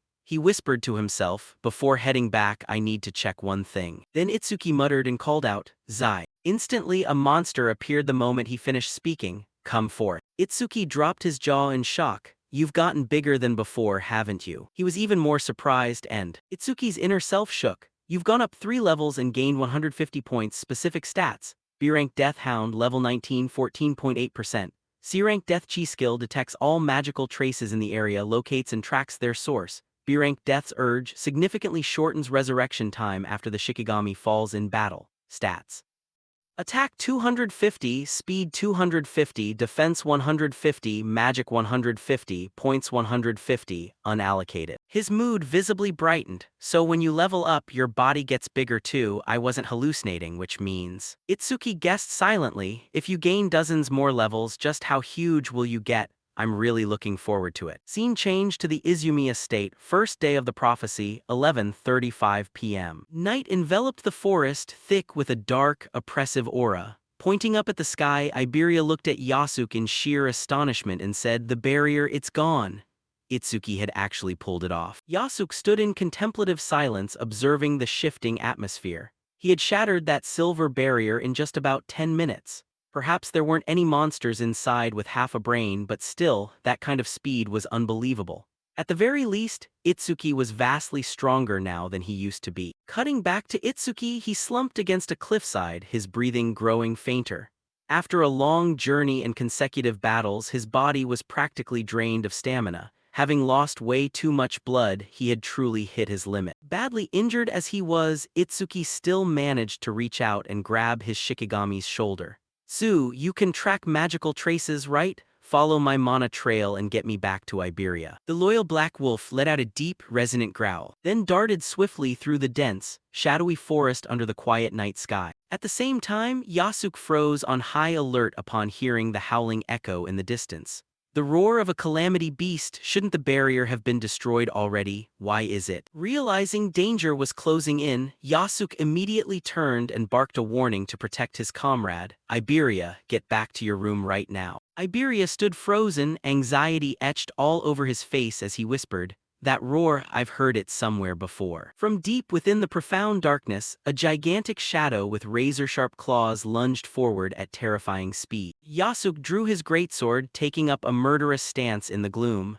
It's getting closer. I don't know where it came from, but if it's a calamity beast, I'll hack it to pieces. A clash erupted instantly as Yasuke swung his sword hard toward the beast, leaping right at them. Iberia suddenly blurted out in shock, That's the wolf Itsuki turned into a Shikigami the other day. Seeing that Yasuke was about to deal a fatal blow, he hurriedly screamed to stop him. Wait, Yasuke, that's Itsuki's Shikigami. The razor-sharp blade sliced through the air, missing the charging black wolf by a mere hair's breadth. Yasuke came to a sudden halt, staring in disbelief down at Itsuki's unconscious body lying right next to the beast, his very own Shikigami. Yasuke began to ponder more deeply about the strange anomalies surrounding this young man. Only a Shikigami user could command them, right? Combat strength far exceeding his peers, a level that never seemed to rise, and he even possessed skills from multiple distinct classes. Iberia came running up in a panic, tears welling in his eyes. Are you all right? Catching sight of the pool of blood on the ground, Iberia frantically lifted his friend's head. What on earth happened here? There's way too much blood, Itsuki. Itsuki weakly moved his lips, his voice as faint as a breath. Just let me rest for a little while. Itsuki's eyes closed, completely shattering Iberia's composure as he burst into loud, bitter sobs. What are we supposed to do? Itsuki sobbed. Yasuke checked Itsuki's condition, then spoke in a cold yet reassuring tone. He's not dead yet, so there's no need to cry like that. Iberia stopped crying, looking up at Yasuke with eyes full of hope. Yasuke, is he still alive? Yasuke pointed at Itsuki's gently rising and falling chest. Look, he's still breathing normally. Iberia, you have Kodama bandages, right? These wounds need immediate treatment. Iberia replied, Yes, I'll take care of it. Inside the quiet room, Itsuki lay motionless with bandages wrapped tightly around his abdomen. Iberia resolved inwardly, sure, I might never catch up to Itsuki in terms of combat strength, but I have something only I can do. He recalled the true nature of his magic. His class was Wind Mage, a master of controlling the air and wind currents. This was a versatile class capable of both combat and support, but the status window that appeared revealed his unique innate talent, rank 2 healing focus. Wind attribute offensive damage effects are reduced by 50%, but the recovery speed of wind attribute healing skills is increased by 50%. A low-level rank 2 talent that could only heal oneself or teammates. Iberia stared down at his own hands, his eyes burning with resolve. I used to hate it, so I never used this skill even once. But for Itsuki, I'll use it as many times as it takes. Green mana erupted wildly around Iberia. The system announced, activate rank C skill healing window. A warm, soothing light enveloped Itsuki. Iberia silently prayed, please recover quickly, for the sake of our duo as well, Itsuki. At the same time, in the vicinity of the estate, 11:35 p.m. A massive purple barrier deployed from a stone tablet that had just fallen. A tremendously powerful blow slammed down, shattering all protective defenses. Kairajima collapsed pathetically amid the gray smoke, and Ageha could only let out a despairing shriek. Kairajima. Ageha hastily cast healing magic on Kairajima and urged, I'll treat you right now, what's the situation outside? But Kairajima could only pant out weakly, run. Kairajima's face twisted in sheer terror as he gazed at the colossal shadow looming behind them. Size, defense, power, speed, everything was on an entirely different level. Not even a special grade savior could stand against it. Humanity had no way to defeat a monster like that. An overwhelming entity loomed majestically into view. Number 14 warrior of the Minotaur race, level 81. Amidst the utter despair, Nento appeared, stepping forward to shield them. Kairajima screamed, Ageha, run. The monster growled upon catching sight of its new opponent. That ridiculous outfit, you must be Izumi Nento, right? It let out an arrogant laugh as it prepared to attack, finding our target right away. How lucky. Going this way, we won't even need to bother with Enshokuma. Nento calmly replied, so your target really is me. If that's the case, what a relief. Bam! A heaven-shaking impact erupted, blinding white light blanketing the entire area. Ageha panicked and yelled at the top of her lungs, Dad. While Kairajima despaired, it's really over, everything is done for. The dust and smoke gradually cleared. Nento stood tall, fixing his gaze on the figure that had just arrived. You're late. A man with blazing red eyes and murderous intent revealed himself. Akira Height. Akira Heighton stepped forward to shield Nento. Sorry, leave this thing to me. The monster burst into a disdainful laugh. Haha, I don't know where you crawled out from, but you sure talk big. Kairajima tried to warn him in a panic. Watch out, that thing is insanely strong. Without a single wasted word, Akira Heighton channeled his inner kinetic energy into his fist. Swish, an attack ripped right through space. Black gore splattered everywhere as the monster exploded. Kairajima's eyes widened in utter shock, completely paralyzed by the horrifying sight. Staring at the back of the person who had just struck, he blurted out, so this is the power of a special grade savior. Kairajima trembled as the stark reality hit him. I used to think specials were just humans, but this is no longer human. A monster with power far beyond all reason. Ageha cheered joyfully. We did it, we made it through the crisis. Right? Akira Heighton coldly answered, no, this is where things actually begin. Instantly, the sky shifted to a menacing hue. First day of the prophecy, 11:40 p.m. The barrier near Izumi Nento's estate changed from purple to red. A gigantic furry creature materialized within the flames inside the red barrier. Just how was Enshokuma going to torment humanity? A demon with blazing red hair laughed savagely. I really want to watch that scene right here. He was the Flame Demon King, level 37. A stark white monster roared from behind, picking up where he left off. You agree with me too, right? That fellow was the White Demon, level 49. An authoritative, masked figure ordered, don't do anything unnecessary. Our mission is to capture that person. If you fail, you know the consequences, right? The powerful leader revealed himself. Bone King Demon General, level 87. The Fire Demon asked quizzically, why were we sent to the same barrier as Enshokuma instead of our target? The Bone King Demon General calmly explained, if all three of us stayed in the same barrier, it would turn purple and draw too much unwanted attention. The red barrier Enshokuma creates will attract strong humans nearby, and that way we can complete Ringa's mission without anyone getting in our way. one of the 8 great demon kings, Enshokuma. The demon lords looked toward the estate, while Enshokuma drew everyone's attention, head straight to the destination. You do know where the destination is, right? The demon lord asserted. Relax. Ringa will guide us using the demon eye he left behind in the human realm. Of course, he could see the coordinates of the demon eye and even peek through it to see what it was seeing. And right now, that demon eye was in the exact same place as our target. The clock struck 11:35 p.m. on the first day of the prophecy. Itsuki lay motionless. Deep in his subconscious, he saw his younger self standing before his mother. Mom, I finally found a calamity beast that can feel pain just like us. Young Itsuki smiled brightly and innocently. I crushed its head, now Mom's revenge will. His mother looked at him with sorrowful eyes. No, Itsuki. She patiently instructed, there are things far more important than revenge.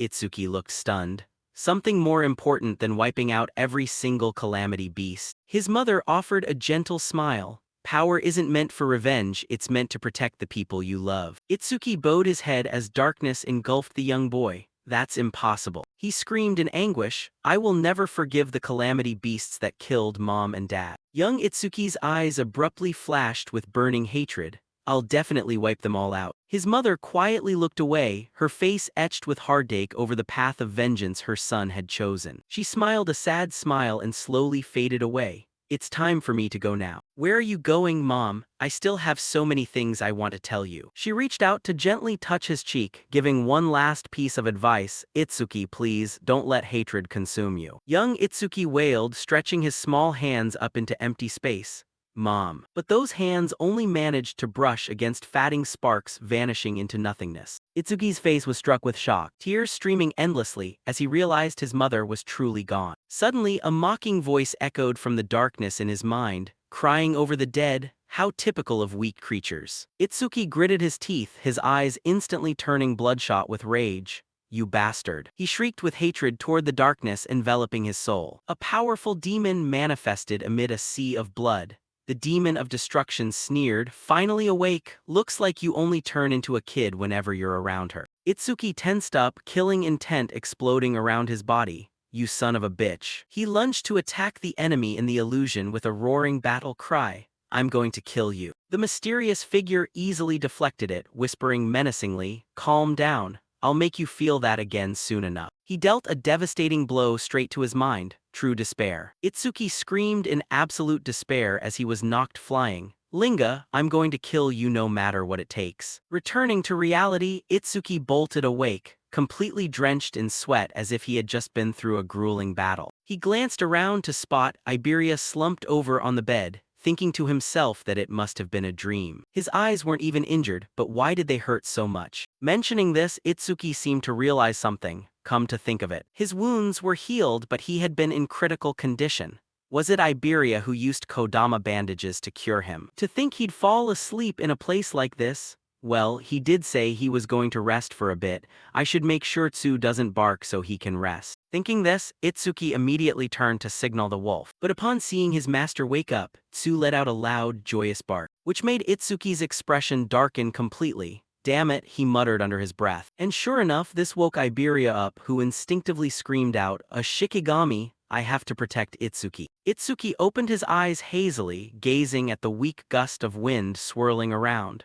A tiny breeze like this wouldn't even scare a calamity beast. Iberia cheered gleefully upon seeing him move. You're awake, Itsuki. He rushed over and wrapped Itsuki in a tight hug, making him awkwardly think to himself, thank goodness, looks like my healing magic actually worked, still hugging me whenever he gets excited as usual. How long have I been out? Iberia let go and replied, not long, probably about 3 hours. Itsuki calculated, 3 hours, so it's around 3:00 a.m. on the second day of the prophecy. Are Yasuke and Aiden safe? Iberia beamed brightly to reassure him. Yeah, no calamity beasts showed up after that. Still dazed, Itsuki recalled the voice from his dream. Don't rush, I'll let you feel it again soon. Even if it was just a dream, those words kept haunting him. It felt way too real to be just a dream. Those calamity beasts are definitely plotting something. The clock struck 3:30 a.m. on the second day of the prophecy. Waking up from his coma, Itsuki stood up with firm resolve. We can't afford to let our guard down. Iberia looked at him with deep admiration. Awesome, you look like you've fully recovered. Itsuki strode quickly toward the door, not forgetting to instruct. Master said reinforcements will arrive soon. I'm going to check the situation with Yasuke. Along the way, Iberia curiously asked about the black wolf. Itsuki, what's the name of that dog Shikigami? Is it just a dead house? Iberia enthusiastically suggested, didn't you know, Shikigami users can give them any name they want. Want me to give it a really cool name? I'm great at naming things. Itsuki flatly replied, I'm not a Shikigami user. Iberia's face fell in disappointment. Oh, bummer, I really wanted to name it.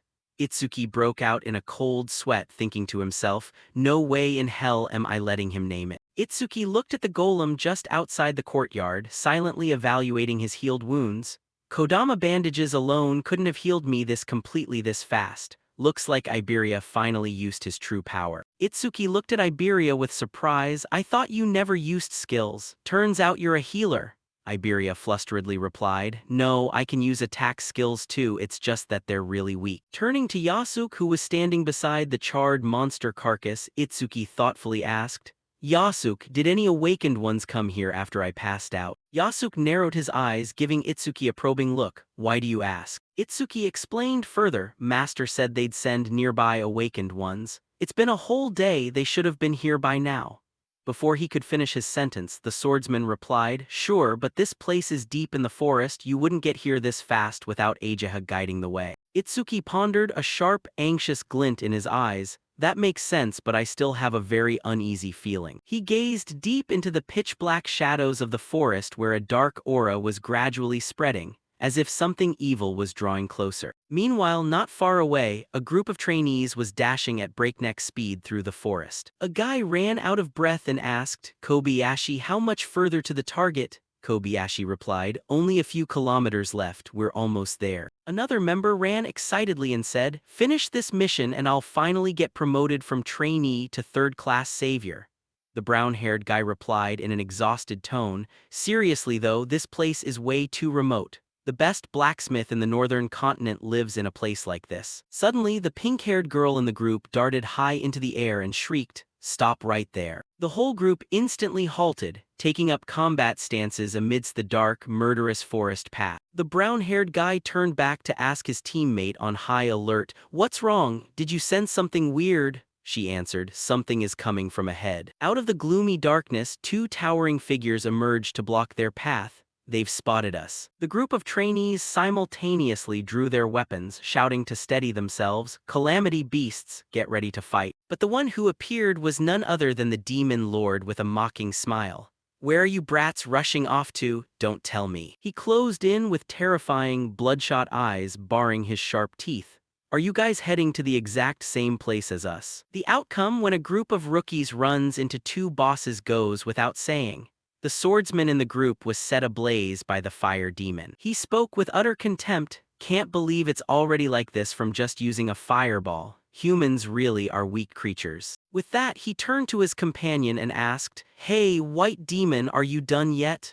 Beside him, the white demon's fist had already crushed another member of the group. His fist still retained traces of the victim's blood. The fire demon walked over and clicked his tongue. They look just like dumplings, you really are a ruthless bastard. Not far away, the only girl in the group witnessed the scene and screamed, there wasn't even a barrier nearby. Where the hell did you guys crawl out from? In response, the fire demon wore a grin. Well, we had to travel a long way to get here. The pink-haired girl seemed to accept her fate, only biting her lip tight, too afraid to look ahead anymore. Yet right at that moment, the demon general spoke up from behind, protection, you're not allowed to kill them. The substitute fire demon started complaining, it's been forever since I last had some fun, don't interfere while I'm enjoying myself. No sooner had those words left his mouth, than a wave of freezing chill rushed over. Instantly, the fire demon's body was frozen solid, leaving him dazed. The one who acted was naturally the demon general. If you dare ignore orders again, the punishment won't be this gentle. At this point, how could the fire demon dare push his luck? He hurriedly lowered his voice to plead, I get it, please lift the spell or else my body will. Without letting him talk much longer, the ice on his body slowly melted away. The fire demon quickly flared up the flames on his body to chase away the cold.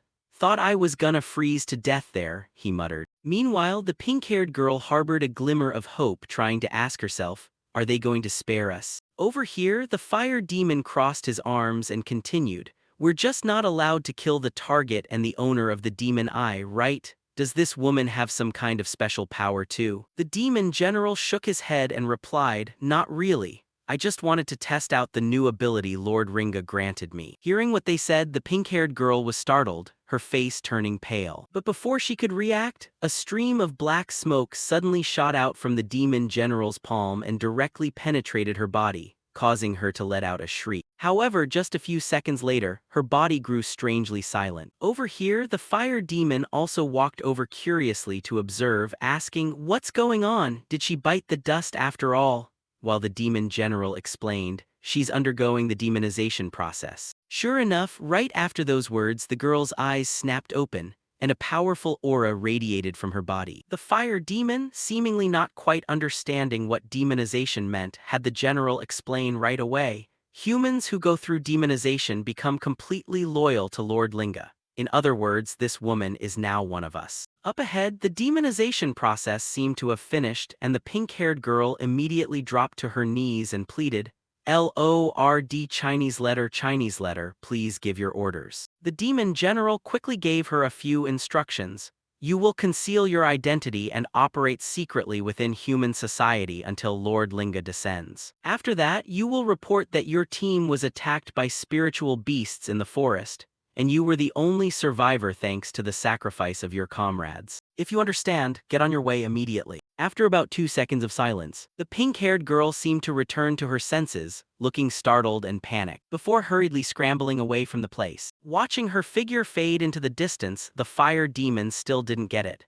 Using them to do our bidding is fine, but what's the point of recruiting someone so weak? Hearing this, the demon general shared a part of the plan. She's not the only one. 10,000 people have already been demonized, including some awakeners. When Lord Linga merges this world, they will play a crucial role. Now stop talking nonsense and follow me, as this mission is far more important. With that, they quickly departed. Time passed until the second prophecy day at 3:05 a.m. The swordsman Yasuk was explaining the automaton before him. The stats of the iron puppet match an awakened warrior 30 times over, so this thing will make up for our lack of manpower.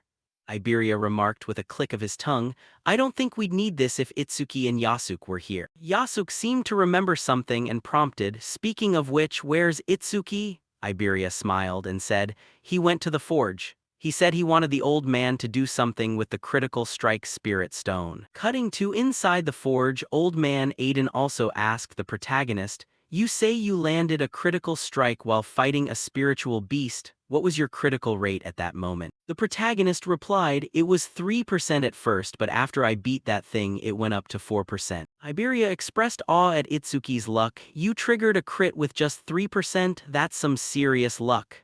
Itsuki also nodded in agreement. Yeah, sometimes I think so too. After that critical strike, my focus skyrocketed and I entered a strange state that made me feel like an omnipotent deity.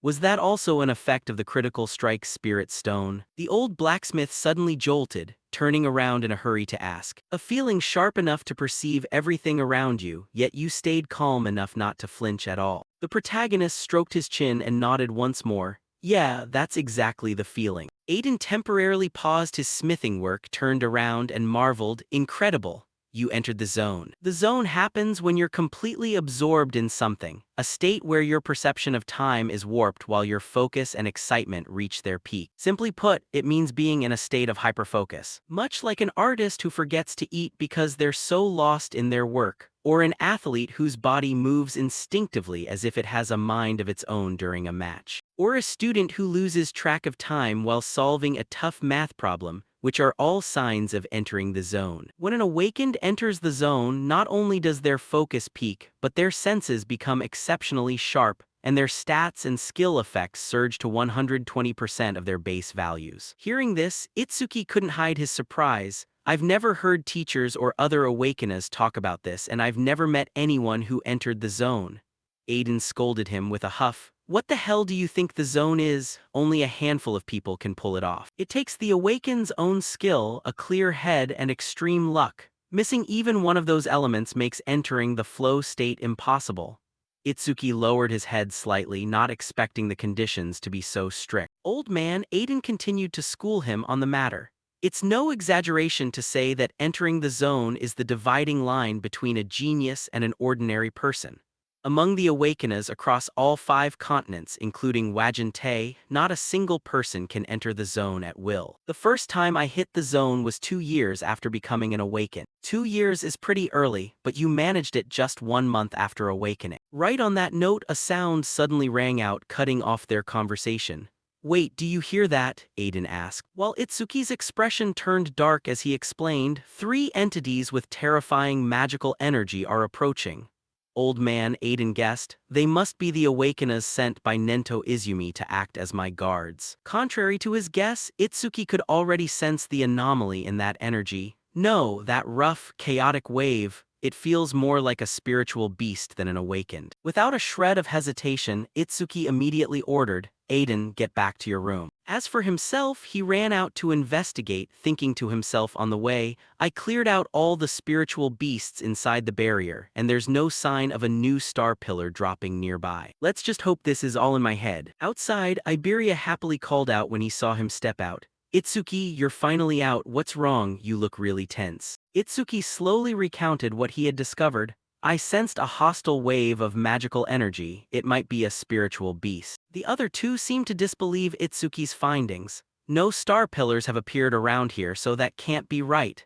Even if a rogue spiritual beast reactivated the iron puppet, we can easily wipe out any normal spiritual beast. However, as if to refute his words, the body of the iron puppet suddenly came flying past Itsuki's side, propelled by something. A deep indentation appeared on its chest, instantly robbing the machine of its combat capability. Iberia screamed. The iron puppet was beaten before it could even react. Itsuki and Yasuke immediately shifted into combat mode. The newcomers turned out to be none other than the Demon General's party. Seeing that Itsuki's group only consisted of 3 people, the fire demon sneered arrogantly, only 3 people? This is gonna be a piece of cake. Shifting back to Itsuki's perspective, just by looking at the 3 monstrous entities before him, he made a preliminary assessment. They were in a completely different league from the ones inside the barrier. Especially their leader. He had never felt such an overwhelming wave of magical energy before. Unaware of his thoughts, the demon general ordered his 2 companions, I'll go kidnap the target, leave the rest to you 2. Make sure you don't damage the demon eye. The fire demon replied almost instantly, his tone confident as if this were the easiest thing in the world. Yeah, don't worry about it. Over here, the group grew even more panicked upon hearing the 3 monsters converse. The target is Aiden, the spiritual beasts are talking to each other. We won't let you pass, everyone yelled. Yet in the blink of an eye, the demon general's body zipped past all 3 of them before the group could even register it. Yasuke hurriedly turned his head, shouting in shock, since when? Itsuki was also startled by the general's speed. But there was no time to overthink it as the group rushed toward the general to block him. We'll stop you, no matter what, you won't get near Aiden. In response to their reaction, the demon general waved his hand, and a massive ice wall instantly rose up, dividing the 2 sides. The swordsman Yasuke looked somewhat surprised by this ability. He tried slashing his sword at the wall, only to find that the ice wall was super hardened. While he was caught off guard, the white demon swung its fist forward from behind and a warning voice rang out. Yasuke, watch your back. Hearing this, Yasuke was startled and quickly spun around, raising his sword just in time to block the white demon's punch. Even so, the sheer force of it blew his body far back. Itsuki's face grew anxious at the sight. However, his opponent, the fire demon, had also prepared an attack. You don't have time to worry about others. With that, he used his A-rank skill, Crimson Flame Bullet, firing a scorching fireball straight toward Itsuki. Itsuki instantly activated his Black Ice Wall skill to block the attack while ordering, Iberia, get out of here right now. Iberia, knowing he couldn't be of much help, could only tuck his tail and run like a duck. Returning to the battle, although Itsuki had blocked the fireball, both of his hands were scorched black. The notification popped up, a rank skill Crimson Flame Bullet detected. Initiating super simulation analysis progress, 1%. Looking at the notification, Itsuki's face went pale. His skill is A rank. I could have dodged it with lightning shockwave, but I relied too much on Black Ice Wall. Up ahead, the fire demon seemed to read his thoughts and mocked. You actually thought that thin piece of ice could stop my fire? How stupid. Having said that, he felt a slight panic inside himself as well. Wait a minute. Did I go too overboard? What if this guy is the demon eye? But very quickly, he realized Itsuki's level was only 0. So a sly smile crept back onto his face. Level 0 and he's just a human, a member of a lowly race. There's no way he's the demon eye. I can just burn him to a crisp without a second thought. Itsuki began summoning the Death Hound to assist in the fight. This made the fire demon burst out laughing. You planning a 2-on-1 by summoning a Shikigami. Even if you summon 10 more bugs like that, you don't stand a chance. He launched another attack as he spoke. Over here, Itsuki never intended to use the Death Hound for a direct brawl. He turned back to tell his ally, I'm leaving Aiden's protection to you, get going. At the same time, the attack exploded, though both Itsuki and the Death Hound seemed to have dodged it. The fire demon watched the Death Hound's trajectory and speculated, that Shikigami. Is it heading toward the target? Do you really think you can take me on all by yourself? To his words, the protagonist was actually secretly rejoicing inside. This guy completely looks down on me. If I keep acting weak, he won't finish me off right away. This buys me time to analyze, but I don't think I can keep pretending to be a coward in front of a spiritual beast anymore. Thinking this, he also flashed a grin. That's right, got a problem with it? You look pretty pathetic yourself after all. Itsuki's expression was exceedingly arrogant as he said this. This drove the fire demon to near madness. You arrogant little human. I was planning to play with you a bit, but I changed my mind. I'll turn you into ashes right now. He let out a loud roar and launched an attack even more ferocious than before. However, Itsuki was still able to dodge using his own speed, analyzing. He's gotten bigger, but his speed hasn't increased. He's a ranged elementalist who relies entirely on skills. If I can close the distance, I've got this match in the bag. With that thought, Itsuki bolted forward at top speed. That speed gave the fire demon a jolt. What the hell, this speed? He closed the distance in the blink of an eye. However, not good enough. A sly smile spread across the demon's face. Sure enough, just as Itsuki closed in and threw a kick, it was intercepted by a red shield. In that instant, Itsuki's face froze. The shock on his face amused the fire demon. Did you really think I didn't know my own weaknesses? As soon as the words left his mouth, he unleashed a counterattack that sent the protagonist flying backward. After the collision, Itsuki hurriedly regained his footing, reminding himself inwardly, right, my opponent is an intelligent spiritual beast. How could I have been so careless? Up front, the fire demon didn't hold back his praise. With that speed, you're not level 0, are you? You totally tricked me. In his line of sight, Itsuki was struggling to pull himself back up. The monster sneered at the sight, still want to fight. Wouldn't it be easier if you just lay there and die? His words were met only with a cold remark from the boy. Since it's an A-rank skill, it sure takes a while to analyze. According to the system notification, the analysis progress is at 81%. Day 2 of the prophecy at 3:14 a.m.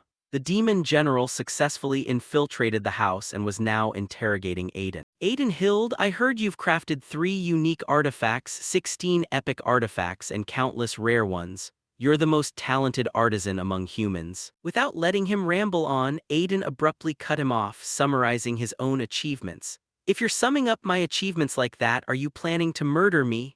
The demon general tried to reassure the old man in response. Calm down. As long as you're useful, I have no reason to deal with you. Over here, Aiden replied with a voice dripping with sarcasm. I see. Unfortunately, I'm not the type who likes to talk. As he spoke, he reached out to grab a dagger on the table, and immediately directed it straight at himself, as if wanting to finish himself off. But how could the demon general let him get his way so easily? Right before the blade touched Aiden's face, his entire body was frozen solid. This shattered Aiden's plan, his eyes bloodshot with rage. He encased his body in ice in the blink of an eye. This has got to be at least an A-rank skill. Across from him, the demon general seemed to see right through Aiden's thoughts, coldly warning him, give it up. Whether you live or die is up to me to decide. Elsewhere, the hidden Iberia was sweating bullets from anxiety. At this rate, Dad's gonna get kidnapped. What should I do? Should I ambush him? While the young man was pondering from outside, the death hound summoned by Itsuki lunged to attack the demon general. Closing in on the target, it leaped up and snapped its jaws wide open to strike, though regrettably, the demon general spotted it early. Within a single second, the death hound's body was frozen midair and crashed hard onto the ground. Having done that, the general even scolded his two outside cronies. "What are those two idiots outside doing, letting a Shikigami slip through?" Aiden felt a glimmer of hope at this. A Shikigami? Did reinforcements arrive? Contrary to his thoughts, Iberia's face had turned pitch black with stress, thinking to himself, even a Shikigami that strong couldn't get close to him, so there's no way I can beat him. I should go to Itsuki's location. If I do that, then surely. At that thought, Aiden's angry roar from some day in the past suddenly flashed in his mind. You're going to get Itsuki killed. This reminder seemed to snap him back to reality. That's right, before coming here, Itsuki was already severely injured. If he had any strength left, he would have come himself instead of sending a Shikigami. If I go to him now, I'll only put Itsuki in more danger. I can't let that happen, I have to save Dad myself. Then, as if recalling something, his eyes widened like a bull's. That's right, the dragon armor and that thing. I'll have a chance at winning. It should be under Dad's bed. Hang in there, Dad, I'm coming to save you. Shifting back to the demon general's perspective, his heightened senses naturally picked up on Iberia's presence, though he merely scoffed in contempt. Looks like someone was hiding, but he ran away instead of helping. What a coward. Over here, the old blacksmith heard this and felt somewhat relieved. Iberia, good job, that's an opponent neither Itsuki nor Yasuke could beat. No matter what, don't come back. Brushing off the old man's thoughts, the demon general had achieved his goal and prepared to leave. Now I'll be taking you along, we'll leave the cleanup to those two. Returning to the battle between Itsuki and the fire demon, the latter used Crimson Flame Bullet once more. Meanwhile, Itsuki activated Black Ice Wall to block the attack. I'll use Black Ice Wall to encase my burned leg, that'll let me move a little. With that thought in mind, the moment the gigantic fireball rushed at him, he also activated Lightning Shockwave to smoothly dodge to the side. However, the fire demon said coldly, "You still dodged with a crippled body, what a stubborn bastard, but your speed has dropped significantly. Let's see how long you can keep dodging." Saying that, he unleashed a rapid-fire combo of Crimson Flame bullets, launching countless fireballs forward. The protagonist was slightly startled to see him use both hands for skills simultaneously. The fire demon kept firing skills like a machine gun without a single second of rest. A rain of skills made Itsuki's face turn pale. All the fireballs were aimed straight at him, making it extremely difficult for Itsuki to evade them. He thought to himself, there are too many projectiles to track. Normally I could dodge all of them, but in this condition. Right as he thought that, a fireball slammed squarely into Itsuki's chest, knocking him off balance. Seizing the opportunity, all the other fireballs closed in, riddling the protagonist's body until he looked like a torn sack of trash. In the end, his body was burned completely to charcoal. Amidst his hazy consciousness, Itsuki seemed to recall the image of his mother burning away just like that back then. Opposite him, the fire demon broke into a smile. He gathered another fireball with even greater destructive force and blasted it straight ahead. Die, penetrating Crimson Flame Bullet. He let out a loud laugh. However, as if Itsuki's time wasn't up yet, right at the most perilous moment, the analysis progress reached 100%. His body suddenly emitted a bright blue glow. Meanwhile, the Crimson Flame Bullet pierced right through this light stream and exploded harmlessly behind him. This unexpected turn of events caused the fire demon's expression to shift slightly. "What the hell is that?" he muttered. At the same time, after completing the analysis, Itsuki received several stat boosts. Analysis complete. Crimson Flame Bullet. Acquired Black Ice Wall Level 3. Black Ice Wall Level 3. Active effect, when activated, continuously generates ice on the body's surface by consuming mana. Capable of blocking fire attribute skills of A rank and below. Passive effect, defense increased by 15%. When blocking fire attribute skills of A rank and below, current bonus increased by 50%. All stats increased by 50%, removes all negative effects, heals all wounds. Looking at this notification screen, Itsuki finally felt a bit more at ease. Just as I thought, I didn't acquire a new skill, I simply upgraded Black Ice Wall. All my stats increased by 50% all at once. That's equivalent to leveling up 4 times compared to a normal awakened one. Incredible! I don't need to fear his Crimson Flame Bullet anymore. Once I close the distance, I win. Returning to the fire demon. Seeing his skill inexplicably fail, he gritted his teeth and questioned, "The crimson flame bullet didn't even leave a scratch on you? Is this some kind of defensive skill or what? Either way, you can't possibly maintain it for long in a state like that." Right after that, the lotus-shaped light enveloping Itsuki slowly opened up. Seeing this, the fire demon let out a cold chuckle. "Knew it, playing around ends here, time to finish this." No sooner had those words left his mouth than his expression flipped 180 degrees, breaking out in endless cold sweat. Because at that moment, Itsuki's body had completely healed without a single wound left. That made the fire demon almost unable to believe his eyes. "What is this? Your body was totally smashed to pieces just a moment ago and now you're completely recovered." In response, Itsuki answered in a freezing tone, "I was planning to ignore you and go save Aiden. But your flames brought back some ugly memories, so I changed my mind. I'm going to grind you to dust first." As he said those words, Itsuki's face was overflowing with murderous intent. Scene changed to Yasuke's battle. Right at this moment, his body was also blasted away by the white demon. "He's too strong. If I hadn't blocked that blow with my magical gear, I would have been toast long ago." Thinking this, he aggressively planted his sword deep into the ground to keep himself from sliding back any further. After regaining his posture, he thought to himself, "Just how far did I get blown away? None of these guys are normal. I need to get back right away." At that exact thought, a powerful figure landed heavily right in front of him. Yasuke narrowed his eyes, sizing up what was ahead. "The guy who tailed me all the way here, even better. This will make it easier for Itsuki to handle things. Itsuki can escape on his own, but the real problem are Master and Iberia. I'll stay here to untangle this mess as fast as possible and then head back to support them. Please hold on until then," he prayed silently in his heart. Scene changed to Iberia's location. Right now, he was still searching for the dragon armor. "I think it's right around here." He reached his hand deep underneath the bed to search. Very quickly, Iberia's hand brushed against a box. His eyes snapped wide open with joy. Opening it up, sure enough, inside the box was a suit of armor. "Found it, dragon armor. With this I can fight." Right before Iberia's eyes, the item stats for this armor materialized.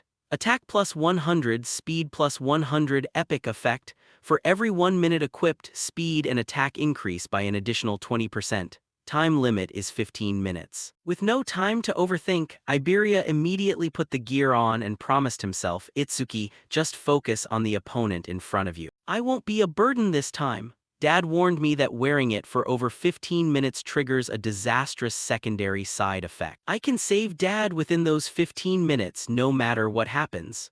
With that, he bolted out of the room like a race car. Back to the demon general. Right now, he was carrying Aiden away. During the trip, Aiden tried to talk to him to gather more intelligence. "Is taking it easy like this really wise? They'll catch up to you soon enough." In response, the demon general was utterly confident in his own strength. "Among humans, only one special grade savior poses a threat to me. But right now, he's busy dealing with the demon king." His words made the old man realize something. If even a demon king was dispatched, they must have another objective. Should I trick him into talking?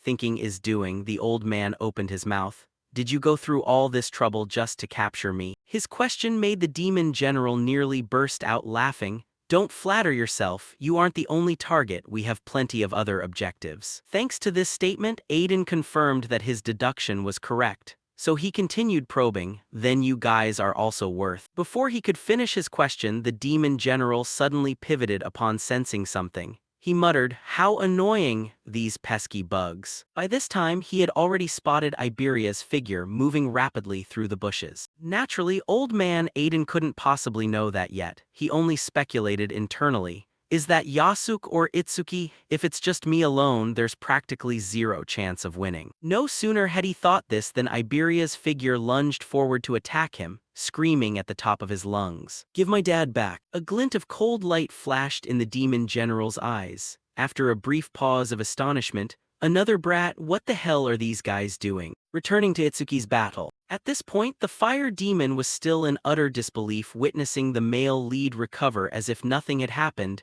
even though his entire body had been charred black. "How on earth did you heal to this extent?" "Fine, no matter how many times you recover, the result will be the same. rapid-fire crimson flame bullets. Screaming at the top of his lungs, he unleashed a barrage of skills straight at Itsuki. Our protagonist also deployed the black ice wall skill to parry the attack. Just like that, a rain of skills slammed directly into the ground. Seeing his attack land dead-on, the fire demon sneered, daring to take it head-on without dodging. How foolish. I'll turn you into a lump of coal right here. Too bad for him. Once the flames cleared, Itsuki's body appeared once again without a single scratch. Fire at this level won't work on me anymore. You're the fish on the chopping board now.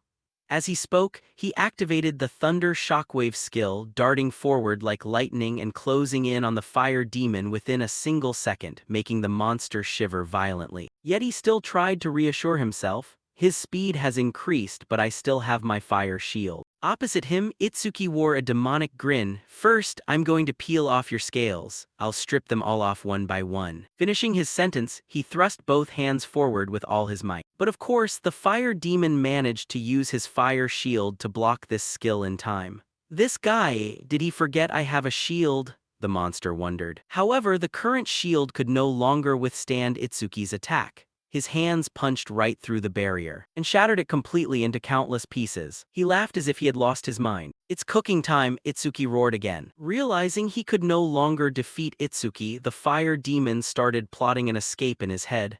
I have to run. If he grabs me, I'm definitely dead. With no time for further thought, he hurriedly turned tail and fled. But how unlucky for him, he tripped over a rock outcrop and face-planted hard into the ground. Meanwhile, Itsuki slowly approached from behind. Sensing he could no longer run away, the fire demon turned back and launched a desperate counterattack. I never expected a guy like me to be overwhelmed by a pathetic human. Itsuki tilted his head, easily dodging the attack. The fire demon was now in total despair. Compared to a level 0, you're a monster. The male lead channeled power into his fist. The system popped up a notification. Critical hit crystal notification error. The next attack has a 100% chance to trigger a critical hit. The fire demon himself could feel the lethal danger from this attack. He was so scared he was about to wet his pants. Following that, without needing to think twice, Itsuki let out a roar, "You demon bastard." Then he treated the guy to a lightning punch. The punch instantly shattered the monster's face. The fire demon's body crashed into the ground, triggering a massive explosion. In the end, his head was completely smashed to pieces. Itsuki looked down at his body, speaking in a voice brimming with coldness. Why did a critical hit have to proc right now? I wanted to torture him a bit longer. Now I've entered the trance state again. It triggered right after that critical hit, just like last time. Could it be that landing a critical hit automatically triggers the trance state? He briefly checked his system interface and noticed his status was being overclocked to 120%. Then he thought, between my weapon and passive skills, my total stats have already exceeded 2,000. Just as he thought of this, he suddenly saw a green light rise from the fire demon's body.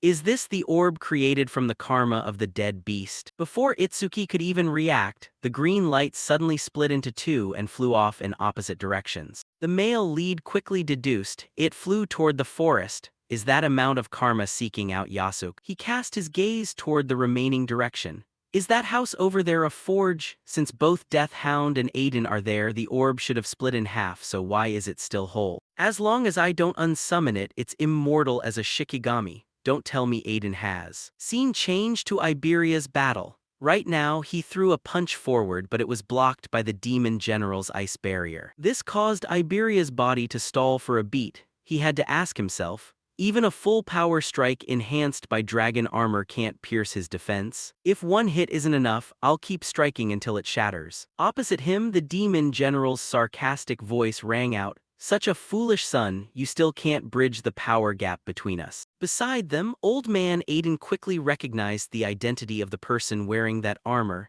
Iberia, you idiot, I don't need your help. Take off that dragon armor right now. I told you wearing that armor comes with a heavy price. If you don't take it off, I'll disown you. In response, Iberia charged in to attack once more and yelled, even if you disown me, I'll still save you. He muttered a reminder to himself. If Itsuki were here, he definitely would have done the same thing. The old blacksmith, who still wanted to lecture his son a bit more, had his mouth frozen shut by the demon general instantly. He spoke in a cold tone. Is this what you call affection? Mortals are both sappy and disgusting. I don't have time to play with you anymore. Just like that, he lazily raised a hand into the air. easily freezing Iberia mid-charge. Then he turned around and left, dropping a final warning, "Know your place, brat." Aiden glanced back, trying to catch a last look at his son with bloodshot eyes. By this time, the time limit for Iberia wearing the dragon armor had reached 3 minutes. Elsewhere, thanks to Itsuki wiping out that fire demon, Deathhound also caught a lucky break. It leveled up from level 19 to level 20 and instantly broke free from the ice trapping it. At the same time, Itsuki had just rushed over to the house. It leveled up again. Looks like Deathhound absorbed all of that karma. Thinking of this, he turned his head and asked, "What happened to Aiden and that beast?" Deathhound merely turned its head back as if signaling Itsuki to inspect the situation himself. And with just a single glance, his eyes flew wide open. What the hell happened here? This terrifying wave of mana. I can't wait for Yasuke anymore. With no time to hesitate, he immediately dashed toward the source of the mana at top speed. Meanwhile, the swordsman Yasuke had also successfully chopped off the white demon's hand. But it didn't seem to feel any pain, immediately swinging back to retaliate and forcing Yasuke to raise his sword to block. Even so, his body was still pushed backward. Seizing the opportunity, the white demon's severed hand regenerated in mere seconds. Yasuke narrowed his eyes, carefully assessing the situation. "The wound I just inflicted healed already. A beast with regeneration this fast, truly the worst matchup for me." Thinking this, he also sensed a green aura spreading in all directions around him.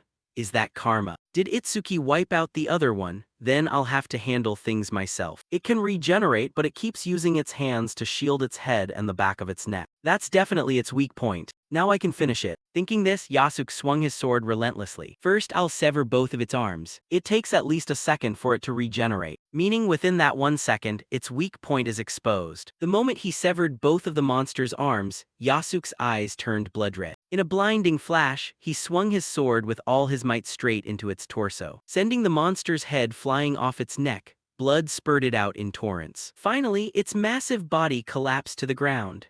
Meanwhile, Yasuke muttered a self-reproach, "Hard to believe a brainless beast gave me this much trouble. I need to regroup with Itsuki as fast as possible. The ice-controlling beast is the real trouble." With that thought in mind, the swordsman sprinted toward the forge. Scene changed to the demon general's position. Noticing Aiden wanted to say something, he stopped. "Looks like you've been wanting to say something for a while now. Fine, speak." He waved a hand to thaw the ice over Aiden's mouth. The old man lowered his voice, attempting to negotiate. "I'll accept any demand, so please spare my son." To that request, the demon general replied smoothly. "From this distance, I can no longer control that block of ice. Besides, sooner or later you'll have to obey us anyway." "Anyway, I knew it the moment I saw it. The armor that brat is wearing, you forged it from the dragon tribe, didn't you?" The dragon tribe possesses an incredibly tenacious life force.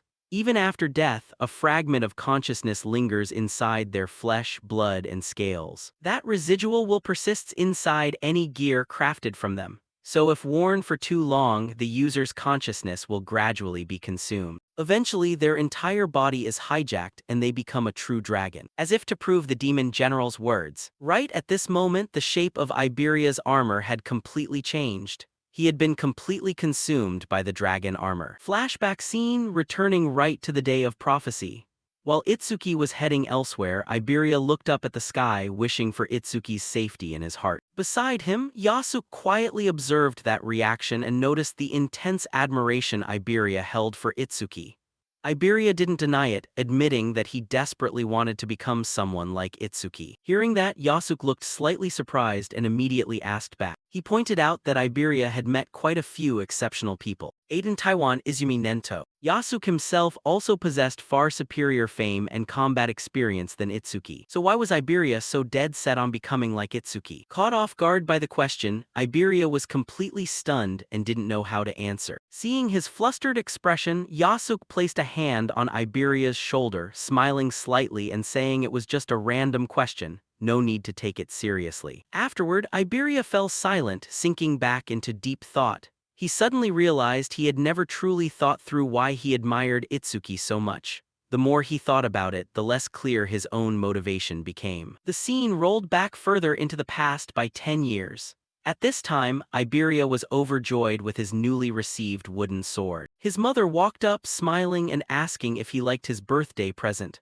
Iberia nodded eagerly, his eyes shining bright. He admired the sword for a while, then solemnly gave it a majestic name, the invincible sword of justice hero. His mother paused slightly but still nodded and praised the cool name. Iberia was extremely hyped, raising the sword high and imagining himself as an awakened warrior preparing to confront calamity monsters. He cheered excitedly and ran outside, wanting to show off his sword to everyone. His mother reminded him to be careful before he vanished.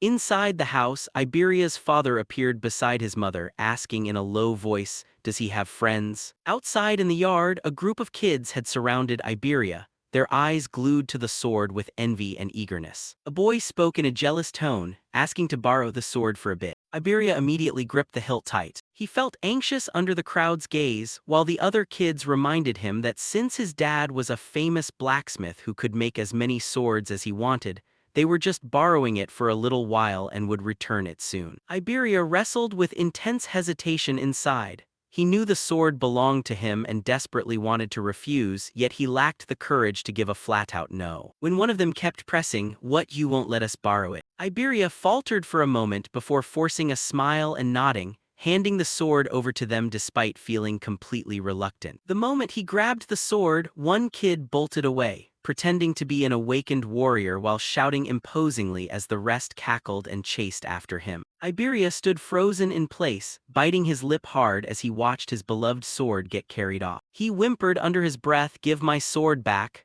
but his voice was too faint for anyone to hear. After a long while, he returned home empty-handed. His mother greeted him with a warm smile, asking if he had fun today. Iberia forced a strained smile, pretending everything was fine. She quickly noticed he wasn't carrying his sword and asked about the wooden blade. His dad immediately caught on and sighed, "Did those kids take it again?" Hearing this, his mother made to go get it back. But his dad stopped her, saying that even if they got it back today, it would just get taken again tomorrow. He then turned to scold Iberia for failing to protect what was precious to him, lacking the spine to say no and not daring to ask adults for help. Iberia slunk into a dark room and curled up on the floor. Silent tears fell as he cried and asked himself, why did he admire Itsuki so much? Why did he want to become someone like him? The scene shifts forward a few months. At the hospital, Iberia's father angrily grabbed a doctor by the collar upon hearing there were no treatment options left, while the doctor apologized, saying they had done everything they could, but Iberia's mother had always been frail from the start. His dad nearly went crazy, roaring that they were just supposed to sit around and wait for his wife to die, but the doctor advised him to spend her remaining time by her side. Inside the hospital room, Iberia's mother called out to her son. Iberia rushed over and grasped her hand tightly. Despite being in agony, she managed a gentle smile, telling him that even though his dad often called him a coward, she knew very well what a kind-hearted boy he was. However, she also reminded him, kindness without strength is nothing but a liability. It stops you from protecting the ones you love, and in the end, you'll be the one who suffers. She made him promise to grow strong and use that strength with courage, believing that one day, Iberia would become an awakened warrior who was kind, brave, and powerful all at once. Then she placed her hand on his head and instructed, "Take care of your father." Her hand slipped and fell away as her strength slowly faded to nothing. Iberia sobbed uncontrollably, swearing in his heart that he would become the strongest, bravest, and kindest awakened warrior. The memory faded away as Iberia snapped back to his previous train of thought,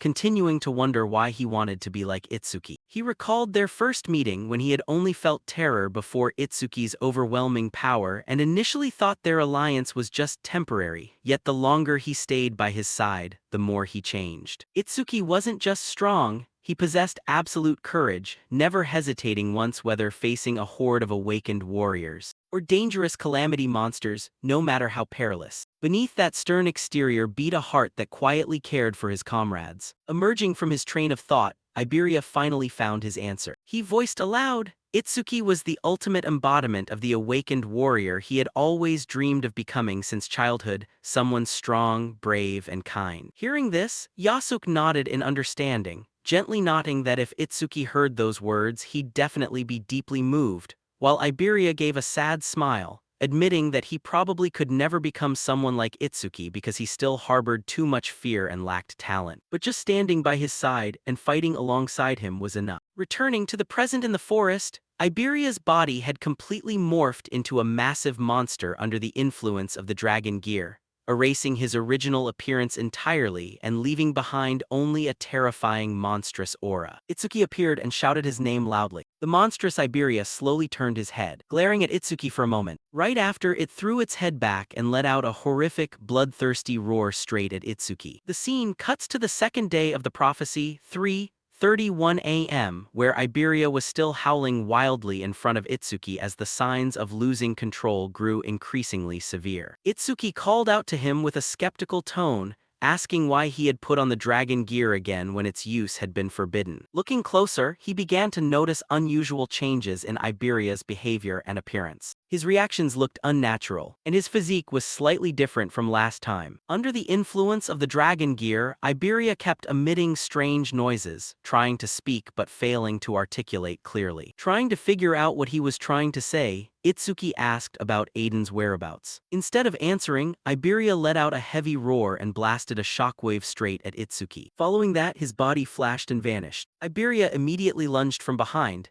aiming for an unannounced ambush. At the very last split second, Itsuki blocked the strike and grabbed Iberia's arm tightly to stop him. He snapped angrily, demanding that Iberia regain control of himself right now. Iberia quickly wrenched free and landed a short distance away, continuing to howl incessantly with a warped, beast-like screech. Clenching his claws tightly, he prepared to launch his next strike. He activated his wind attribute ability and unleashed a sharp blade of wind toward Itsuki. Recognizing the danger, Itsuki instantly activated his appraisal ability to analyze the attack. Determining it was a wind element skill, he reacted in time, dodging behind nearby tree trunks at the final moment. The wind blade cleanly sheared through the row of trees ahead as Itsuki realized he couldn't hesitate any longer and began gathering spiritual energy around his body, pondering the cause of Iberia's condition, either a side effect of the dragon gear or external mind control. Deciding to act fast, he activated his lightning break ability and bolted straight toward Iberia with the intent to subdue him. Upon closing in, he grabbed Iberia firmly to halt his next attack. Iberia continued to growl angrily, struggling fiercely. While holding him down, Itsuki could sense that the magical energy radiating from Iberia belonged entirely to him,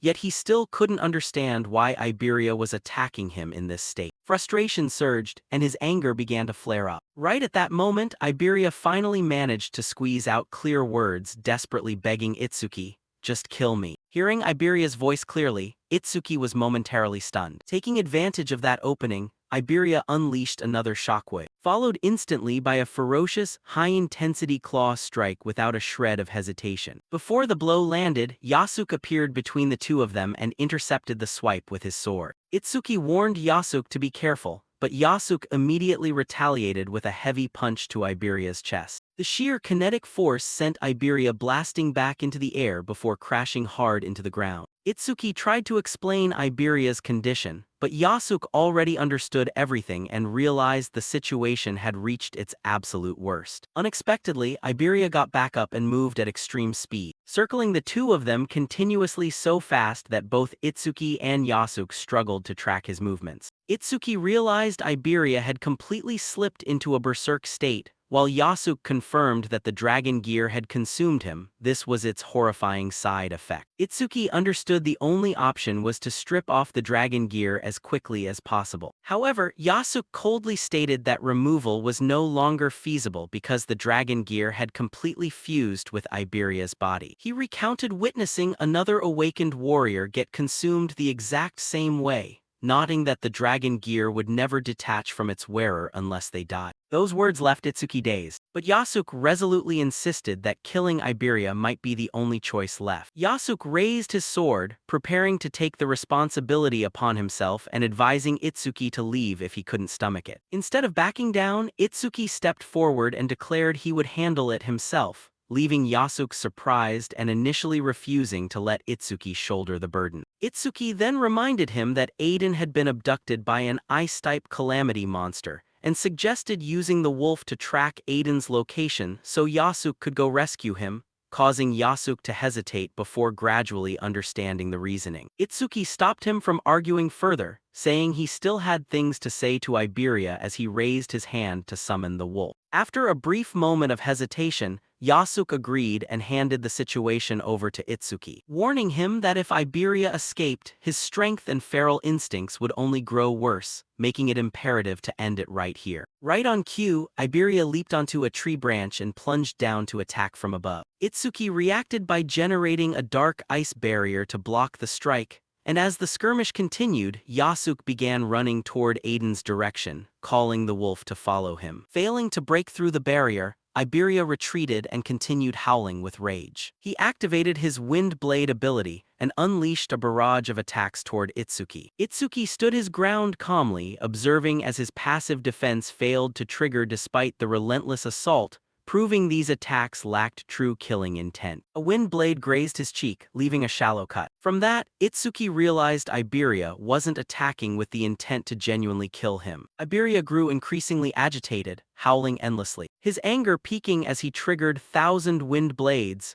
unleashing countless attacks simultaneously. This time, instead of dodging, Itsuki walked straight toward him. The wind blades slammed into his body from multiple angles, leaving numerous tiny cuts across his skin. Despite taking hits repeatedly, he didn't retreat a single step, pressing forward steadily. Iberia grew even more frustrated as his attacks failed to stop Itsuki's advance, his roars growing louder as emotional instability showed he was crumbling from within. The scene cuts to the Monster Kingdom in Morocco, where Imaraku stood before his lord to report mission results, confirming that Aiden had been successfully captured while also bringing news that the Red Flame Demon King and White Demon had been slain by humans. Linga listened calmly, remarking that there were plenty of warriors in the world capable of beating those of that caliber, so capturing Aiden alone meant the mission was a success. Imaraku continued his report, mentioning that Sashikoma seemed to be struggling in battle, to which Linga replied that the situation was within acceptable limits since Saru Shikoma wasn't expected to eliminate Izumi Nento.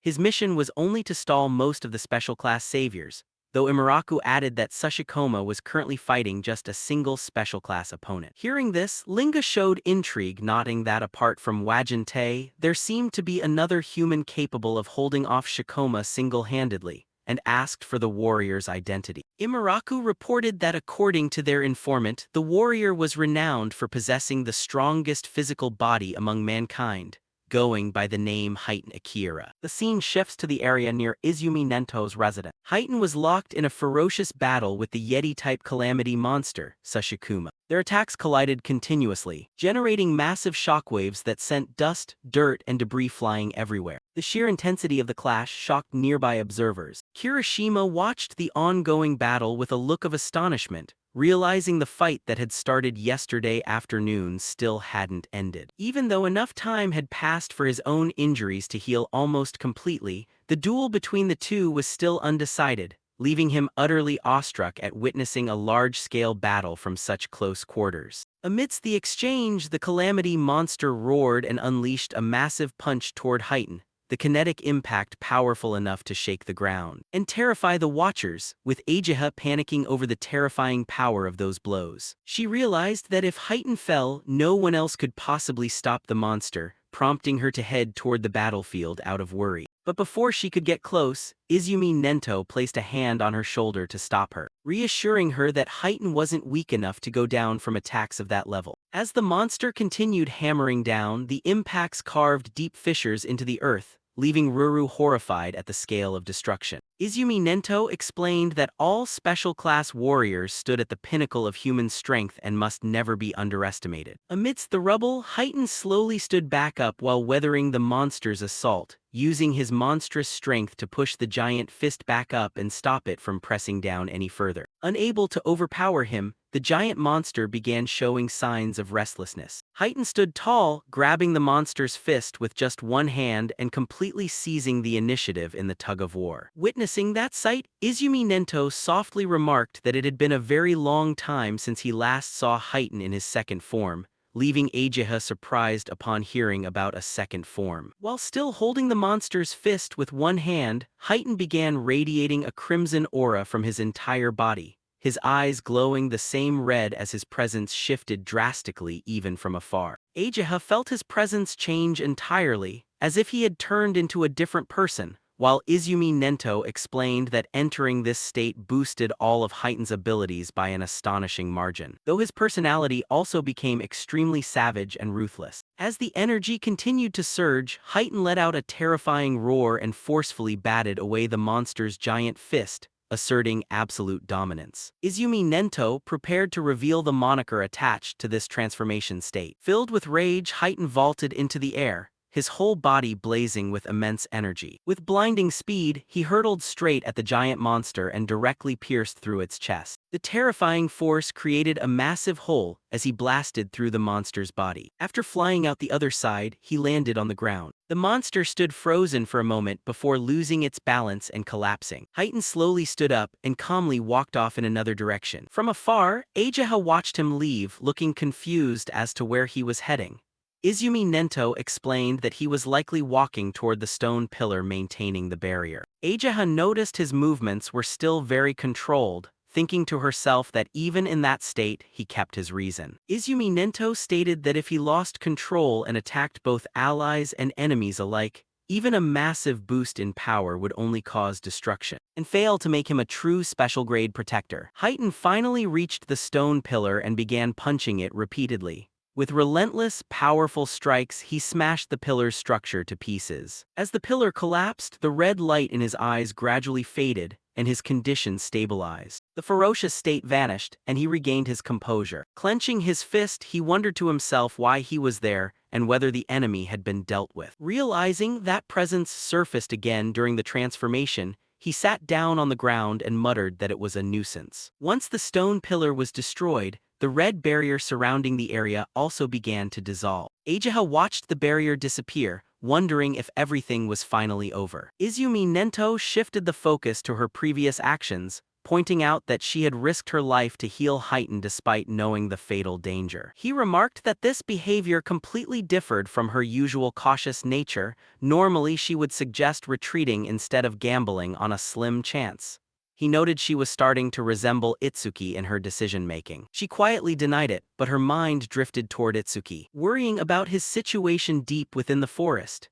Even with strong allies like Yasuke there, the outcome remained a question mark. The scene cut back to the forest. Iberia, still possessed by the dragon gear, continued attacking while crying inwardly. He couldn't understand why Itsuki wasn't dodging the incoming strikes. Itsuki kept walking straight ahead without making any effort to evade. He intentionally let the attacks hit him, understanding that physical pain could suppress hesitation and help him maintain focus. A barrage of wind blades continuously hammered his body, leaving gashes all over his flesh. Blood poured from his wounds, but he didn't slow down a bit despite taking hit after hit. He kept pushing forward until he drew close to Iberia. Once close enough, Itsuki grabbed Iberia tightly by the neck, halting his movements. Raising his hand, he prepared to unleash a penetrating energy sphere. Before firing, he declared that this blow would end everything. Iberia roared and unleashed one final shockwave. Though still hesitating inwardly, Itsuki released the sphere. The attack pierced straight through Iberia's chest. The impact sent Iberia's body collapsing. Itsuki immediately caught him before he hit the ground. As Iberia's consciousness began to fade, the dragon gear started melting away from his body. His appearance returned to normal, still cradled in Itsuki's arms. Iberia began to apologize, regretting that he had lost control, and fearing he had become a burden. Itsuki reassured him that he had never been a burden. Iberia asked doubtfully, to which Itsuki affirmed that everyone excelled in their own way. With fatting strength, Iberia gripped Itsuki's hand and recounted the vague info he overheard earlier.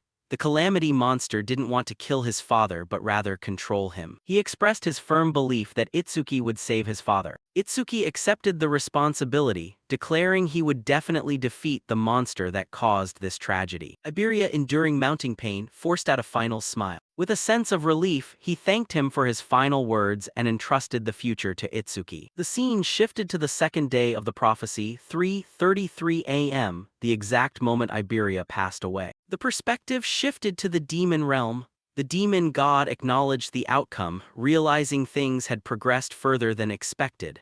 However, he stated this was merely the beginning of a grander plan. With a twisted sense of satisfaction, he vowed to systematically destroy everything precious to Itsuki, promising to bring even more suffering in the future. The scene cut to a group of warriors stealthily making their way through the dark forest at night. One of them grumbled that after such a fierce battle, they still had to escort Izumi Nento across the mountain range. He explained that Heitan was so exhausted he could barely stand after the engagement. Right then, Ageha in the group suddenly sensed a powerful and strange emotion emanating from ahead. She pointed into the darkness, saying the source of this energy was right in front of them. The blue-haired warrior instantly drew his sword, shouting loudly to demand who was lurking in the dark. But Ageha recognized the silhouette sitting from behind and let out an astonished gasp. She asked, "Is that Tenma?" and saw the young man tightly hugging the corpse of his fallen friend. With a face full of bruises, Itsuki raised his head to greet the arriving mentors. Ageha went into shock upon seeing his injuries, hurriedly asking what happened here. At that moment, another man appeared alongside a giant wolf, stating he would explain the entire situation. The group looked surprised, wondering who else was in this dark forest. The newcomer introduced himself as first-class savior Bokudo Yasuk. Ageha immediately asked him about the mission to protect the kidnapped blacksmith. Images of the three main villains flashed by, the ones the heroes faced on that tragic night. Yasuk bowed his head, his heavy voice admitting that they had been completely overwhelmed by the enemy. He recounted that the battle ended in the worst possible way, resulting in heavy losses on their side. Yasuk began explaining, after Aiden was captured, he used the wolf to track the monster pack, but he and the wolf only found a few of their clones in the forest. The calamity monster is cunning. It deliberately left decoys to throw us off. Nento anxiously asked about Itsuki's current condition. She replied that they were only scratches and the bleeding had stopped, but he stubbornly refused treatment. Ageha worriedly stated that she could feel a blaze of fury burning more fiercely than ever inside Itsuki's heart. Fearing that if things continued this way, their friend's soul would be completely consumed by hatred. Alone in his room, Itsuki quietly stared at the family portrait of Iberia placed on the desk. In the photo, the blonde boy smiled happily beside his parents on a sunny day. Gazing at the picture, he recalled the first time he met Iberia,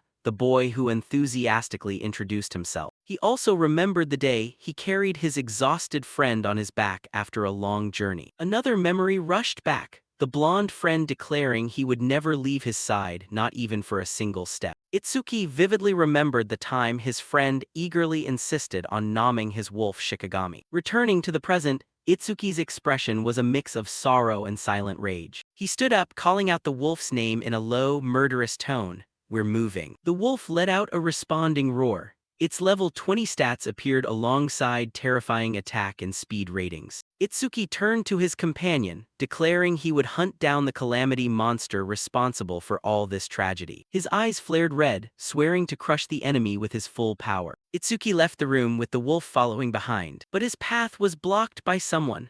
Master Izumi Nento stood right at the doorway, exuding a solemn and gloomy aura. Itsuki looked at the group and asked what was going on and why the atmosphere was so heavy. Everyone had gathered in the room, looking at him with grave and worried eyes. Kirishima thought to himself that this was the second disciple, recalling his great achievements. He concluded that Itsuki was strong, but also cold enough to finish off his own friend with his own hands. Izumi Nento bluntly asked where he was heading. Itsuki replied that he was going to rescue the kidnapped blacksmith. Master simply stated, "No." Itsuki flared up, demanding to know the reason for the obstruction. Master Nento explained that the Alliance had classified this incident as special hazard grade. Participating in the rescue mission required being a second-class savior or higher. Finally, he stated that Itsuki currently lacked the qualifications. His eyes turned red with indignation. Itsuki snapped, shouting that he had promised to save Aiden and intended to keep that promise. Everyone was shocked. Ageha pleaded with her father not to be so harsh on him right now. Izumi Nento asked point-blank, "Can you accept someone dying because of you?" Itsuki froze, left speechless. Master continued, saying he understood how he felt and blamed himself for failing to protect Aiden. He also said the enemy wouldn't easily kill the blacksmith, and chasing after them right now was a foolish move. Itsuki remained tense and utterly furious, clenching his fists until his knuckles turned white. But Master comforted him, saying Itsuki's potential was limitless and he could easily surpass the special grade. He promised that when Itsuki grew strong enough, he would push the Alliance to assign the rescue mission to him. With a determined gaze, Itsuki asked what it took to surpass the special grade. At that moment, Master Nento revealed,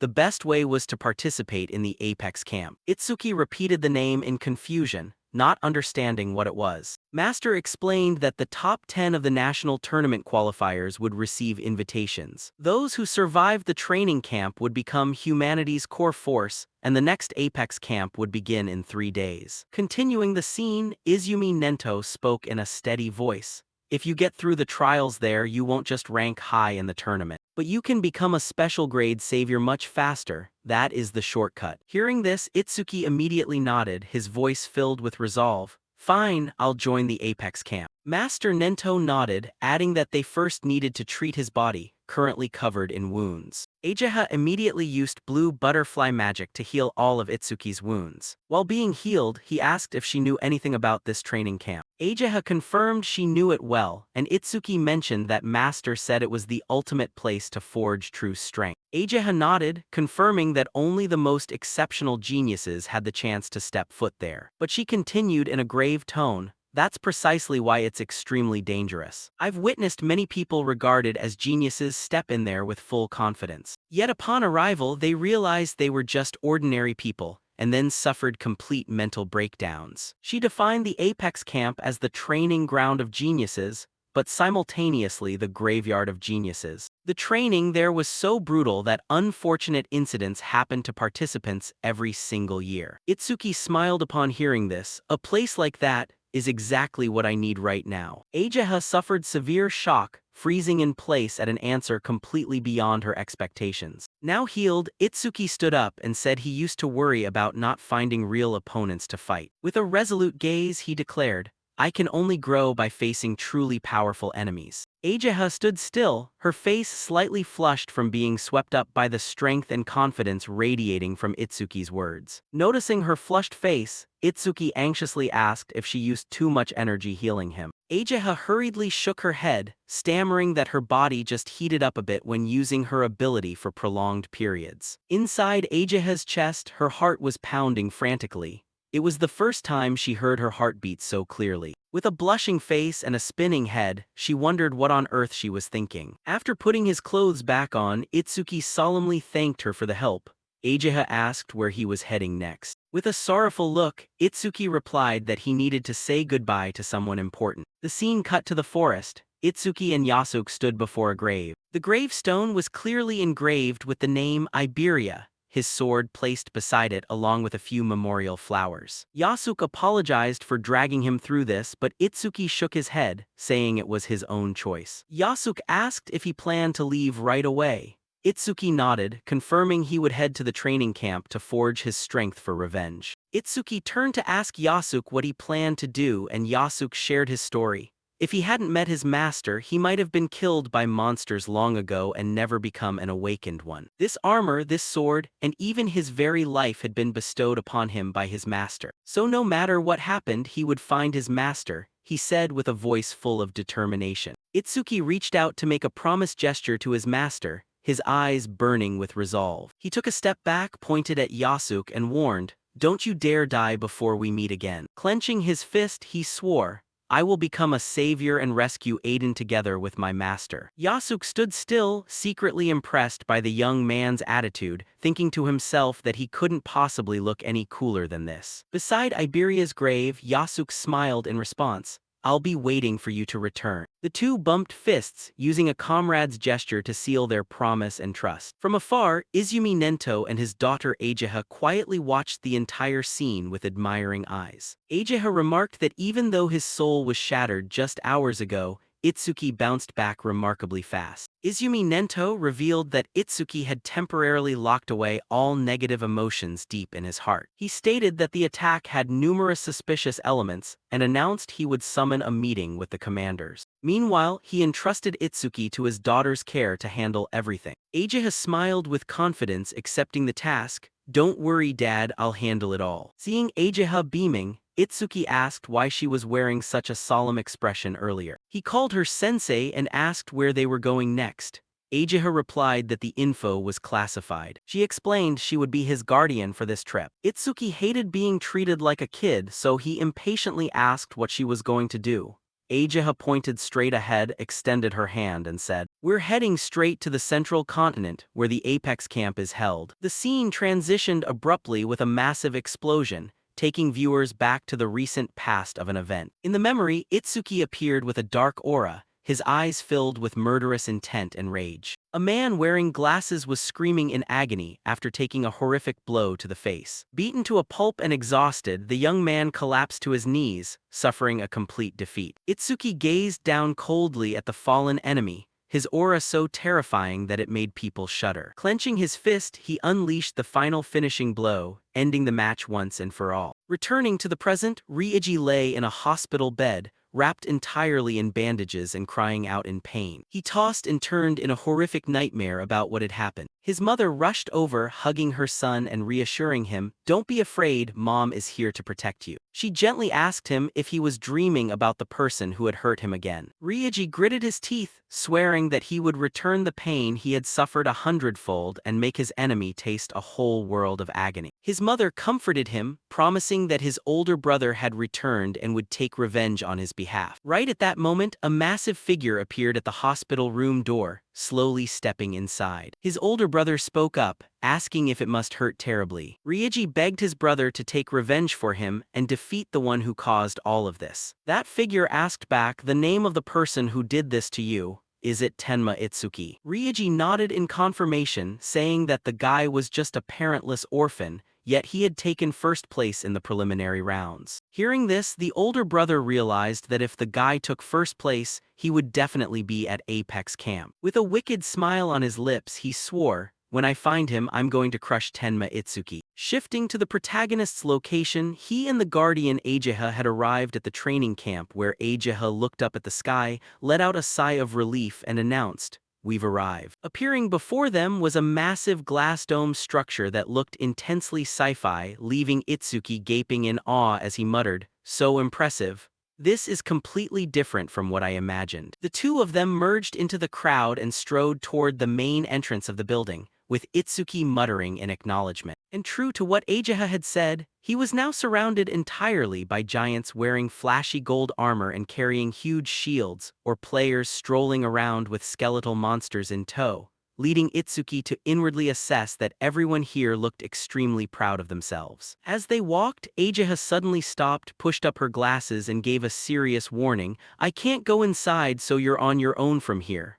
Itsuki gave a concise nod, "Got it." She pulled out a sleek, modern-looking bracelet and handed it to him. "This is your registration bracelet that I was holding onto. You'll need it for this training."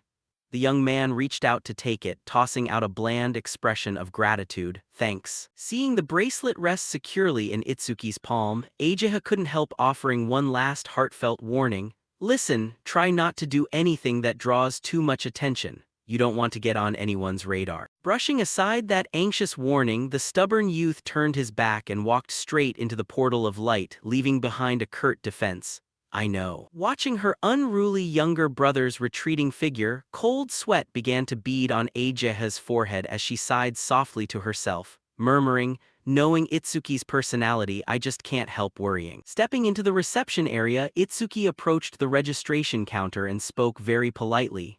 I'd like to register as a participant." Sitting behind the counter was a haggard, stubble-faced employee with a toothpick clenched in his teeth, looking as though he hadn't slept in days.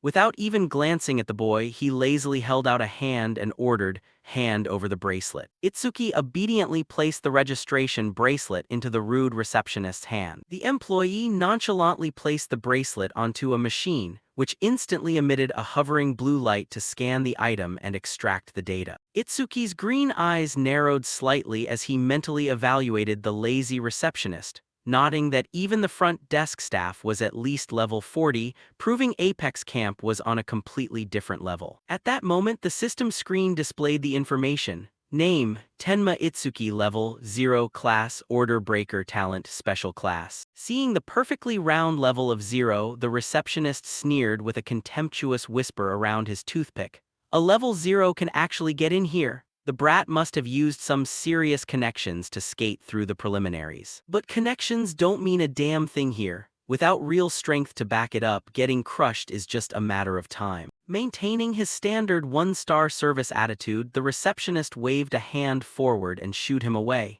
Hey, pick your room and go settle your accommodation fees. Hearing the receptionist's casual bombshell, Itsuki froze for a full 5 seconds, breaking out in a cold sweat as he stammered in utter disbelief.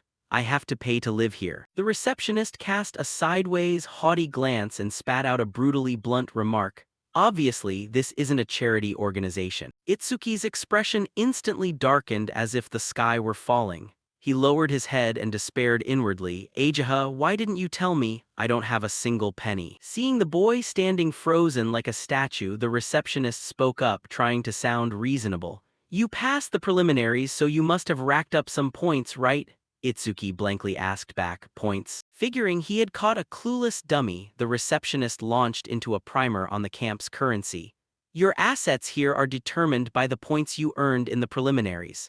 For example, if you earned 1,000 points in the preliminaries, that amount gets transferred to you the moment you step in here. You can also earn extra points by completing quests. Points are basically the currency here, and you need them to buy food, daily necessities, and pay for lodging. Itsuki rested his chin on his hand in deep thought, finally putting the pieces together. Ah, so points are actually important here. I made quite a bit in the preliminaries, so it should be enough. While he was lost in thought, the receptionist tapped his fingers impatiently on the desk and urged, Hey, hurry up and pick a room. People are waiting. Pushed for time, Itsuki snapped his head up and asked a question that blew the receptionist's mind. How much is the most luxurious room? The receptionist's eyes bulged as various rooms flashed through his mind. Standard room 35M2 for 100 points month, luxury room 75M2 for 500 points month, and a villa 200M2 for 2,000 points month. Meanwhile, Itsuki was weighing his options, thinking, a regular room is fine for me, but I've got with me too. We wouldn't fit in a cramped space. After weighing the pros and cons, the boy made a massively money-burning decision. I'll take the villa. The receptionist dropped his jaw in astonishment, hastily offering advice like a suddenly well-meaning older brother. What did you say? Kid, you might have a lot of points right now, but you shouldn't waste them. Points get eaten up everywhere in daily life here. Brushing aside the sincere advice, Itsuki placed his hand on the counter and replied, I've made up my mind, please process it quickly. Seeing the stubbornly unmovable kid, the receptionist grumbled petulantly while clacking away at his keyboard, HMPH, an ignorant brat. Don't come crying to me later. He grudgingly handed the activated bracelet back to Itsuki. Before the boy left, the receptionist didn't forget to mention an important rule. Once you enter the camp, everyone's stats will be hidden and you won't be able to check anyone else's name, skills, or level either. Itsuki nodded. Got it. Watching Itsuki's back fade away, the receptionist rested his chin on his hand and thought. Choosing a villa, HMPH, just how many points did that kid rake in during the preliminaries? Curiosity getting the better of him, he dragged his mouse across the computer screen. Then his eyes rolled back in shock, cold sweat broke out and his jaw dropped speechlessly. What? He rubbed his eyes repeatedly, stammering in a panic. Is this a system error? That kid's points. The computer screen displayed an unbelievable number. Points, 106,600. The receptionist blurted out in horror, over 100,000 points. I only have 1,600 points. Outside, Itsuki was strolling along, when he suddenly stopped in his tracks, his face darkening. He reached up to tug at his ear as a giant pea-sized drop of sweat rolled down his cheek, cursing his goldfish memory. I forgot to ask where the villa is. Letting out a sigh, the gloomy boy with a terrible memory turned back toward the front desk. No sooner had he turned around than he was intercepted by two guys who looked overly friendly. Itsuki looked up at the two strangers and asked coldly, need something? A bulky guy and a blonde punk flashed toothy grins as the big guy spoke first. We're awakened ones from the southern continent who just got here yesterday. You look like you're lost. We'll show you the way. Where are you trying to go? Seeing such helpful people, Itsuki didn't hesitate. I'm trying to get to the villa district. Do you guys know where it is? The big guy scratched his head. A villa, I think it's over that way, right? The blonde punk chimed in. Yeah, right over there. But the moment they heard the word villa, both guys froze, their eyes widening and jaws dropping as if they had just seen a ghost. Itsuki tilted his head in confusion. Is something wrong? The blonde guy frantically waved his hands and stammered, "Wait a second, I'm just trying to remember the exact location." Seeing the two of them whispering back and forth with shifty glances, Itsuki frowned suspiciously. "Why are you acting so sneaky just to remember a place? Are you plotting something?" Right around the same time, not too far away, a voluptuous cat girl with a black cat perched lazily on her shoulder appeared. It was Akagami Shin. Just one glance was enough for her to figure out what was happening. They're trying to scam points out of a newcomer under the guise of giving directions again. I wonder what poor idiot is about to become their next victim. But when she looked closer at the victim, the purple-haired girl's eyes widened in shock. She recognized him instantly, the monster who had hauled in over 100,000 points in the preliminaries. Licking her lips, she flashed a gleam of amusement in her eyes. This is starting to get interesting. Jack was whispering, "I heard he's living in a villa. Apparently, he's the first-place finisher from some northern continent haul. Even if he's in first place, nobody's crazy enough to throw away 2,000 points just to rent a place." Jack judged him to be some pampered rich kid who knew nothing about the value of points, while asking his buddy what he meant. Jack stated that sheltered rich kids were always the biggest cowards with no backbone, making him the perfect prey to be stripped down to his last point. Itsuki called out from behind, "Can't remember. Then I'll go look for it myself." The two of them smiled brightly and said, "We remembered, let us walk you over there." The training camp was packed with participants, and someone in the distance recognized them. "Aren't those discarded guys from the southern continent, Jace and Jack? Looks like the kid in the middle just walked right into their trap. He already looked weak enough and now he's getting shaken down for all his points. How pathetic." At that moment, Itsuki brushed past someone who recognized him. "Isn't that the kid who asked weird questions before the preliminaries? Out of everyone, why did he have to get mixed up with that pair? Whatever, none of my business. I only have one goal, and that's to surpass the top finisher of the Northern Continent's preliminaries, a guy named Itsuki." The two guys led him to a spot. This really was a massive villa area. Right behind Itsuki, the two of them wore calculating grins. Jack clenched his fist. "All right, time to pay the guiding fee." Itsuki replied, "That's right, you guys guided me the whole way. I should at least give you a tip." The two of them blinked in surprise. "Huh," he agreed that easily. Itsuki asked them, "How much do you want?" Jace blurted out, "At least 500. Jack countered, "You idiot, 1,000, give us 1,000 points." Itsuki responded, 1,000 points, a bit steep but all right. The guy asked incredulously, "You serious?" Itsuki asked blankly, "How do you transfer points to someone else?" Jack whispered to his buddy, "He's actually willing to pay 1,000 points just for directions. Not only is he a cowardly weakling, but he's a total moron too. In that case, don't blame us, it's nothing personal." Jack turned hostile, "Sorry, but this took longer than expected. You're gonna need to pay a surcharge." Jace hiked the price. "That's right, 5,000 points total." Jack demanded, "If you don't have enough, hand over everything you've got." Itsuki had figured out their scheme. The aura radiating from him terrified them. What the hell is up with this guy? It feels like his entire being just shifted. The two puffing up their chests argued, "So what if we did? If you wanna be mad, blame yourself for letting your guard down. Hand over the points right now or you're gonna get hurt." Itsuki warned them, "I'm pissed off now, so no matter what happens, don't go crying about it." Jack activated his power. "Let me spell it out for you. I ranked 6th in the Southern Continent preliminaries. There's no way I'm losing to trash like you." He threw a punch. "You fool, I'll turn you to ash with my Thunder Fist. B-rank skill Thunder Fist." When the fist hit Itsuki's chest, the notification appeared, "Absorbed B-rank lightning skill via Thunder Shock 3. Agility plus 10%.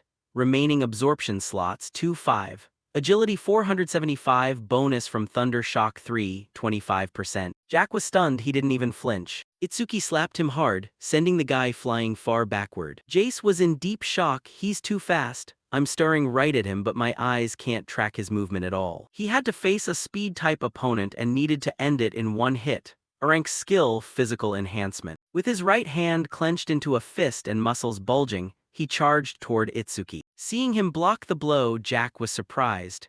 an ability that transforms his own body. Is this guy like me? He's an order breaker. Jace raised his other hand. I'm enhancing both arms now, let's see if you can take this. Fists rained down like a storm. Itsuki blocked every single one, thinking to himself, too slow. The sound of a boxing match echoed as they exchanged blow after blow. Jace's fingers were beaten completely out of shape. He blurted out, no way, after enhancement both my attack and defense stats are close to 300. What kind of freak are you? Itsuki teleported right in front of him. Even with enhancements, your stats are still way too far behind mine. Jace backed away in terror. You're no amateur. Who the hell are you? Which continent are you from? Itsuki raised his fist and lunged. Itsuki is from the northern continent. A powerful punch came down. The notification displayed, notice from shattered critical spirit crystal. Your next attack has a 100% chance to become a critical hit. The punch stopped right in front of the guy's face. Jace was dumbfounded. It stopped. Itsuki pulled his hand back, thinking if a critical hit landed square on him, it'd definitely blow his head off. I almost caused something irreversible. Itsuki glared sideways at them. Get lost. The two of them scrambled away in terror. Run, the guy's a monster. Shin watched the scene unfold and praised. I figured he'd struggle a bit since his opponents were 5th and 6th in the Southern Continent preliminaries, but to think it ended in a landslide victory for him, he really is a scary guy. The loudspeaker announcement blared. All participants are requested to gather at Apex Plaza immediately. The Apex Camp selection test will begin in a few minutes. Shin called out to her spiritual beast, let's go, Min, time to get to work. The announcement repeated, the Apex Camp selection test will begin in a few minutes. He remembered that according to Ageha, up to 50% of participants would be weeded out right from this stage, meaning he had to go all out. Arriving at the plaza, the place was packed. Itsuki marveled, so these are the elites gathered from all continents, looks like a top-tier lineup. A hand patted Itsuki's shoulder from behind. He instinctively lashed out with his hand. Itsuki's hand stopped just in time when he saw who it was. He greeted his old friend in surprise, Seiya. She teased, what's with the sudden hostile greeting? Horino chimed in, daring to punch Seiya, you've got some nerve. Itsuki awkwardly said, sorry, I thought you were an enemy. Seiya worriedly asked, geez, why are you so on edge? Horino asked curiously, where's Iberia? You two are always attached at the hip, right? Itsuki's gaze grew sorrowful at the thought of his old friend. Seiya hesitatingly asked if there was a chance he got hurt during that recent attack. He had tucked Iberia away safely at home. Horino threw an arm around Itsuki's shoulder. Don't look so gloomy, if he's hurt, a little rest will fix him right up. Horino continued. More importantly, listen, ever since that attack happened, Seiya's been so worried about you that she couldn't focus during training. Busted, Seiya smacked Horino hard enough to raise a bump on his head. Itsuki spoke up, that recent attack made me realize just how weak I really am. I'm going to sharpen my skills here with everything I've got. Horino couldn't believe his ears. Weak, Itsuki? Seiya looked toward the stands as the two fell silent. The enlistment test was about to begin. A commanding shout rang out from the platform. Silence. Before your lives at Apex Camp begin, there is one thing you must know. Here, all information aside from your names will be kept strictly confidential. In other words, no matter what glory you achieved in the past, you will all start completely over from zero. Horino was surprised. All info besides our names is hidden. I'll show you my status screen to check if that's true. He glanced at his own info screen. Name, Horino, level, hidden, talent, hidden, skills, hidden, status, hidden. Itsuki confirmed, it really is all hidden. The announcement rang out, the enlistment test will begin right now. Please enter the venue in an orderly and neat fashion. The announcer lowered the microphone, a corner of his mouth curving upward. Horino remarked, this place is huge. Seiya noted, it's even bigger than the preliminary venue. Someone behind him asked, are you the one, the jerk who humiliated us folks from the southern continent? Itsuki turned around in a daze.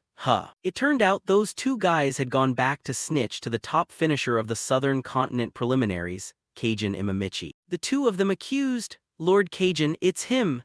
When we asked for our guide fee after bringing him to his quarters, he suddenly punched us. On top of that, he mocked the awakened ones of the Southern Continent, calling us a bunch of ragtag rabble. Kajin coldly asked, got anything to explain? Two of his friends stepped in to clear the air. Itsuki isn't that kind of guy, there's definitely some misunderstanding here. Those two probably tried shaking him down for points and got handed their asses instead. Horino pointed at Kajin and said, we already taught those lackeys of yours a lesson. Instead of getting mad, you should be thanking us. The pressure radiating from Kajin made Horino stagger. Kajin warned, "Don't you dare touch me with those filthy hands of yours or I'll tear you apart." Just as Horino was about to lose his temper, Itsuki patted his shoulder to calm him down. He stepped right up to his opponent. "I don't plan on giving you a full breakdown of what happened. More importantly, don't you dare lay a hand on my friends or I'll kill you." The two of them locked eyes, fiercely clashing aura against aura. Sayer advised, "Both of you stop it, the test is starting."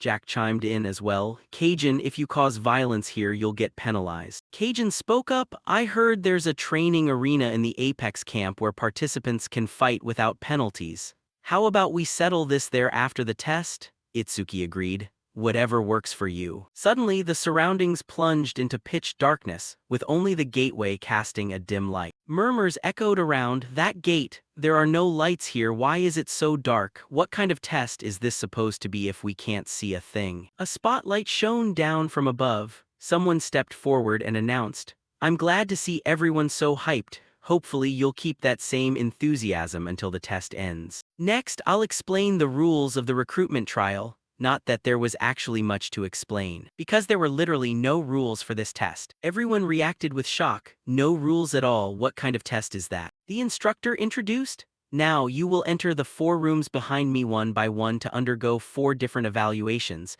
The order of the rooms is up to you to decide. No restrictions on equipment, items, or skills whatsoever. The objective is simple. Push your stats as high as you can to pass. Scores will be evaluated based on your performance. Scoring 80 or above grants elite trainee status and bonus points. Scoring between 60 and 80 places you on the watch list for supplementary training. Below 60 means immediate disqualification and mandatory departure." Everyone cheered. "No gear or item restrictions either. Does a sweet deal like this actually exist? This'll be a walk in the park." Horino regretted, "I should have asked the master for some high-tier gear beforehand. Going in empty-handed is way too disadvantageous." Seiya reassured him, "We've trained hard for this test, so I'm sure we'll be fine." She asked Itsuki, "Which stat test do you think we should tackle first?" Itsuki replied, "Doesn't matter, we have to clear all of them anyway, let's just head into the closest room for now."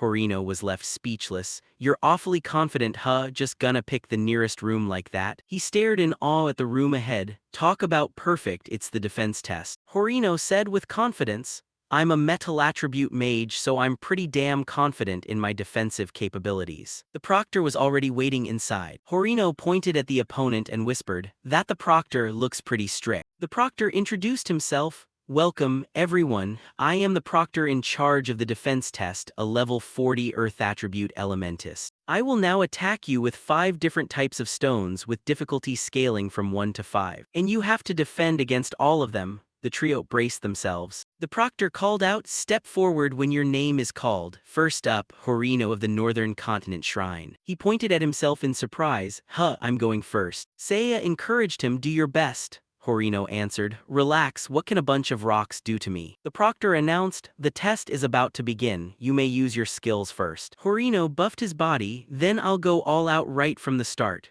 Rank C skill, metallic defense plus 50%. He declared, "Bring it on." At this point, his defense reached 258. The proctor pulled out the first crystal stone, difficulty level 1. He hurled it straight at Horino. Crossing his arms, Horino blocked it. "Is that all? Didn't even tickle." The proctor chuckled, "Boring, let's skip straight to level 2. The proctor condensed a much larger sphere. It shot forward so fast it even startled Horino. He threw both arms up to intercept it. Horino managed to hold his defensive line. Seiya asked with concern, "Horino, you alright?" He flashed a thumbs up, "No problem at all." Itsuki silently activated mana detection.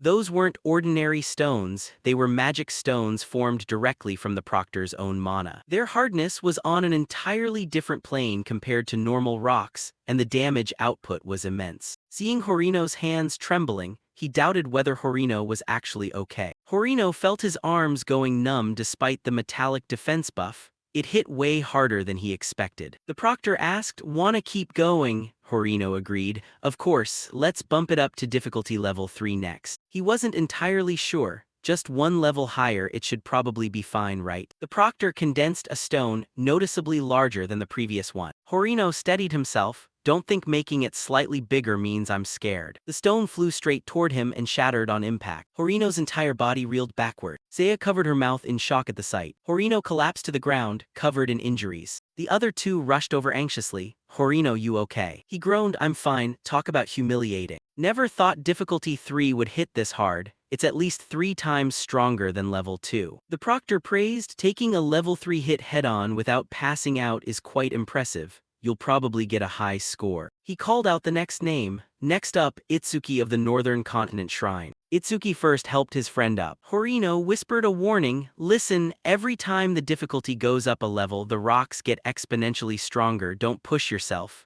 Itsuki answered, got it. The proctor asked, so, what difficulty do you want to start with? Itsuki calculated mentally. Even with metallic defense, Horino's defense is likely under 300, but thanks to my black water wall, mine's already at 627. The proctor misunderstood, thinking to himself, scared after seeing what just happened, can't really blame him. He said leniently, if you can't decide, we'll start at level 1. Itsuki cut him off. 5. The proctor jumped in surprise. What did you just say? Itsuki held up 5 fingers. I want to try difficulty 5. Horino panicked. Hey, I told you not to push it. Metallic defense only got me through level 3 at my limit. Level 5 is just insane. The surrounding trainees muttered in disbelief. Starting straight at level 5, what rank was this guy in the qualifiers anyway? Total show-off.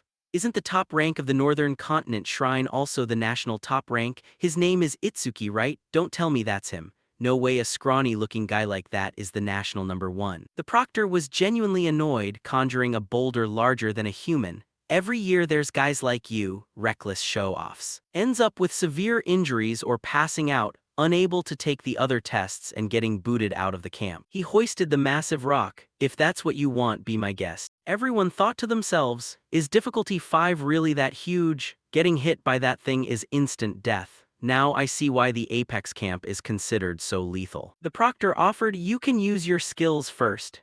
Itsuki's tone was eerily calm. I don't have any skills to use, so I'll just take it like this. Hearing that, the proctor grew even angrier. Is this brat looking down on us? He hurled the rock toward the target. It hurtled straight at Itsuki. A violent shockwave erupted. The aftershock made the waiting crowd lose their footing. A thick cloud of dust billowed up, blocking vision. Someone wondered aloud, that power is basically a meteor strike. The guy's definitely dead. The proctor sighed, what an idiot. He picked up his radio. Emergency medical rescue team, we have a severe casualty. Someone pointed forward. Look, there's a figure standing there. The proctor glanced over stunned. Seeing him still standing upright, he gasped, that guy's still on his feet. The radio crackled to life. This is Medic Team 1 leader, report casualty location. With no one answering, the other side pressed, hello. Itsuki dusted off his shoulder. Was that difficulty 5 just now? The proctor was in utter shock. I've been a proctor for 3 years and tested hundreds of trainees, but someone taking a level 5 magic stone head-on without skills and walking away completely unscathed. This is a first. Itsuki of the Northern Continent Shrine is an absolute monster, even compared to every single trainee in history. Itsuki spoke up, if you'll excuse me. As he walked away, everyone stared in utter bewilderment. Maybe that guy really was the national qualifier champion. His aura is entirely different. Everyone scrambled to back away. Itsuki looked confused by their reaction. Why is everyone backing away from me? His 2 friends walked over to congratulate him. That was insane, Itsuki. I thought I could beat you in defense, but you just widened the gap even more. Itsuki humored him. Is there any awakened one who's truly perfect? I'm sure there are things Horino can beat me at. Horino perked up hopefully. Really, like what? Seeing Itsuki struggle to come up with anything, Horino realized he was just leading him on and let it go. The next name was called out, Siki Saraj of the Northern Continent Shrine up to the stage. Itsuki cheered her on. Do your best, Saya-chan, be careful, she replied, don't worry. The proctor repeated his line, you may use your skills. Saya invoked her skill, rank B skill flowing water wall. She requested, give me difficulty 3. The proctor conjured a stone, a courageous choice, here it comes. Seiya's water wall intercepted the stone. It fought hard to pierce through the swirling water. Seiya pushed her limits to reinforce her defense, but the water wall ultimately shattered. She was pushed back against the wall as the stone finally dropped. The proctor praised, "Clever move, Seiya. Instead of trying to brute force block it head-on, you used the currents to deflect the kinetic energy of the boulder. That kind of flexible combat sense is the most vital trait for a savior," she replied. "Thank you very much." Itsuki praised, "That was awesome," the proctor called out. "Next, Mana Magaru of the Eastern Continent Shrine." Seiya teased Itsuki. "Hee, getting praised by Itsuku-kun feels nice." As they left the defense room, Horino wondered, "Which test should we hit up next?" Figured the room right next door is probably attack power, right? Over at the attack power testing zone, the place was already packed with people. The proctor there spoke up. "Looks like the second group has all gathered. Listen up, you brats. In the attack power test, you'll be graded based on the destructive output of your strikes." Horino pondered, "Who are we supposed to attack anyway? Don't tell me it's the instructor." Seiya reminded him, "Idiot, you talk way too much." The instructor revealed, "Good question. Naturally your target won't be me but my Shikigami." Rank B Shikigami, Tonma manifested as a massive bear. Its ragged appearance prompted them to blurt out, "What the hell is that? Looks so cheap." Yet in Itsuki's eyes, he thought it looked rather cute. The proctor announced, "You can use bare hands or weapons. Attack this thing with your full strength." The others asked with confidence, "That Shikigami looks like a punching bag. Instructor, what if we accidentally destroy it?" He cautioned, "Kids, even a level 50 awakened one might not be able to destroy it, so don't worry. Besides, Tonma will grade you based on the impact force it receives." The proctor demonstrated by punching Tonma. Its body folded inward. Tonma announced, "Score received, 50 points. He continued, "The grading scale is pre-calibrated so that the blow I just landed equals 50 points. A perfect score is 100 points." He thought to himself internally, while theoretically the max possible score is 99, to hit a true perfect score, at least you'd need to be around my level, somewhere near level 40. No matter how much you level 10 brats struggle. The proctor took a seat on a nearby chair and announced, "All right, the test begins." Someone piped up, "First up, Jiro Hanma of the Eastern Continent Shrine. If that casual punch got 50 points, going all out will easily net 100. Horino whispered, "That Shikigami looks weak as hell."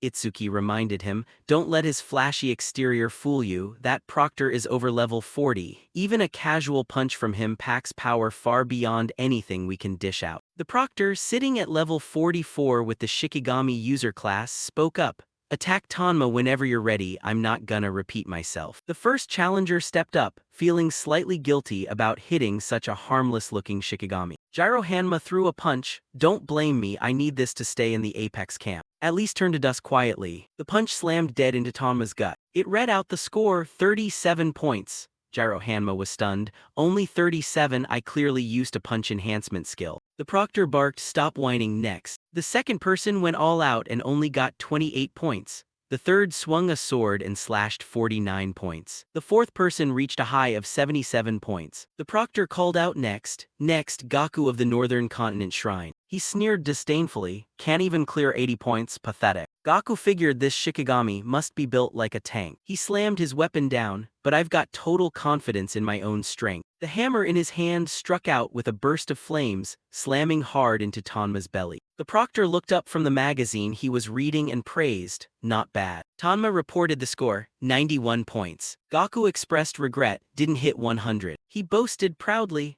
"After all, nobody here can beat me in raw strength, so 91 points is good enough." Gaku wondered to himself about him, where is Itsuki, just how many points is he gonna rack up? The proctor called out next, "Up next, Itsuki from the Northern Continent Hall." Gaku froze in place for a brief second. He whipped his head around to look, "So you were here all along. I finally get to witness your strength with my own eyes." Itsuki stepped up to the testing area. Gaku watched Itsuki's retreating back, thinking, "That's the guy who pulled in 100,000 points in the preliminaries. But nobody can beat my strength when I'm wielding this 100-pound mace." The item info displayed, unique rank 100-pound mace, attack effect plus 100 unique personal effect. He thought confidently, even if he took first place in the preliminaries, his attack power's probably only on par with mine anyway. Itsuki faced Tonma, a wave of guilt washing over him.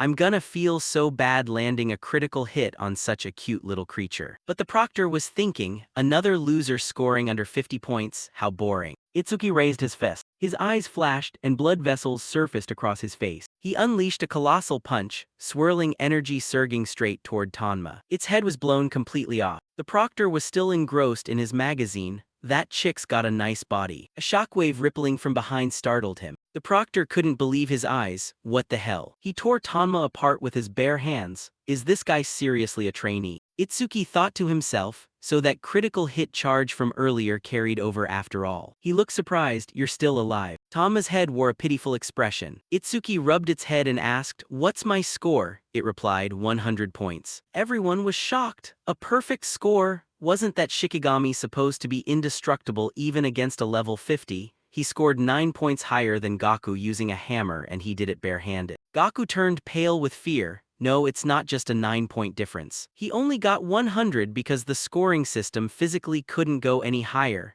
That casual punch completely eclipsed all my strength. What was that nonsense about not losing in strength? I was way too arrogant. The proctor walked over to inspect Tanma. I configured it so that only strength above level 50 could hit 100 points. He turned to look at the boy. Could this kid have? Itsuki panicked. Is the instructor mad that his Shikigami got wrecked? I better bail while I still can. He blurted out, my bad, and bolted away at full speed. The proctor announced, the test is temporarily suspended. Wait 10 minutes. Seiya came over to congratulate him. That was amazing. Not only your defense but your strength is insane.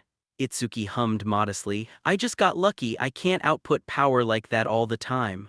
Horino patted his chest. Don't be so modest. What happened to that guy earlier saying Itsuki wouldn't even break 30 points? See that? He scored 100 points. Seiya chuckled. Why are you acting so proud? You're not the one who scored. Itsuki figured the test wouldn't resume for a while. Seiya suggested, Itsuki, why don't you go knock out another test first? We'll wait here. He instructed, let's meet up at the plaza once we're all done. Mana test next hub. Itsuki headed over to the mana testing room. The female proctor inside was level 42 with the craftsperson class. She announced, mana testing grounds, looks like everyone's gathered, so I'll explain the test rules. The other young guys blushed and stared at her adoringly. That proctor is drop-dead gorgeous. I want to take her out on a date. Maybe if I score high, she'll invite me to dinner. Shin looked disgusted at their display. Guys really are all the same. She frowned upon seeing Itsuki. He's here too. And he's staring right at the proctor. Men really are hopeless. She had misunderstood. Itsuki was looking at something else. So that thing covered under the red cloth was the testing device. The proctor revealed, the mana measuring tool was crafted by yours truly. The cloth was pulled off to reveal a rare item, the mana storage crystal. The testing method is simple. Place your hand on the crystal sphere and pour your mana into it. The more mana you have, the higher your score. Someone asked curiously, if we dump all our mana into that thing, what about the other tests? She reassured them, don't worry, this crystal sphere can fully absorb your mana and give it right back to you afterward. Her stunning looks made the young guy blush. Yes ma'am, after you. She said, if there are no further questions, we'll begin the test. There's no set order, so whoever wants to go first can step up. That same young guy raised his hand. Right, I'll go first. She praised him. Guys who take the initiative are real heartbreakers. You can start whenever you're ready. He placed his hand on the sphere, trying with all his might. I can't mess up in front of a beauty like her. Even if I drain every drop of my mana, I gotta score high. He condensed his mana, burst forth my mana. Seeing the pitiful trickle of mana, he gasped, no way. Even after dumping all his mana in, it didn't even fill up halfway. The proctor picked up the sphere and said, calm down, I forgot to mention. This mana storage crystal once absorbed the entire mana pool of an awakened being on the threshold of level 40. The others were astonished. For real, even a level 40 awakened couldn't fill that crystal, then low-teen scrubs like us aren't even filling half of it. The proctor ordered, hold still, I'll give your mana back now. She whispered into his ear, just between us, I can tell what kind of person someone is based on the mana they pour into the crystal. Turns out you've got a surprisingly pure heart, you know. The proctor called out, who wants to go next? Raise your hand. Everyone hesitated. Maybe I should redo the defense test instead. I'd rather get hit by rocks than get my mana sucked dry. Another chimed in, I just finished the agility test. My mana hasn't recovered yet, so I'm gonna sit this one out and watch. Itsuki stared at them speechlessly. They switch up fast. Weren't they hyped out of their minds a minute ago? He stepped up. The proctor looked intrigued. Oh, looks like challenger number 2, come on up. Itsuki looked blank. I've still got my hand up right now though. Turns out it was an acquaintance. She was the second-place finisher of the Northern Continent Preliminaries, Kana. Everyone marveled, I know her, that's Kana, second place in the Northern Continent, top-tier looks and runner-up in the preliminaries. I'm in love. The boy realized, no wonder she looked familiar. Shin watched with interest. Having both first and second place here ought to make things fun. The proctor spoke up, you know the rules, right? Start whenever you're ready. Kana placed her hand on the sphere. Green mana poured into it. Seeing the mana still hadn't reached the halfway mark, the others muttered in disappointment. Is that it? She's only slightly ahead of the last guy. Is the Northern Continent's runner-up really just this strong? Whispers brushed past her ears. If I'd been greedy, I probably could have taken first place. Haha, at this rate I should have just entered the Northern Continent Preliminaries. Move aside and let us guys from the Southern Continent show you how it's done. Kana's expression darkened for a split second. The sword strapped to her waist began to rattle and slide out of its scabbard. Mana radiated from it. Kana was replenished with a fresh surge of mana, and her eyes flared brightly. The onlookers gasped, huh, her mana just spiked. The mana fluctuations I'm feeling are several times stronger than before. Itsuki figured it out, so that sword was her mana reservoir. Once she draws it, all the stored mana floods straight into her body. Someone blurted out, look, the crystal's almost full. Kana coldly slid her sword back into its sheath. The proctor thought happily, about 80%. With a score like that, she easily takes first place compared to the past 5 years. Her mana was completely drained. The proctor teased, filled to 80 capacity. I'm so glad to meet a girl who's both strong and cute. Kana dropped a bombshell, I'm a guy. The surrounding men turned to stone, give me back my fluttering heartbeat. But the guy literally has a girl's face. Even Itsuki was shocked. I genuinely thought she was a girl the whole time. Her voice and face don't match at all. The proctor gasped, for real, the guys must be devastated. Anyway, I'll return your mana now. Ready? Kana answered, yes. The proctor let out a breath, phew, all done. Returning that much mana all at once is way more exhausting than it looks. She shook it off and asked, all right, who's next? Raise your hand. Itsuki raised his hand, please let me go. The proctor thought to herself, oh man, and he's handsome too. She instructed, all right, start with a self-introduction. He introduced himself, I'm Itsuki from the Northern Continent Hall. The others muttered in surprise, another one from the Northern Continent, is he the first-place finisher from the Northern Preliminaries? He doesn't look any stronger than Kana. He glanced coldly at Itsuki, waiting to see what the kid had. The others speculated, he doesn't look like a magic type, mana's probably his weak point, he doesn't even have a weapon, no way he beats Kana. The proctor spoke up, if you're ready, you can begin. I bet 50 silver coins his max mana caps at 300. Itsuki thought to himself, my base mana is only 380 so I probably can't even fill half the crystal, but I've got the Mana Sense passive on my side. The notification displayed, Mana Sense level 1, continuously drains mana when active, detects mana flows within a 1200 m radius. For every enemy unit detected, personal mana recovers by 10%. He activated his mana. Every time he detected a mana user within 1,200 meters, his own mana increased by 10%. In other words, counting the instructor, every awakened person here was essentially his personal mana battery. As long as they stayed here, his mana would be infinite. A flood of notifications popped up, enemy unit detected, personal mana increased by 10%, personal mana increased by 10%, enemy unit detected, personal mana increased by 10%. Personal mana increased by 10%. They were dumbfounded, he's still pumping mana and he's doing it barehanded. Even Kana needed a magic tool. The proctor focused on the crystal, it's about to max out. The crystal was completely saturated with an ethereal purple hue. Itsuki felt like it looked full, but it still had room to take more. Guess I'll keep pouring until it can't hold any more. The proctor knew the crystal was already full, yet the kid's mana wasn't dropping at all. At this rate, she raised her hand, stop. Itsuki blinked, looking at her in confusion. The surface of the crystal began to crack. A violent mana explosion erupted. The onlookers panicked. Is it gonna blow? What the hell? The proctor raised her arm to block the incoming blast wave. Someone muttered, did something just snap? The crystal shattered to pieces in Itsuki's hand. He panicked, worried about getting punished. I was just pouring mana in and it broke by itself. You're not gonna make me pay for that, right? Shards of the crystal orb were scattered all across the testing platform. The crowd stared in utter astonishment. Some wondered if the crystal orb had actually exploded because it couldn't handle the sheer magic power. Others looked at him as if he were a monster. The red-haired instructor stood in silence, deep in thought. She wondered how many years it had been since something like this happened. Then she remembered the last person who had done the exact same thing. 10 years ago, there was another extraordinary individual. It was Taewajin, the strongest person in the world. Back then, he too had poured so much magical power into the crystal orb that it shattered into pieces. Realizing this, the instructor's eyes narrowed. 10 years later, another anomalous existence had appeared right before her. Seeing Itsuki's tense expression, the instructor sighed and reassured him. She told him not to worry because she had a spare crystal orb prepared. However, she quickly grew concerned about a different issue.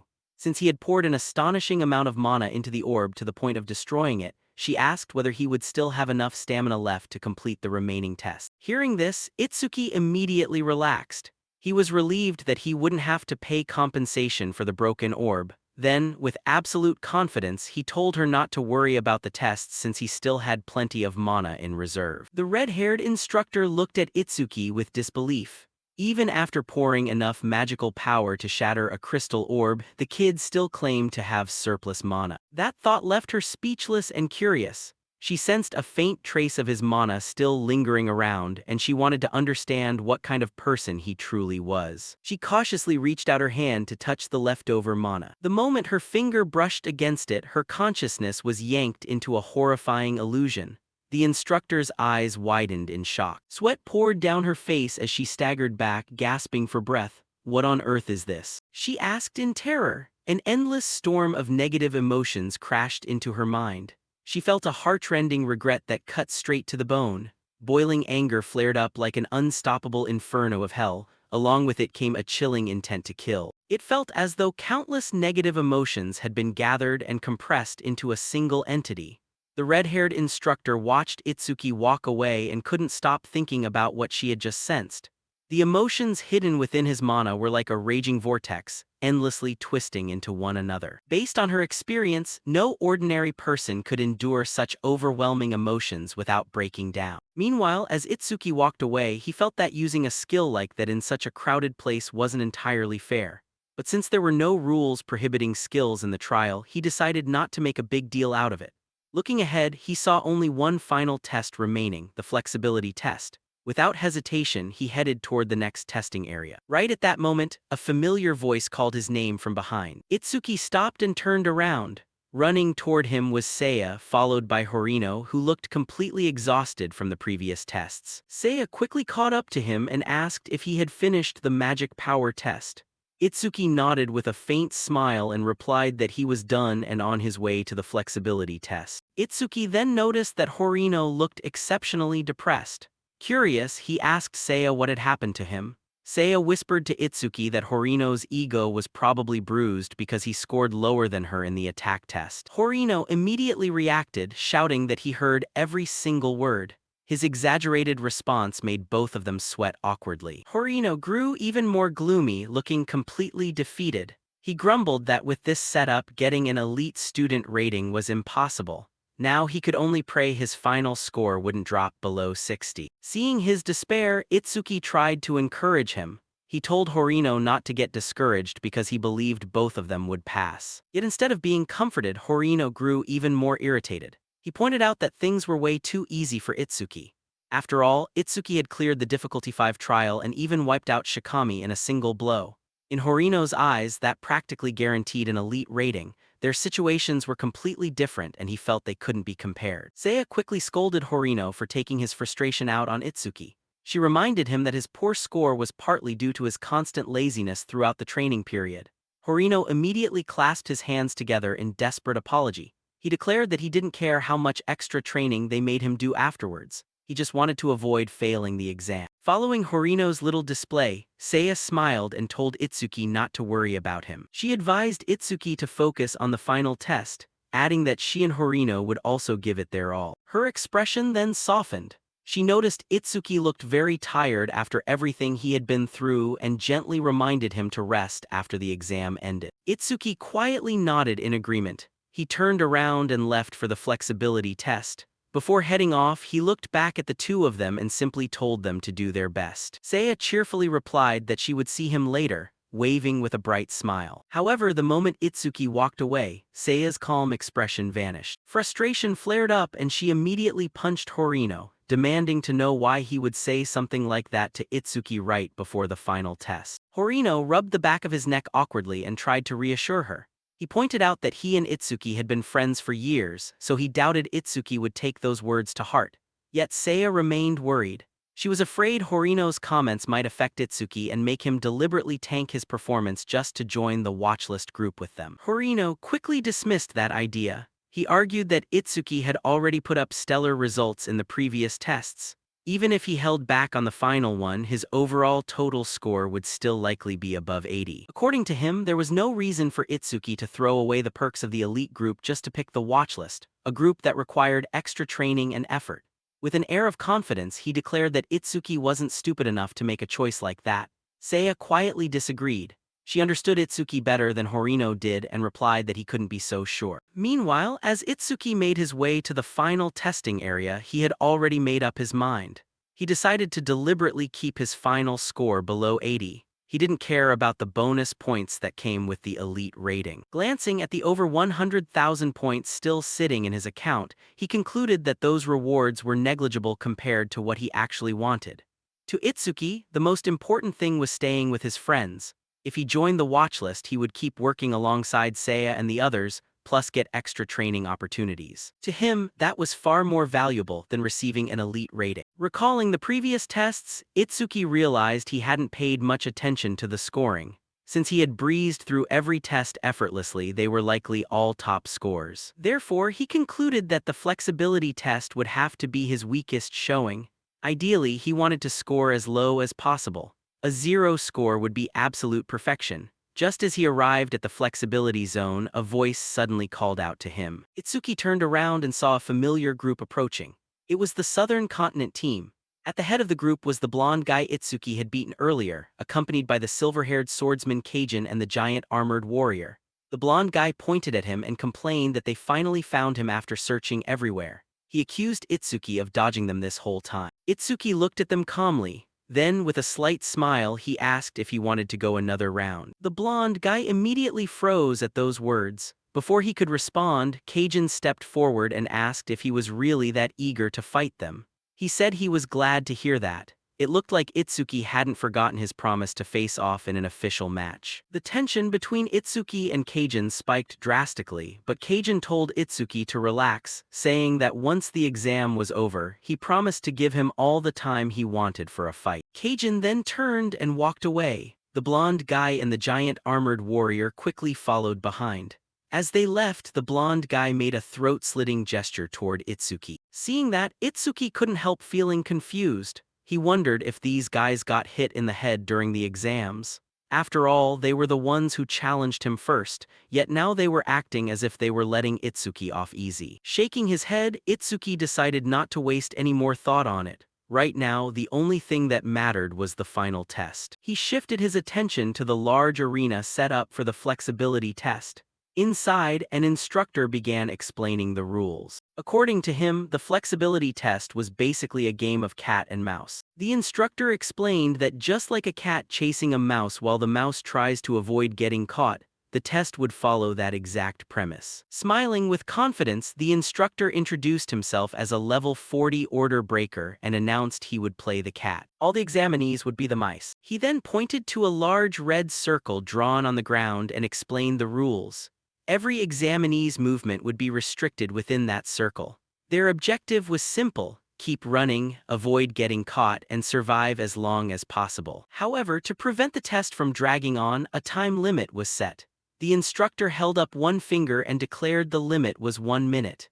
Any examinee who managed to avoid getting caught for a full minute would receive a perfect score. The announcement instantly sparked a buzz among the trainees. Some chuckled with confidence, finding the trial way too easy. They wondered if the instructor was underestimating them. To them, surviving for a minute sounded more like a reward than a test.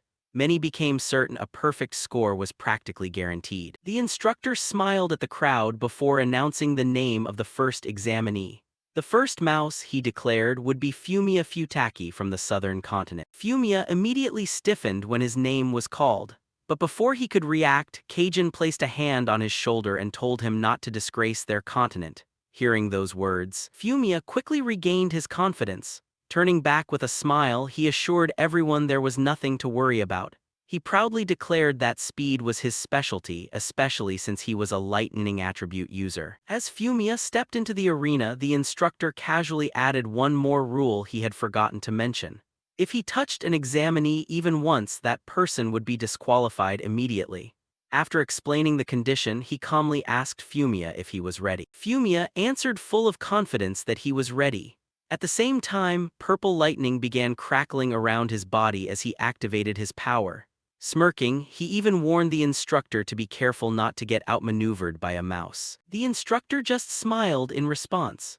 A strange aura swirled around him as he snapped his fingers and stared right at Fumia. He remarked that whether the cat got outmaneuvered or not depended entirely on the mouse. The moment the test started, the instructor vanished from his spot. Fumia was struck dumb with shock seeing that. A chilling draft ran down Fumia's spine. Before he could react, a dark shadow with glowing red eyes quietly materialized right behind him. The next second, a hand landed on his head. Fumia's body locked up. He slowly turned his head to see the instructor standing directly behind him. In a cold voice, the instructor remarked that a noisy mouse with slow reflexes like Fumia made for absolute prey. Fumia crashed hard onto the ground, his face pressed flat against the floor. His eyes trembled in shock, utterly unable to comprehend what had just happened. Standing right over him, the instructor offered a gentle smile and announced that it had taken all of 0.47 seconds. Hearing that, the surrounding candidates were completely stunned. Not a single one of them had managed to track the movement.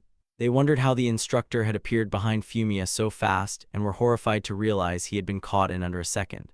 A few admitted they hadn't seen a thing because the whole process had played out way too fast. Among the observers, only Itsuki and Kajin realized that instead of relying purely on natural speed, the instructor had very likely used some kind of skill. Even though they acknowledged his speed was overwhelming, they believed it wasn't to the point of being completely impossible to track or deal with. Meanwhile, the instructor turned his back on the defeated Fumia, casually announcing that it was time to pick the second mouse. He chose another candidate from the southern continent, Kajin Imamichi. As Kajin stepped forward, his armored teammate loudly cheered him on, telling him to give it his all. Kajin, however, remained completely calm and reassured him not to worry. Walking past Itsuki, he declared he would score a perfect mark and told Itsuki to watch closely. Looking at Kajin, the instructor recognized him as the top dog of the southern continent and remarked that he certainly lived up to his reputation as a member of the prestigious Imamichi lineage. Hearing that, Kajin immediately corrected him, making it crystal clear that his family background had nothing to do with him being number one. With a composed expression, he told the instructor that the sole reason he was number one was simple: because he was strong. The instructor acknowledged his words with a faint smile, saying he hoped that confidence wasn't just all talk. With that, the instructor shifted and vanished from his spot. Seeing that, Fumia screamed that he was doing that move again. He pointed straight ahead and yelled for Kajin to watch his back. At that exact moment, the instructor lunged at Kajin with terrifying speed. Yet instead of being caught off guard, Kajin had spotted the instructor's movement and reacted instantly. As the instructor rushed in, his body moved automatically, dodging the strike with razor-thin precision. From a distance, the armored guy hyped Kajin up, saying he had dodged right away at a speed none of them could even perceive, calling it an awesome move. Fumia proudly chimed in that it was all thanks to his warning. Itsuki, however, disagreed, nodding that Kajin had reacted before any warning had even been given. That only made Itsuki more curious, as he realized Kajin didn't seem to be relying on his eyes at all. Yet he could still sense the instructor's position with astonishing accuracy. Meanwhile, the instructor flashed a faint smile and casually remarked that it wasn't bad, clearly impressed by Kajin's display. Kajin himself kept his focus locked in, sweat streaming down his face as he analyzed the situation. Even under pressure, he reassured himself that while the opponent was tough, he wasn't impossible to handle. But before he could think any further, the instructor abruptly closed the distance once more with terrifying speed, asking Kajin if this was really any time to be daydreaming. Kajin ducked the instructor yet again. Realizing the instructor was right, he understood that facing a master like him required 100% of his focus. Kajin pivoted and bolted in various directions, but the instructor immediately mirrored him, telling Kajin there was no time left to take a breather. The battle grew increasingly fierce as Kajin and the instructor traded attacks and evasions at a speed that left most of the candidates completely overwhelmed. To them, the clash had blurred into mere streaks. They could only catch afterimages left by the two of them, yet that alone was enough to blow their minds. Many began wondering if Kajin was actually a candidate like them at all. Someone else remarked that the Southern Continent's #1 certainly wasn't any ordinary genius. At this pace, they believed scoring a mark of perfection was probably totally doable for him. Meanwhile, Itsuki calmly observed the match. Having activated Thunder Roar Wave, he could clearly track the movements of both. From what he could tell, Kajin was very likely utilizing a temporary overload state that pushed his physical abilities to extraordinary levels. Still, as the fight dragged on, Itsuki spotted a weakness. Kajin was still dodging effectively, but his speed was gradually dropping. Realizing this, Itsuki concluded that Kajin was reaching his limit. If he couldn't pick his speed back up, getting caught by the instructor was only a matter of time. The instructor noticed the exact same thing. A sinister grin formed beneath his mask as he accelerated forward, declaring that the little mouse finally slipped up. Kajin instantly sensed the danger and scrambled to flee, pushing his exhausted body to move faster. Sweat poured like rain down his face. Inside, he compared himself to Taewajin, admitting that the legendary genius definitely would have lasted longer in this scenario. Still, because he was dead set on surpassing Taewajin, he refused to let himself give up. No matter what happened, he couldn't afford to get caught here. Realizing that raw speed wasn't enough anymore, Kajin deployed a skill. Wind energy gathered around his hand as he activated a C-rank skill called Air Cannon, a technique that compressed the surrounding air to its absolute limit before releasing it in a single instant. Even though the skill dealt practically zero direct damage and created a heavy recoil that many wind element users considered a flaw, Kajin spotted an opportunity where others only saw weakness. At the crucial moment, he unleashed Air Cannon and used the insane kickback to violently alter his body's trajectory.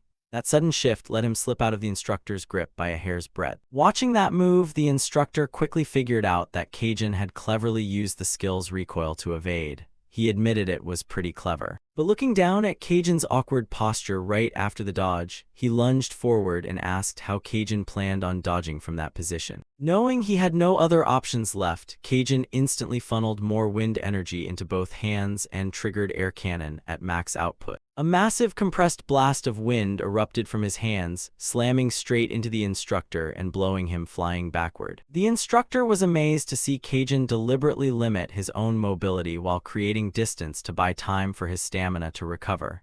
He admitted it was an exceptional strategy. Kajin blasted backward, putting a massive gap between himself and the instructor. The watching trainees were completely shocked. Just when they thought Kajin was about to get caught, he had widened the distance once more.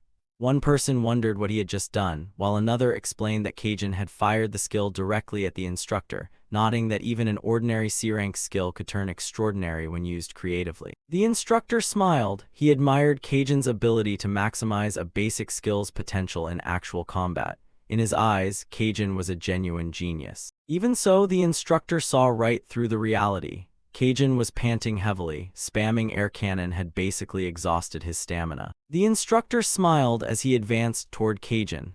A cat projection materialized behind his back as he looked at Kajin and declared that the game was over. Kajin conceded the instructor had a point. Kajin was running on fumes. If he could buy just a few more seconds to recover, maybe he could have lasted a bit longer. Sadly, that opportunity no longer existed. He had been cornered against the wall with nowhere left to run. Even so, Itsuki believed Imamichi still had one final escape route. The answer was simple: the air itself. At that exact moment, the instructor dashed at Kajin with top speed. But before the instructor could lay a finger on him, Kajin bolted straight up into the air. Using the recoil and air currents generated by his ability, he squeezed through an unexpected angle and dodged the instructor's advance by a fraction of an inch. Kajin revealed yet another trick up his sleeve, a C-rank skill called Sky Walk. Using the wind element, he compressed and solidified the air beneath his feet, turning it into invisible footholds. Thanks to that, he started running right across the sky. The spectators were left speechless. A few tipped their heads back to stare at the sky in sheer disbelief, wondering if he was actually flying. Others quickly pointed out that he hadn't left the circle yet, meaning technically he wasn't breaking any rules. Fumia proudly piped up that wind element users belonged to the rarest group with the highest potential among elemental classes, while Keijin was a once-in-10,000 years genius awakener. He was in a completely different league compared to regular elemental users. Watching Keijin, Itsuki realized that by solidifying the air beneath his feet and using it as a springboard, he could maneuver midair and dodge the instructor's pursuit. Itsuki conceded that pulling that off demanded an extraordinary grasp of one's own abilities, and Keijin's mastery and practical application of his skills were genuinely top tier. Based on everything the instructor had shown so far, Itsuki figured the instructor didn't seem capable of flying or staying airborne for extended periods. If that assumption held true, Keijin had finally created a gap the instructor couldn't close. But the next second, everything changed. The instructor abruptly materialized right in front of Keijin, his eyes dilated in shock. A confident smile spread across the instructor's face as he reached out, grabbed Keijin, and said, "Gotcha." A massive shockwave blasted outward as the instructor slammed Keijin back down to the earth. The impact sent dirt and debris flying everywhere, shaking the entire arena. Imamichi tried to push himself up, coughing heavily as exhaustion washed over him. The instructor stood calmly above him, holding a small stopwatch. He smiled and conceded that Keijin had come dangerously close to pulling it off. Then he announced the final results. Keijin had lasted 1 minute and 2 seconds. The instructor congratulated him on his feat and extended a hand. Hearing the verdict, Keijin broke into a satisfied smile, sweat drenching his face while every muscle in his body screamed from fatigue. The moment the results dropped, the crowd exploded with excitement. Spectators cheered wildly, praising Keijin's performance. Many declared that the top-ranked preliminary candidate had proven his stellar reputation was well-deserved. Others admitted the chase had been so intense it felt like their hearts were about to burst from suspense. Among the audience, Itsuki watched quietly. He acknowledged Keijin's exceptional talent. Keijin had cleverly managed his stamina throughout the test and showcased an uncanny knack for wringing every ounce of potential out of every skill he owned. Seeing that kind of mastery made Itsuki genuinely look forward to facing him in a real match down the road. Meanwhile, Keijin's teammates celebrated enthusiastically. The armored brute proudly declared Keijin to be the pride of the southern continent. The instructor then stepped closer to Keijin and offered his hand. Keijin, still wheezing from exhaustion, accepted the gesture and slowly hauled himself up. Smiling warmly, the instructor said that over the past 9 years he had met countless candidates. Yet among all of them, Keijin stood out as one of the most brilliant talents he had ever laid eyes on. He added that if Keijin kept progressing at this pace, becoming a special savior capable of shouldering humanity's future wasn't just some pipe dream. He encouraged him to keep up the good work. Keijin respectfully thanked him for the praise. Even though he was wiped out, he felt honored by the instructor's words. As he turned to leave, a faint blush crossed his face.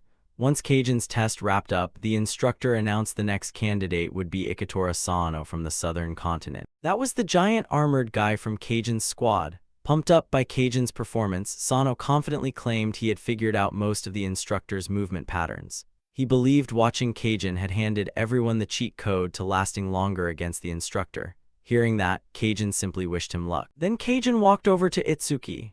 Locking eyes with him, Keijin stated he'd decide whether Itsuki was worth his time after watching his performance in the upcoming test.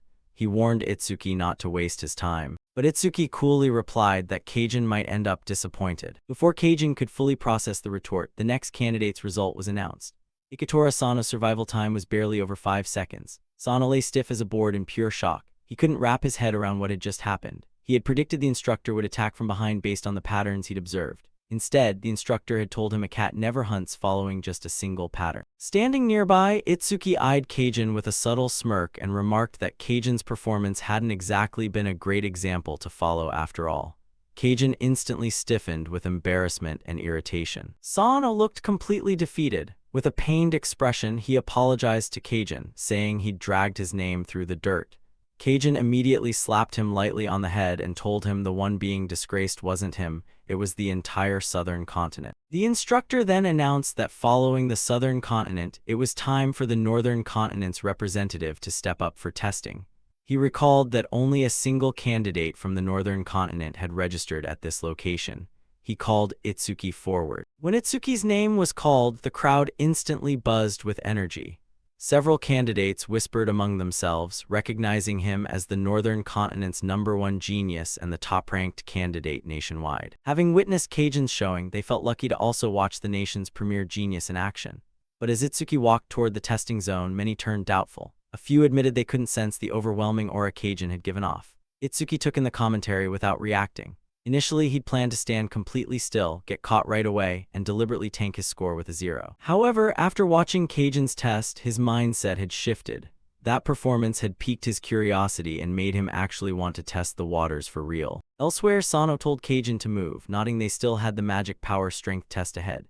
Fumiya whined that if he hadn't wasted so much time during the attack power test, they would have finished everything by now. He wondered who on earth was strong enough to have shattered the Shikigami in the previous test. Fed up with the complaining, Kajin told them to shut their traps and watch Itsuki's test. Kajin tracked Itsuki with sharp eyes. He wanted to witness firsthand just how capable the nation's top genius really was. Meanwhile, as Itsuki stepped inside the red circle, the instructor recognized him as the one who had shattered the record previously set by the legend Itsuki Tenma. He said he'd been looking forward to meeting him for a long time. Itsuki stretched out, deciding to aim for surviving 5 seconds against the instructor. With that in mind, he told the instructor that he might end up disappointing everyone's expectations. The instructor smiled, saying there was no need to be that humble. With that, he lunged forward with astonishing speed. His silhouette blurred into a streak as he charged straight at Itsuki. But Itsuki sidestepped and evaded. Seeing that, the instructor conceded Itsuki was fast, exactly as expected of a national #1 candidate. Itsuki then pivoted and sprinted in the opposite direction at full throttle. The instructor moved with terrifying speed as well, chasing Itsuki down while confidently asking where he thought he was running off to. Meanwhile, Itsuki stayed calm. In his head, he counted down the seconds. 2 seconds had elapsed. Itsuki zigzagged across the floor, yet the instructor tracked his movements without breaking a sweat. Watching the match, the audience realized Itsuki's speed wasn't a bit weaker than Kajin's. Still, many of them felt confused. Instead of making space, Itsuki kept backing toward the boundary line. To them, it looked like he was cutting off his own escape routes.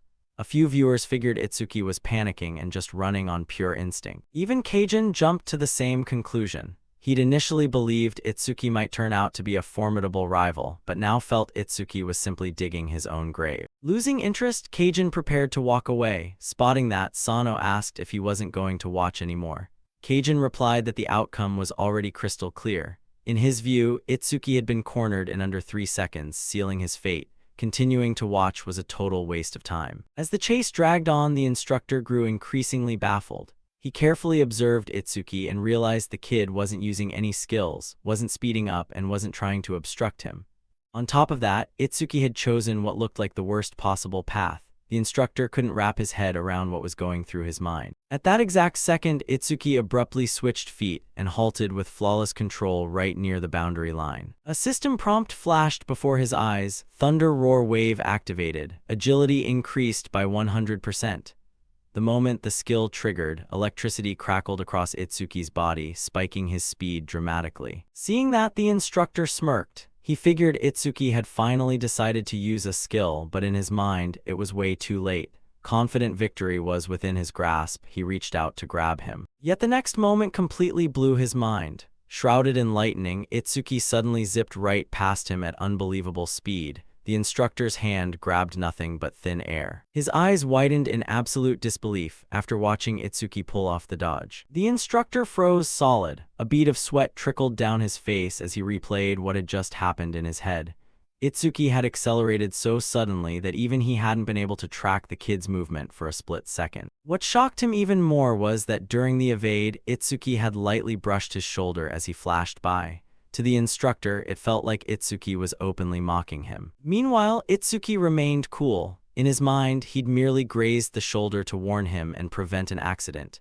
Judging by the instructor's reaction, though, it seemed to have backfired and only pissed him off further. The instructor's expression darkened. As a cat, he'd caught countless mice. Some were pretty entertaining and demanded a bit of effort, but ultimately they were all just playthings to him. This time was different. This was the first time he'd gone all out against a mouse instead of treating it like a game. A thrill flickered in the instructor's eyes as a wide grin spread across his face. Staring right at Itsuki, he said that for a mere mouse, Itsuki sure had a lot of nerve mocking him. The instructor's killing intent exploded outward, and he lunged at Itsuki with lightning speed. His aura surged across the arena like a raging storm as he swore to make Itsuki regret provoking him. Moving at terrifying speeds, he charged straight at Itsuki, stating he'd end it before the visual nerve signals could even reach Itsuki's brain. Just as his hand was about to connect, Itsuki spun around to face him, counting in his head that 4 seconds had passed. The instructor's eyes dilated in shock. He could hardly believe Itsuki had actually caught his movement. A split second later, a horrific impact shook the arena, sending energy and debris flying everywhere, leaving every single onlooker speechless. The audience stared at the battlefield in confusion. Some asked what had just gone down, while others wondered if Kajin had pulled off another successful dodge. Kajin, however, calmly shook his head and declared the match was over. As the dust cleared, Itsuki was pinned to the ground while the instructor stood over him with a hand pressed firmly against Itsuki's chest. But the instructor felt something was off. If Itsuki had genuinely reacted to his movements in time, why hadn't he dodged the strike? At that moment, Itsuki looked completely calm despite being pinned. In a relaxed tone, he quietly announced the time, 5 seconds. The instructor frowned in confusion. He had no idea what Itsuki was talking about. Then he glanced down and pulled out the stopwatch used for the test. His eyes went wide with astonishment. The timer read precisely 5 seconds. The instructor stared at the stopwatch in sheer disbelief. Sweat dripped down his face. The result shocked him to the point where his brain practically stalled. Across the arena, the spectators noticed the instructor's bizarre expression.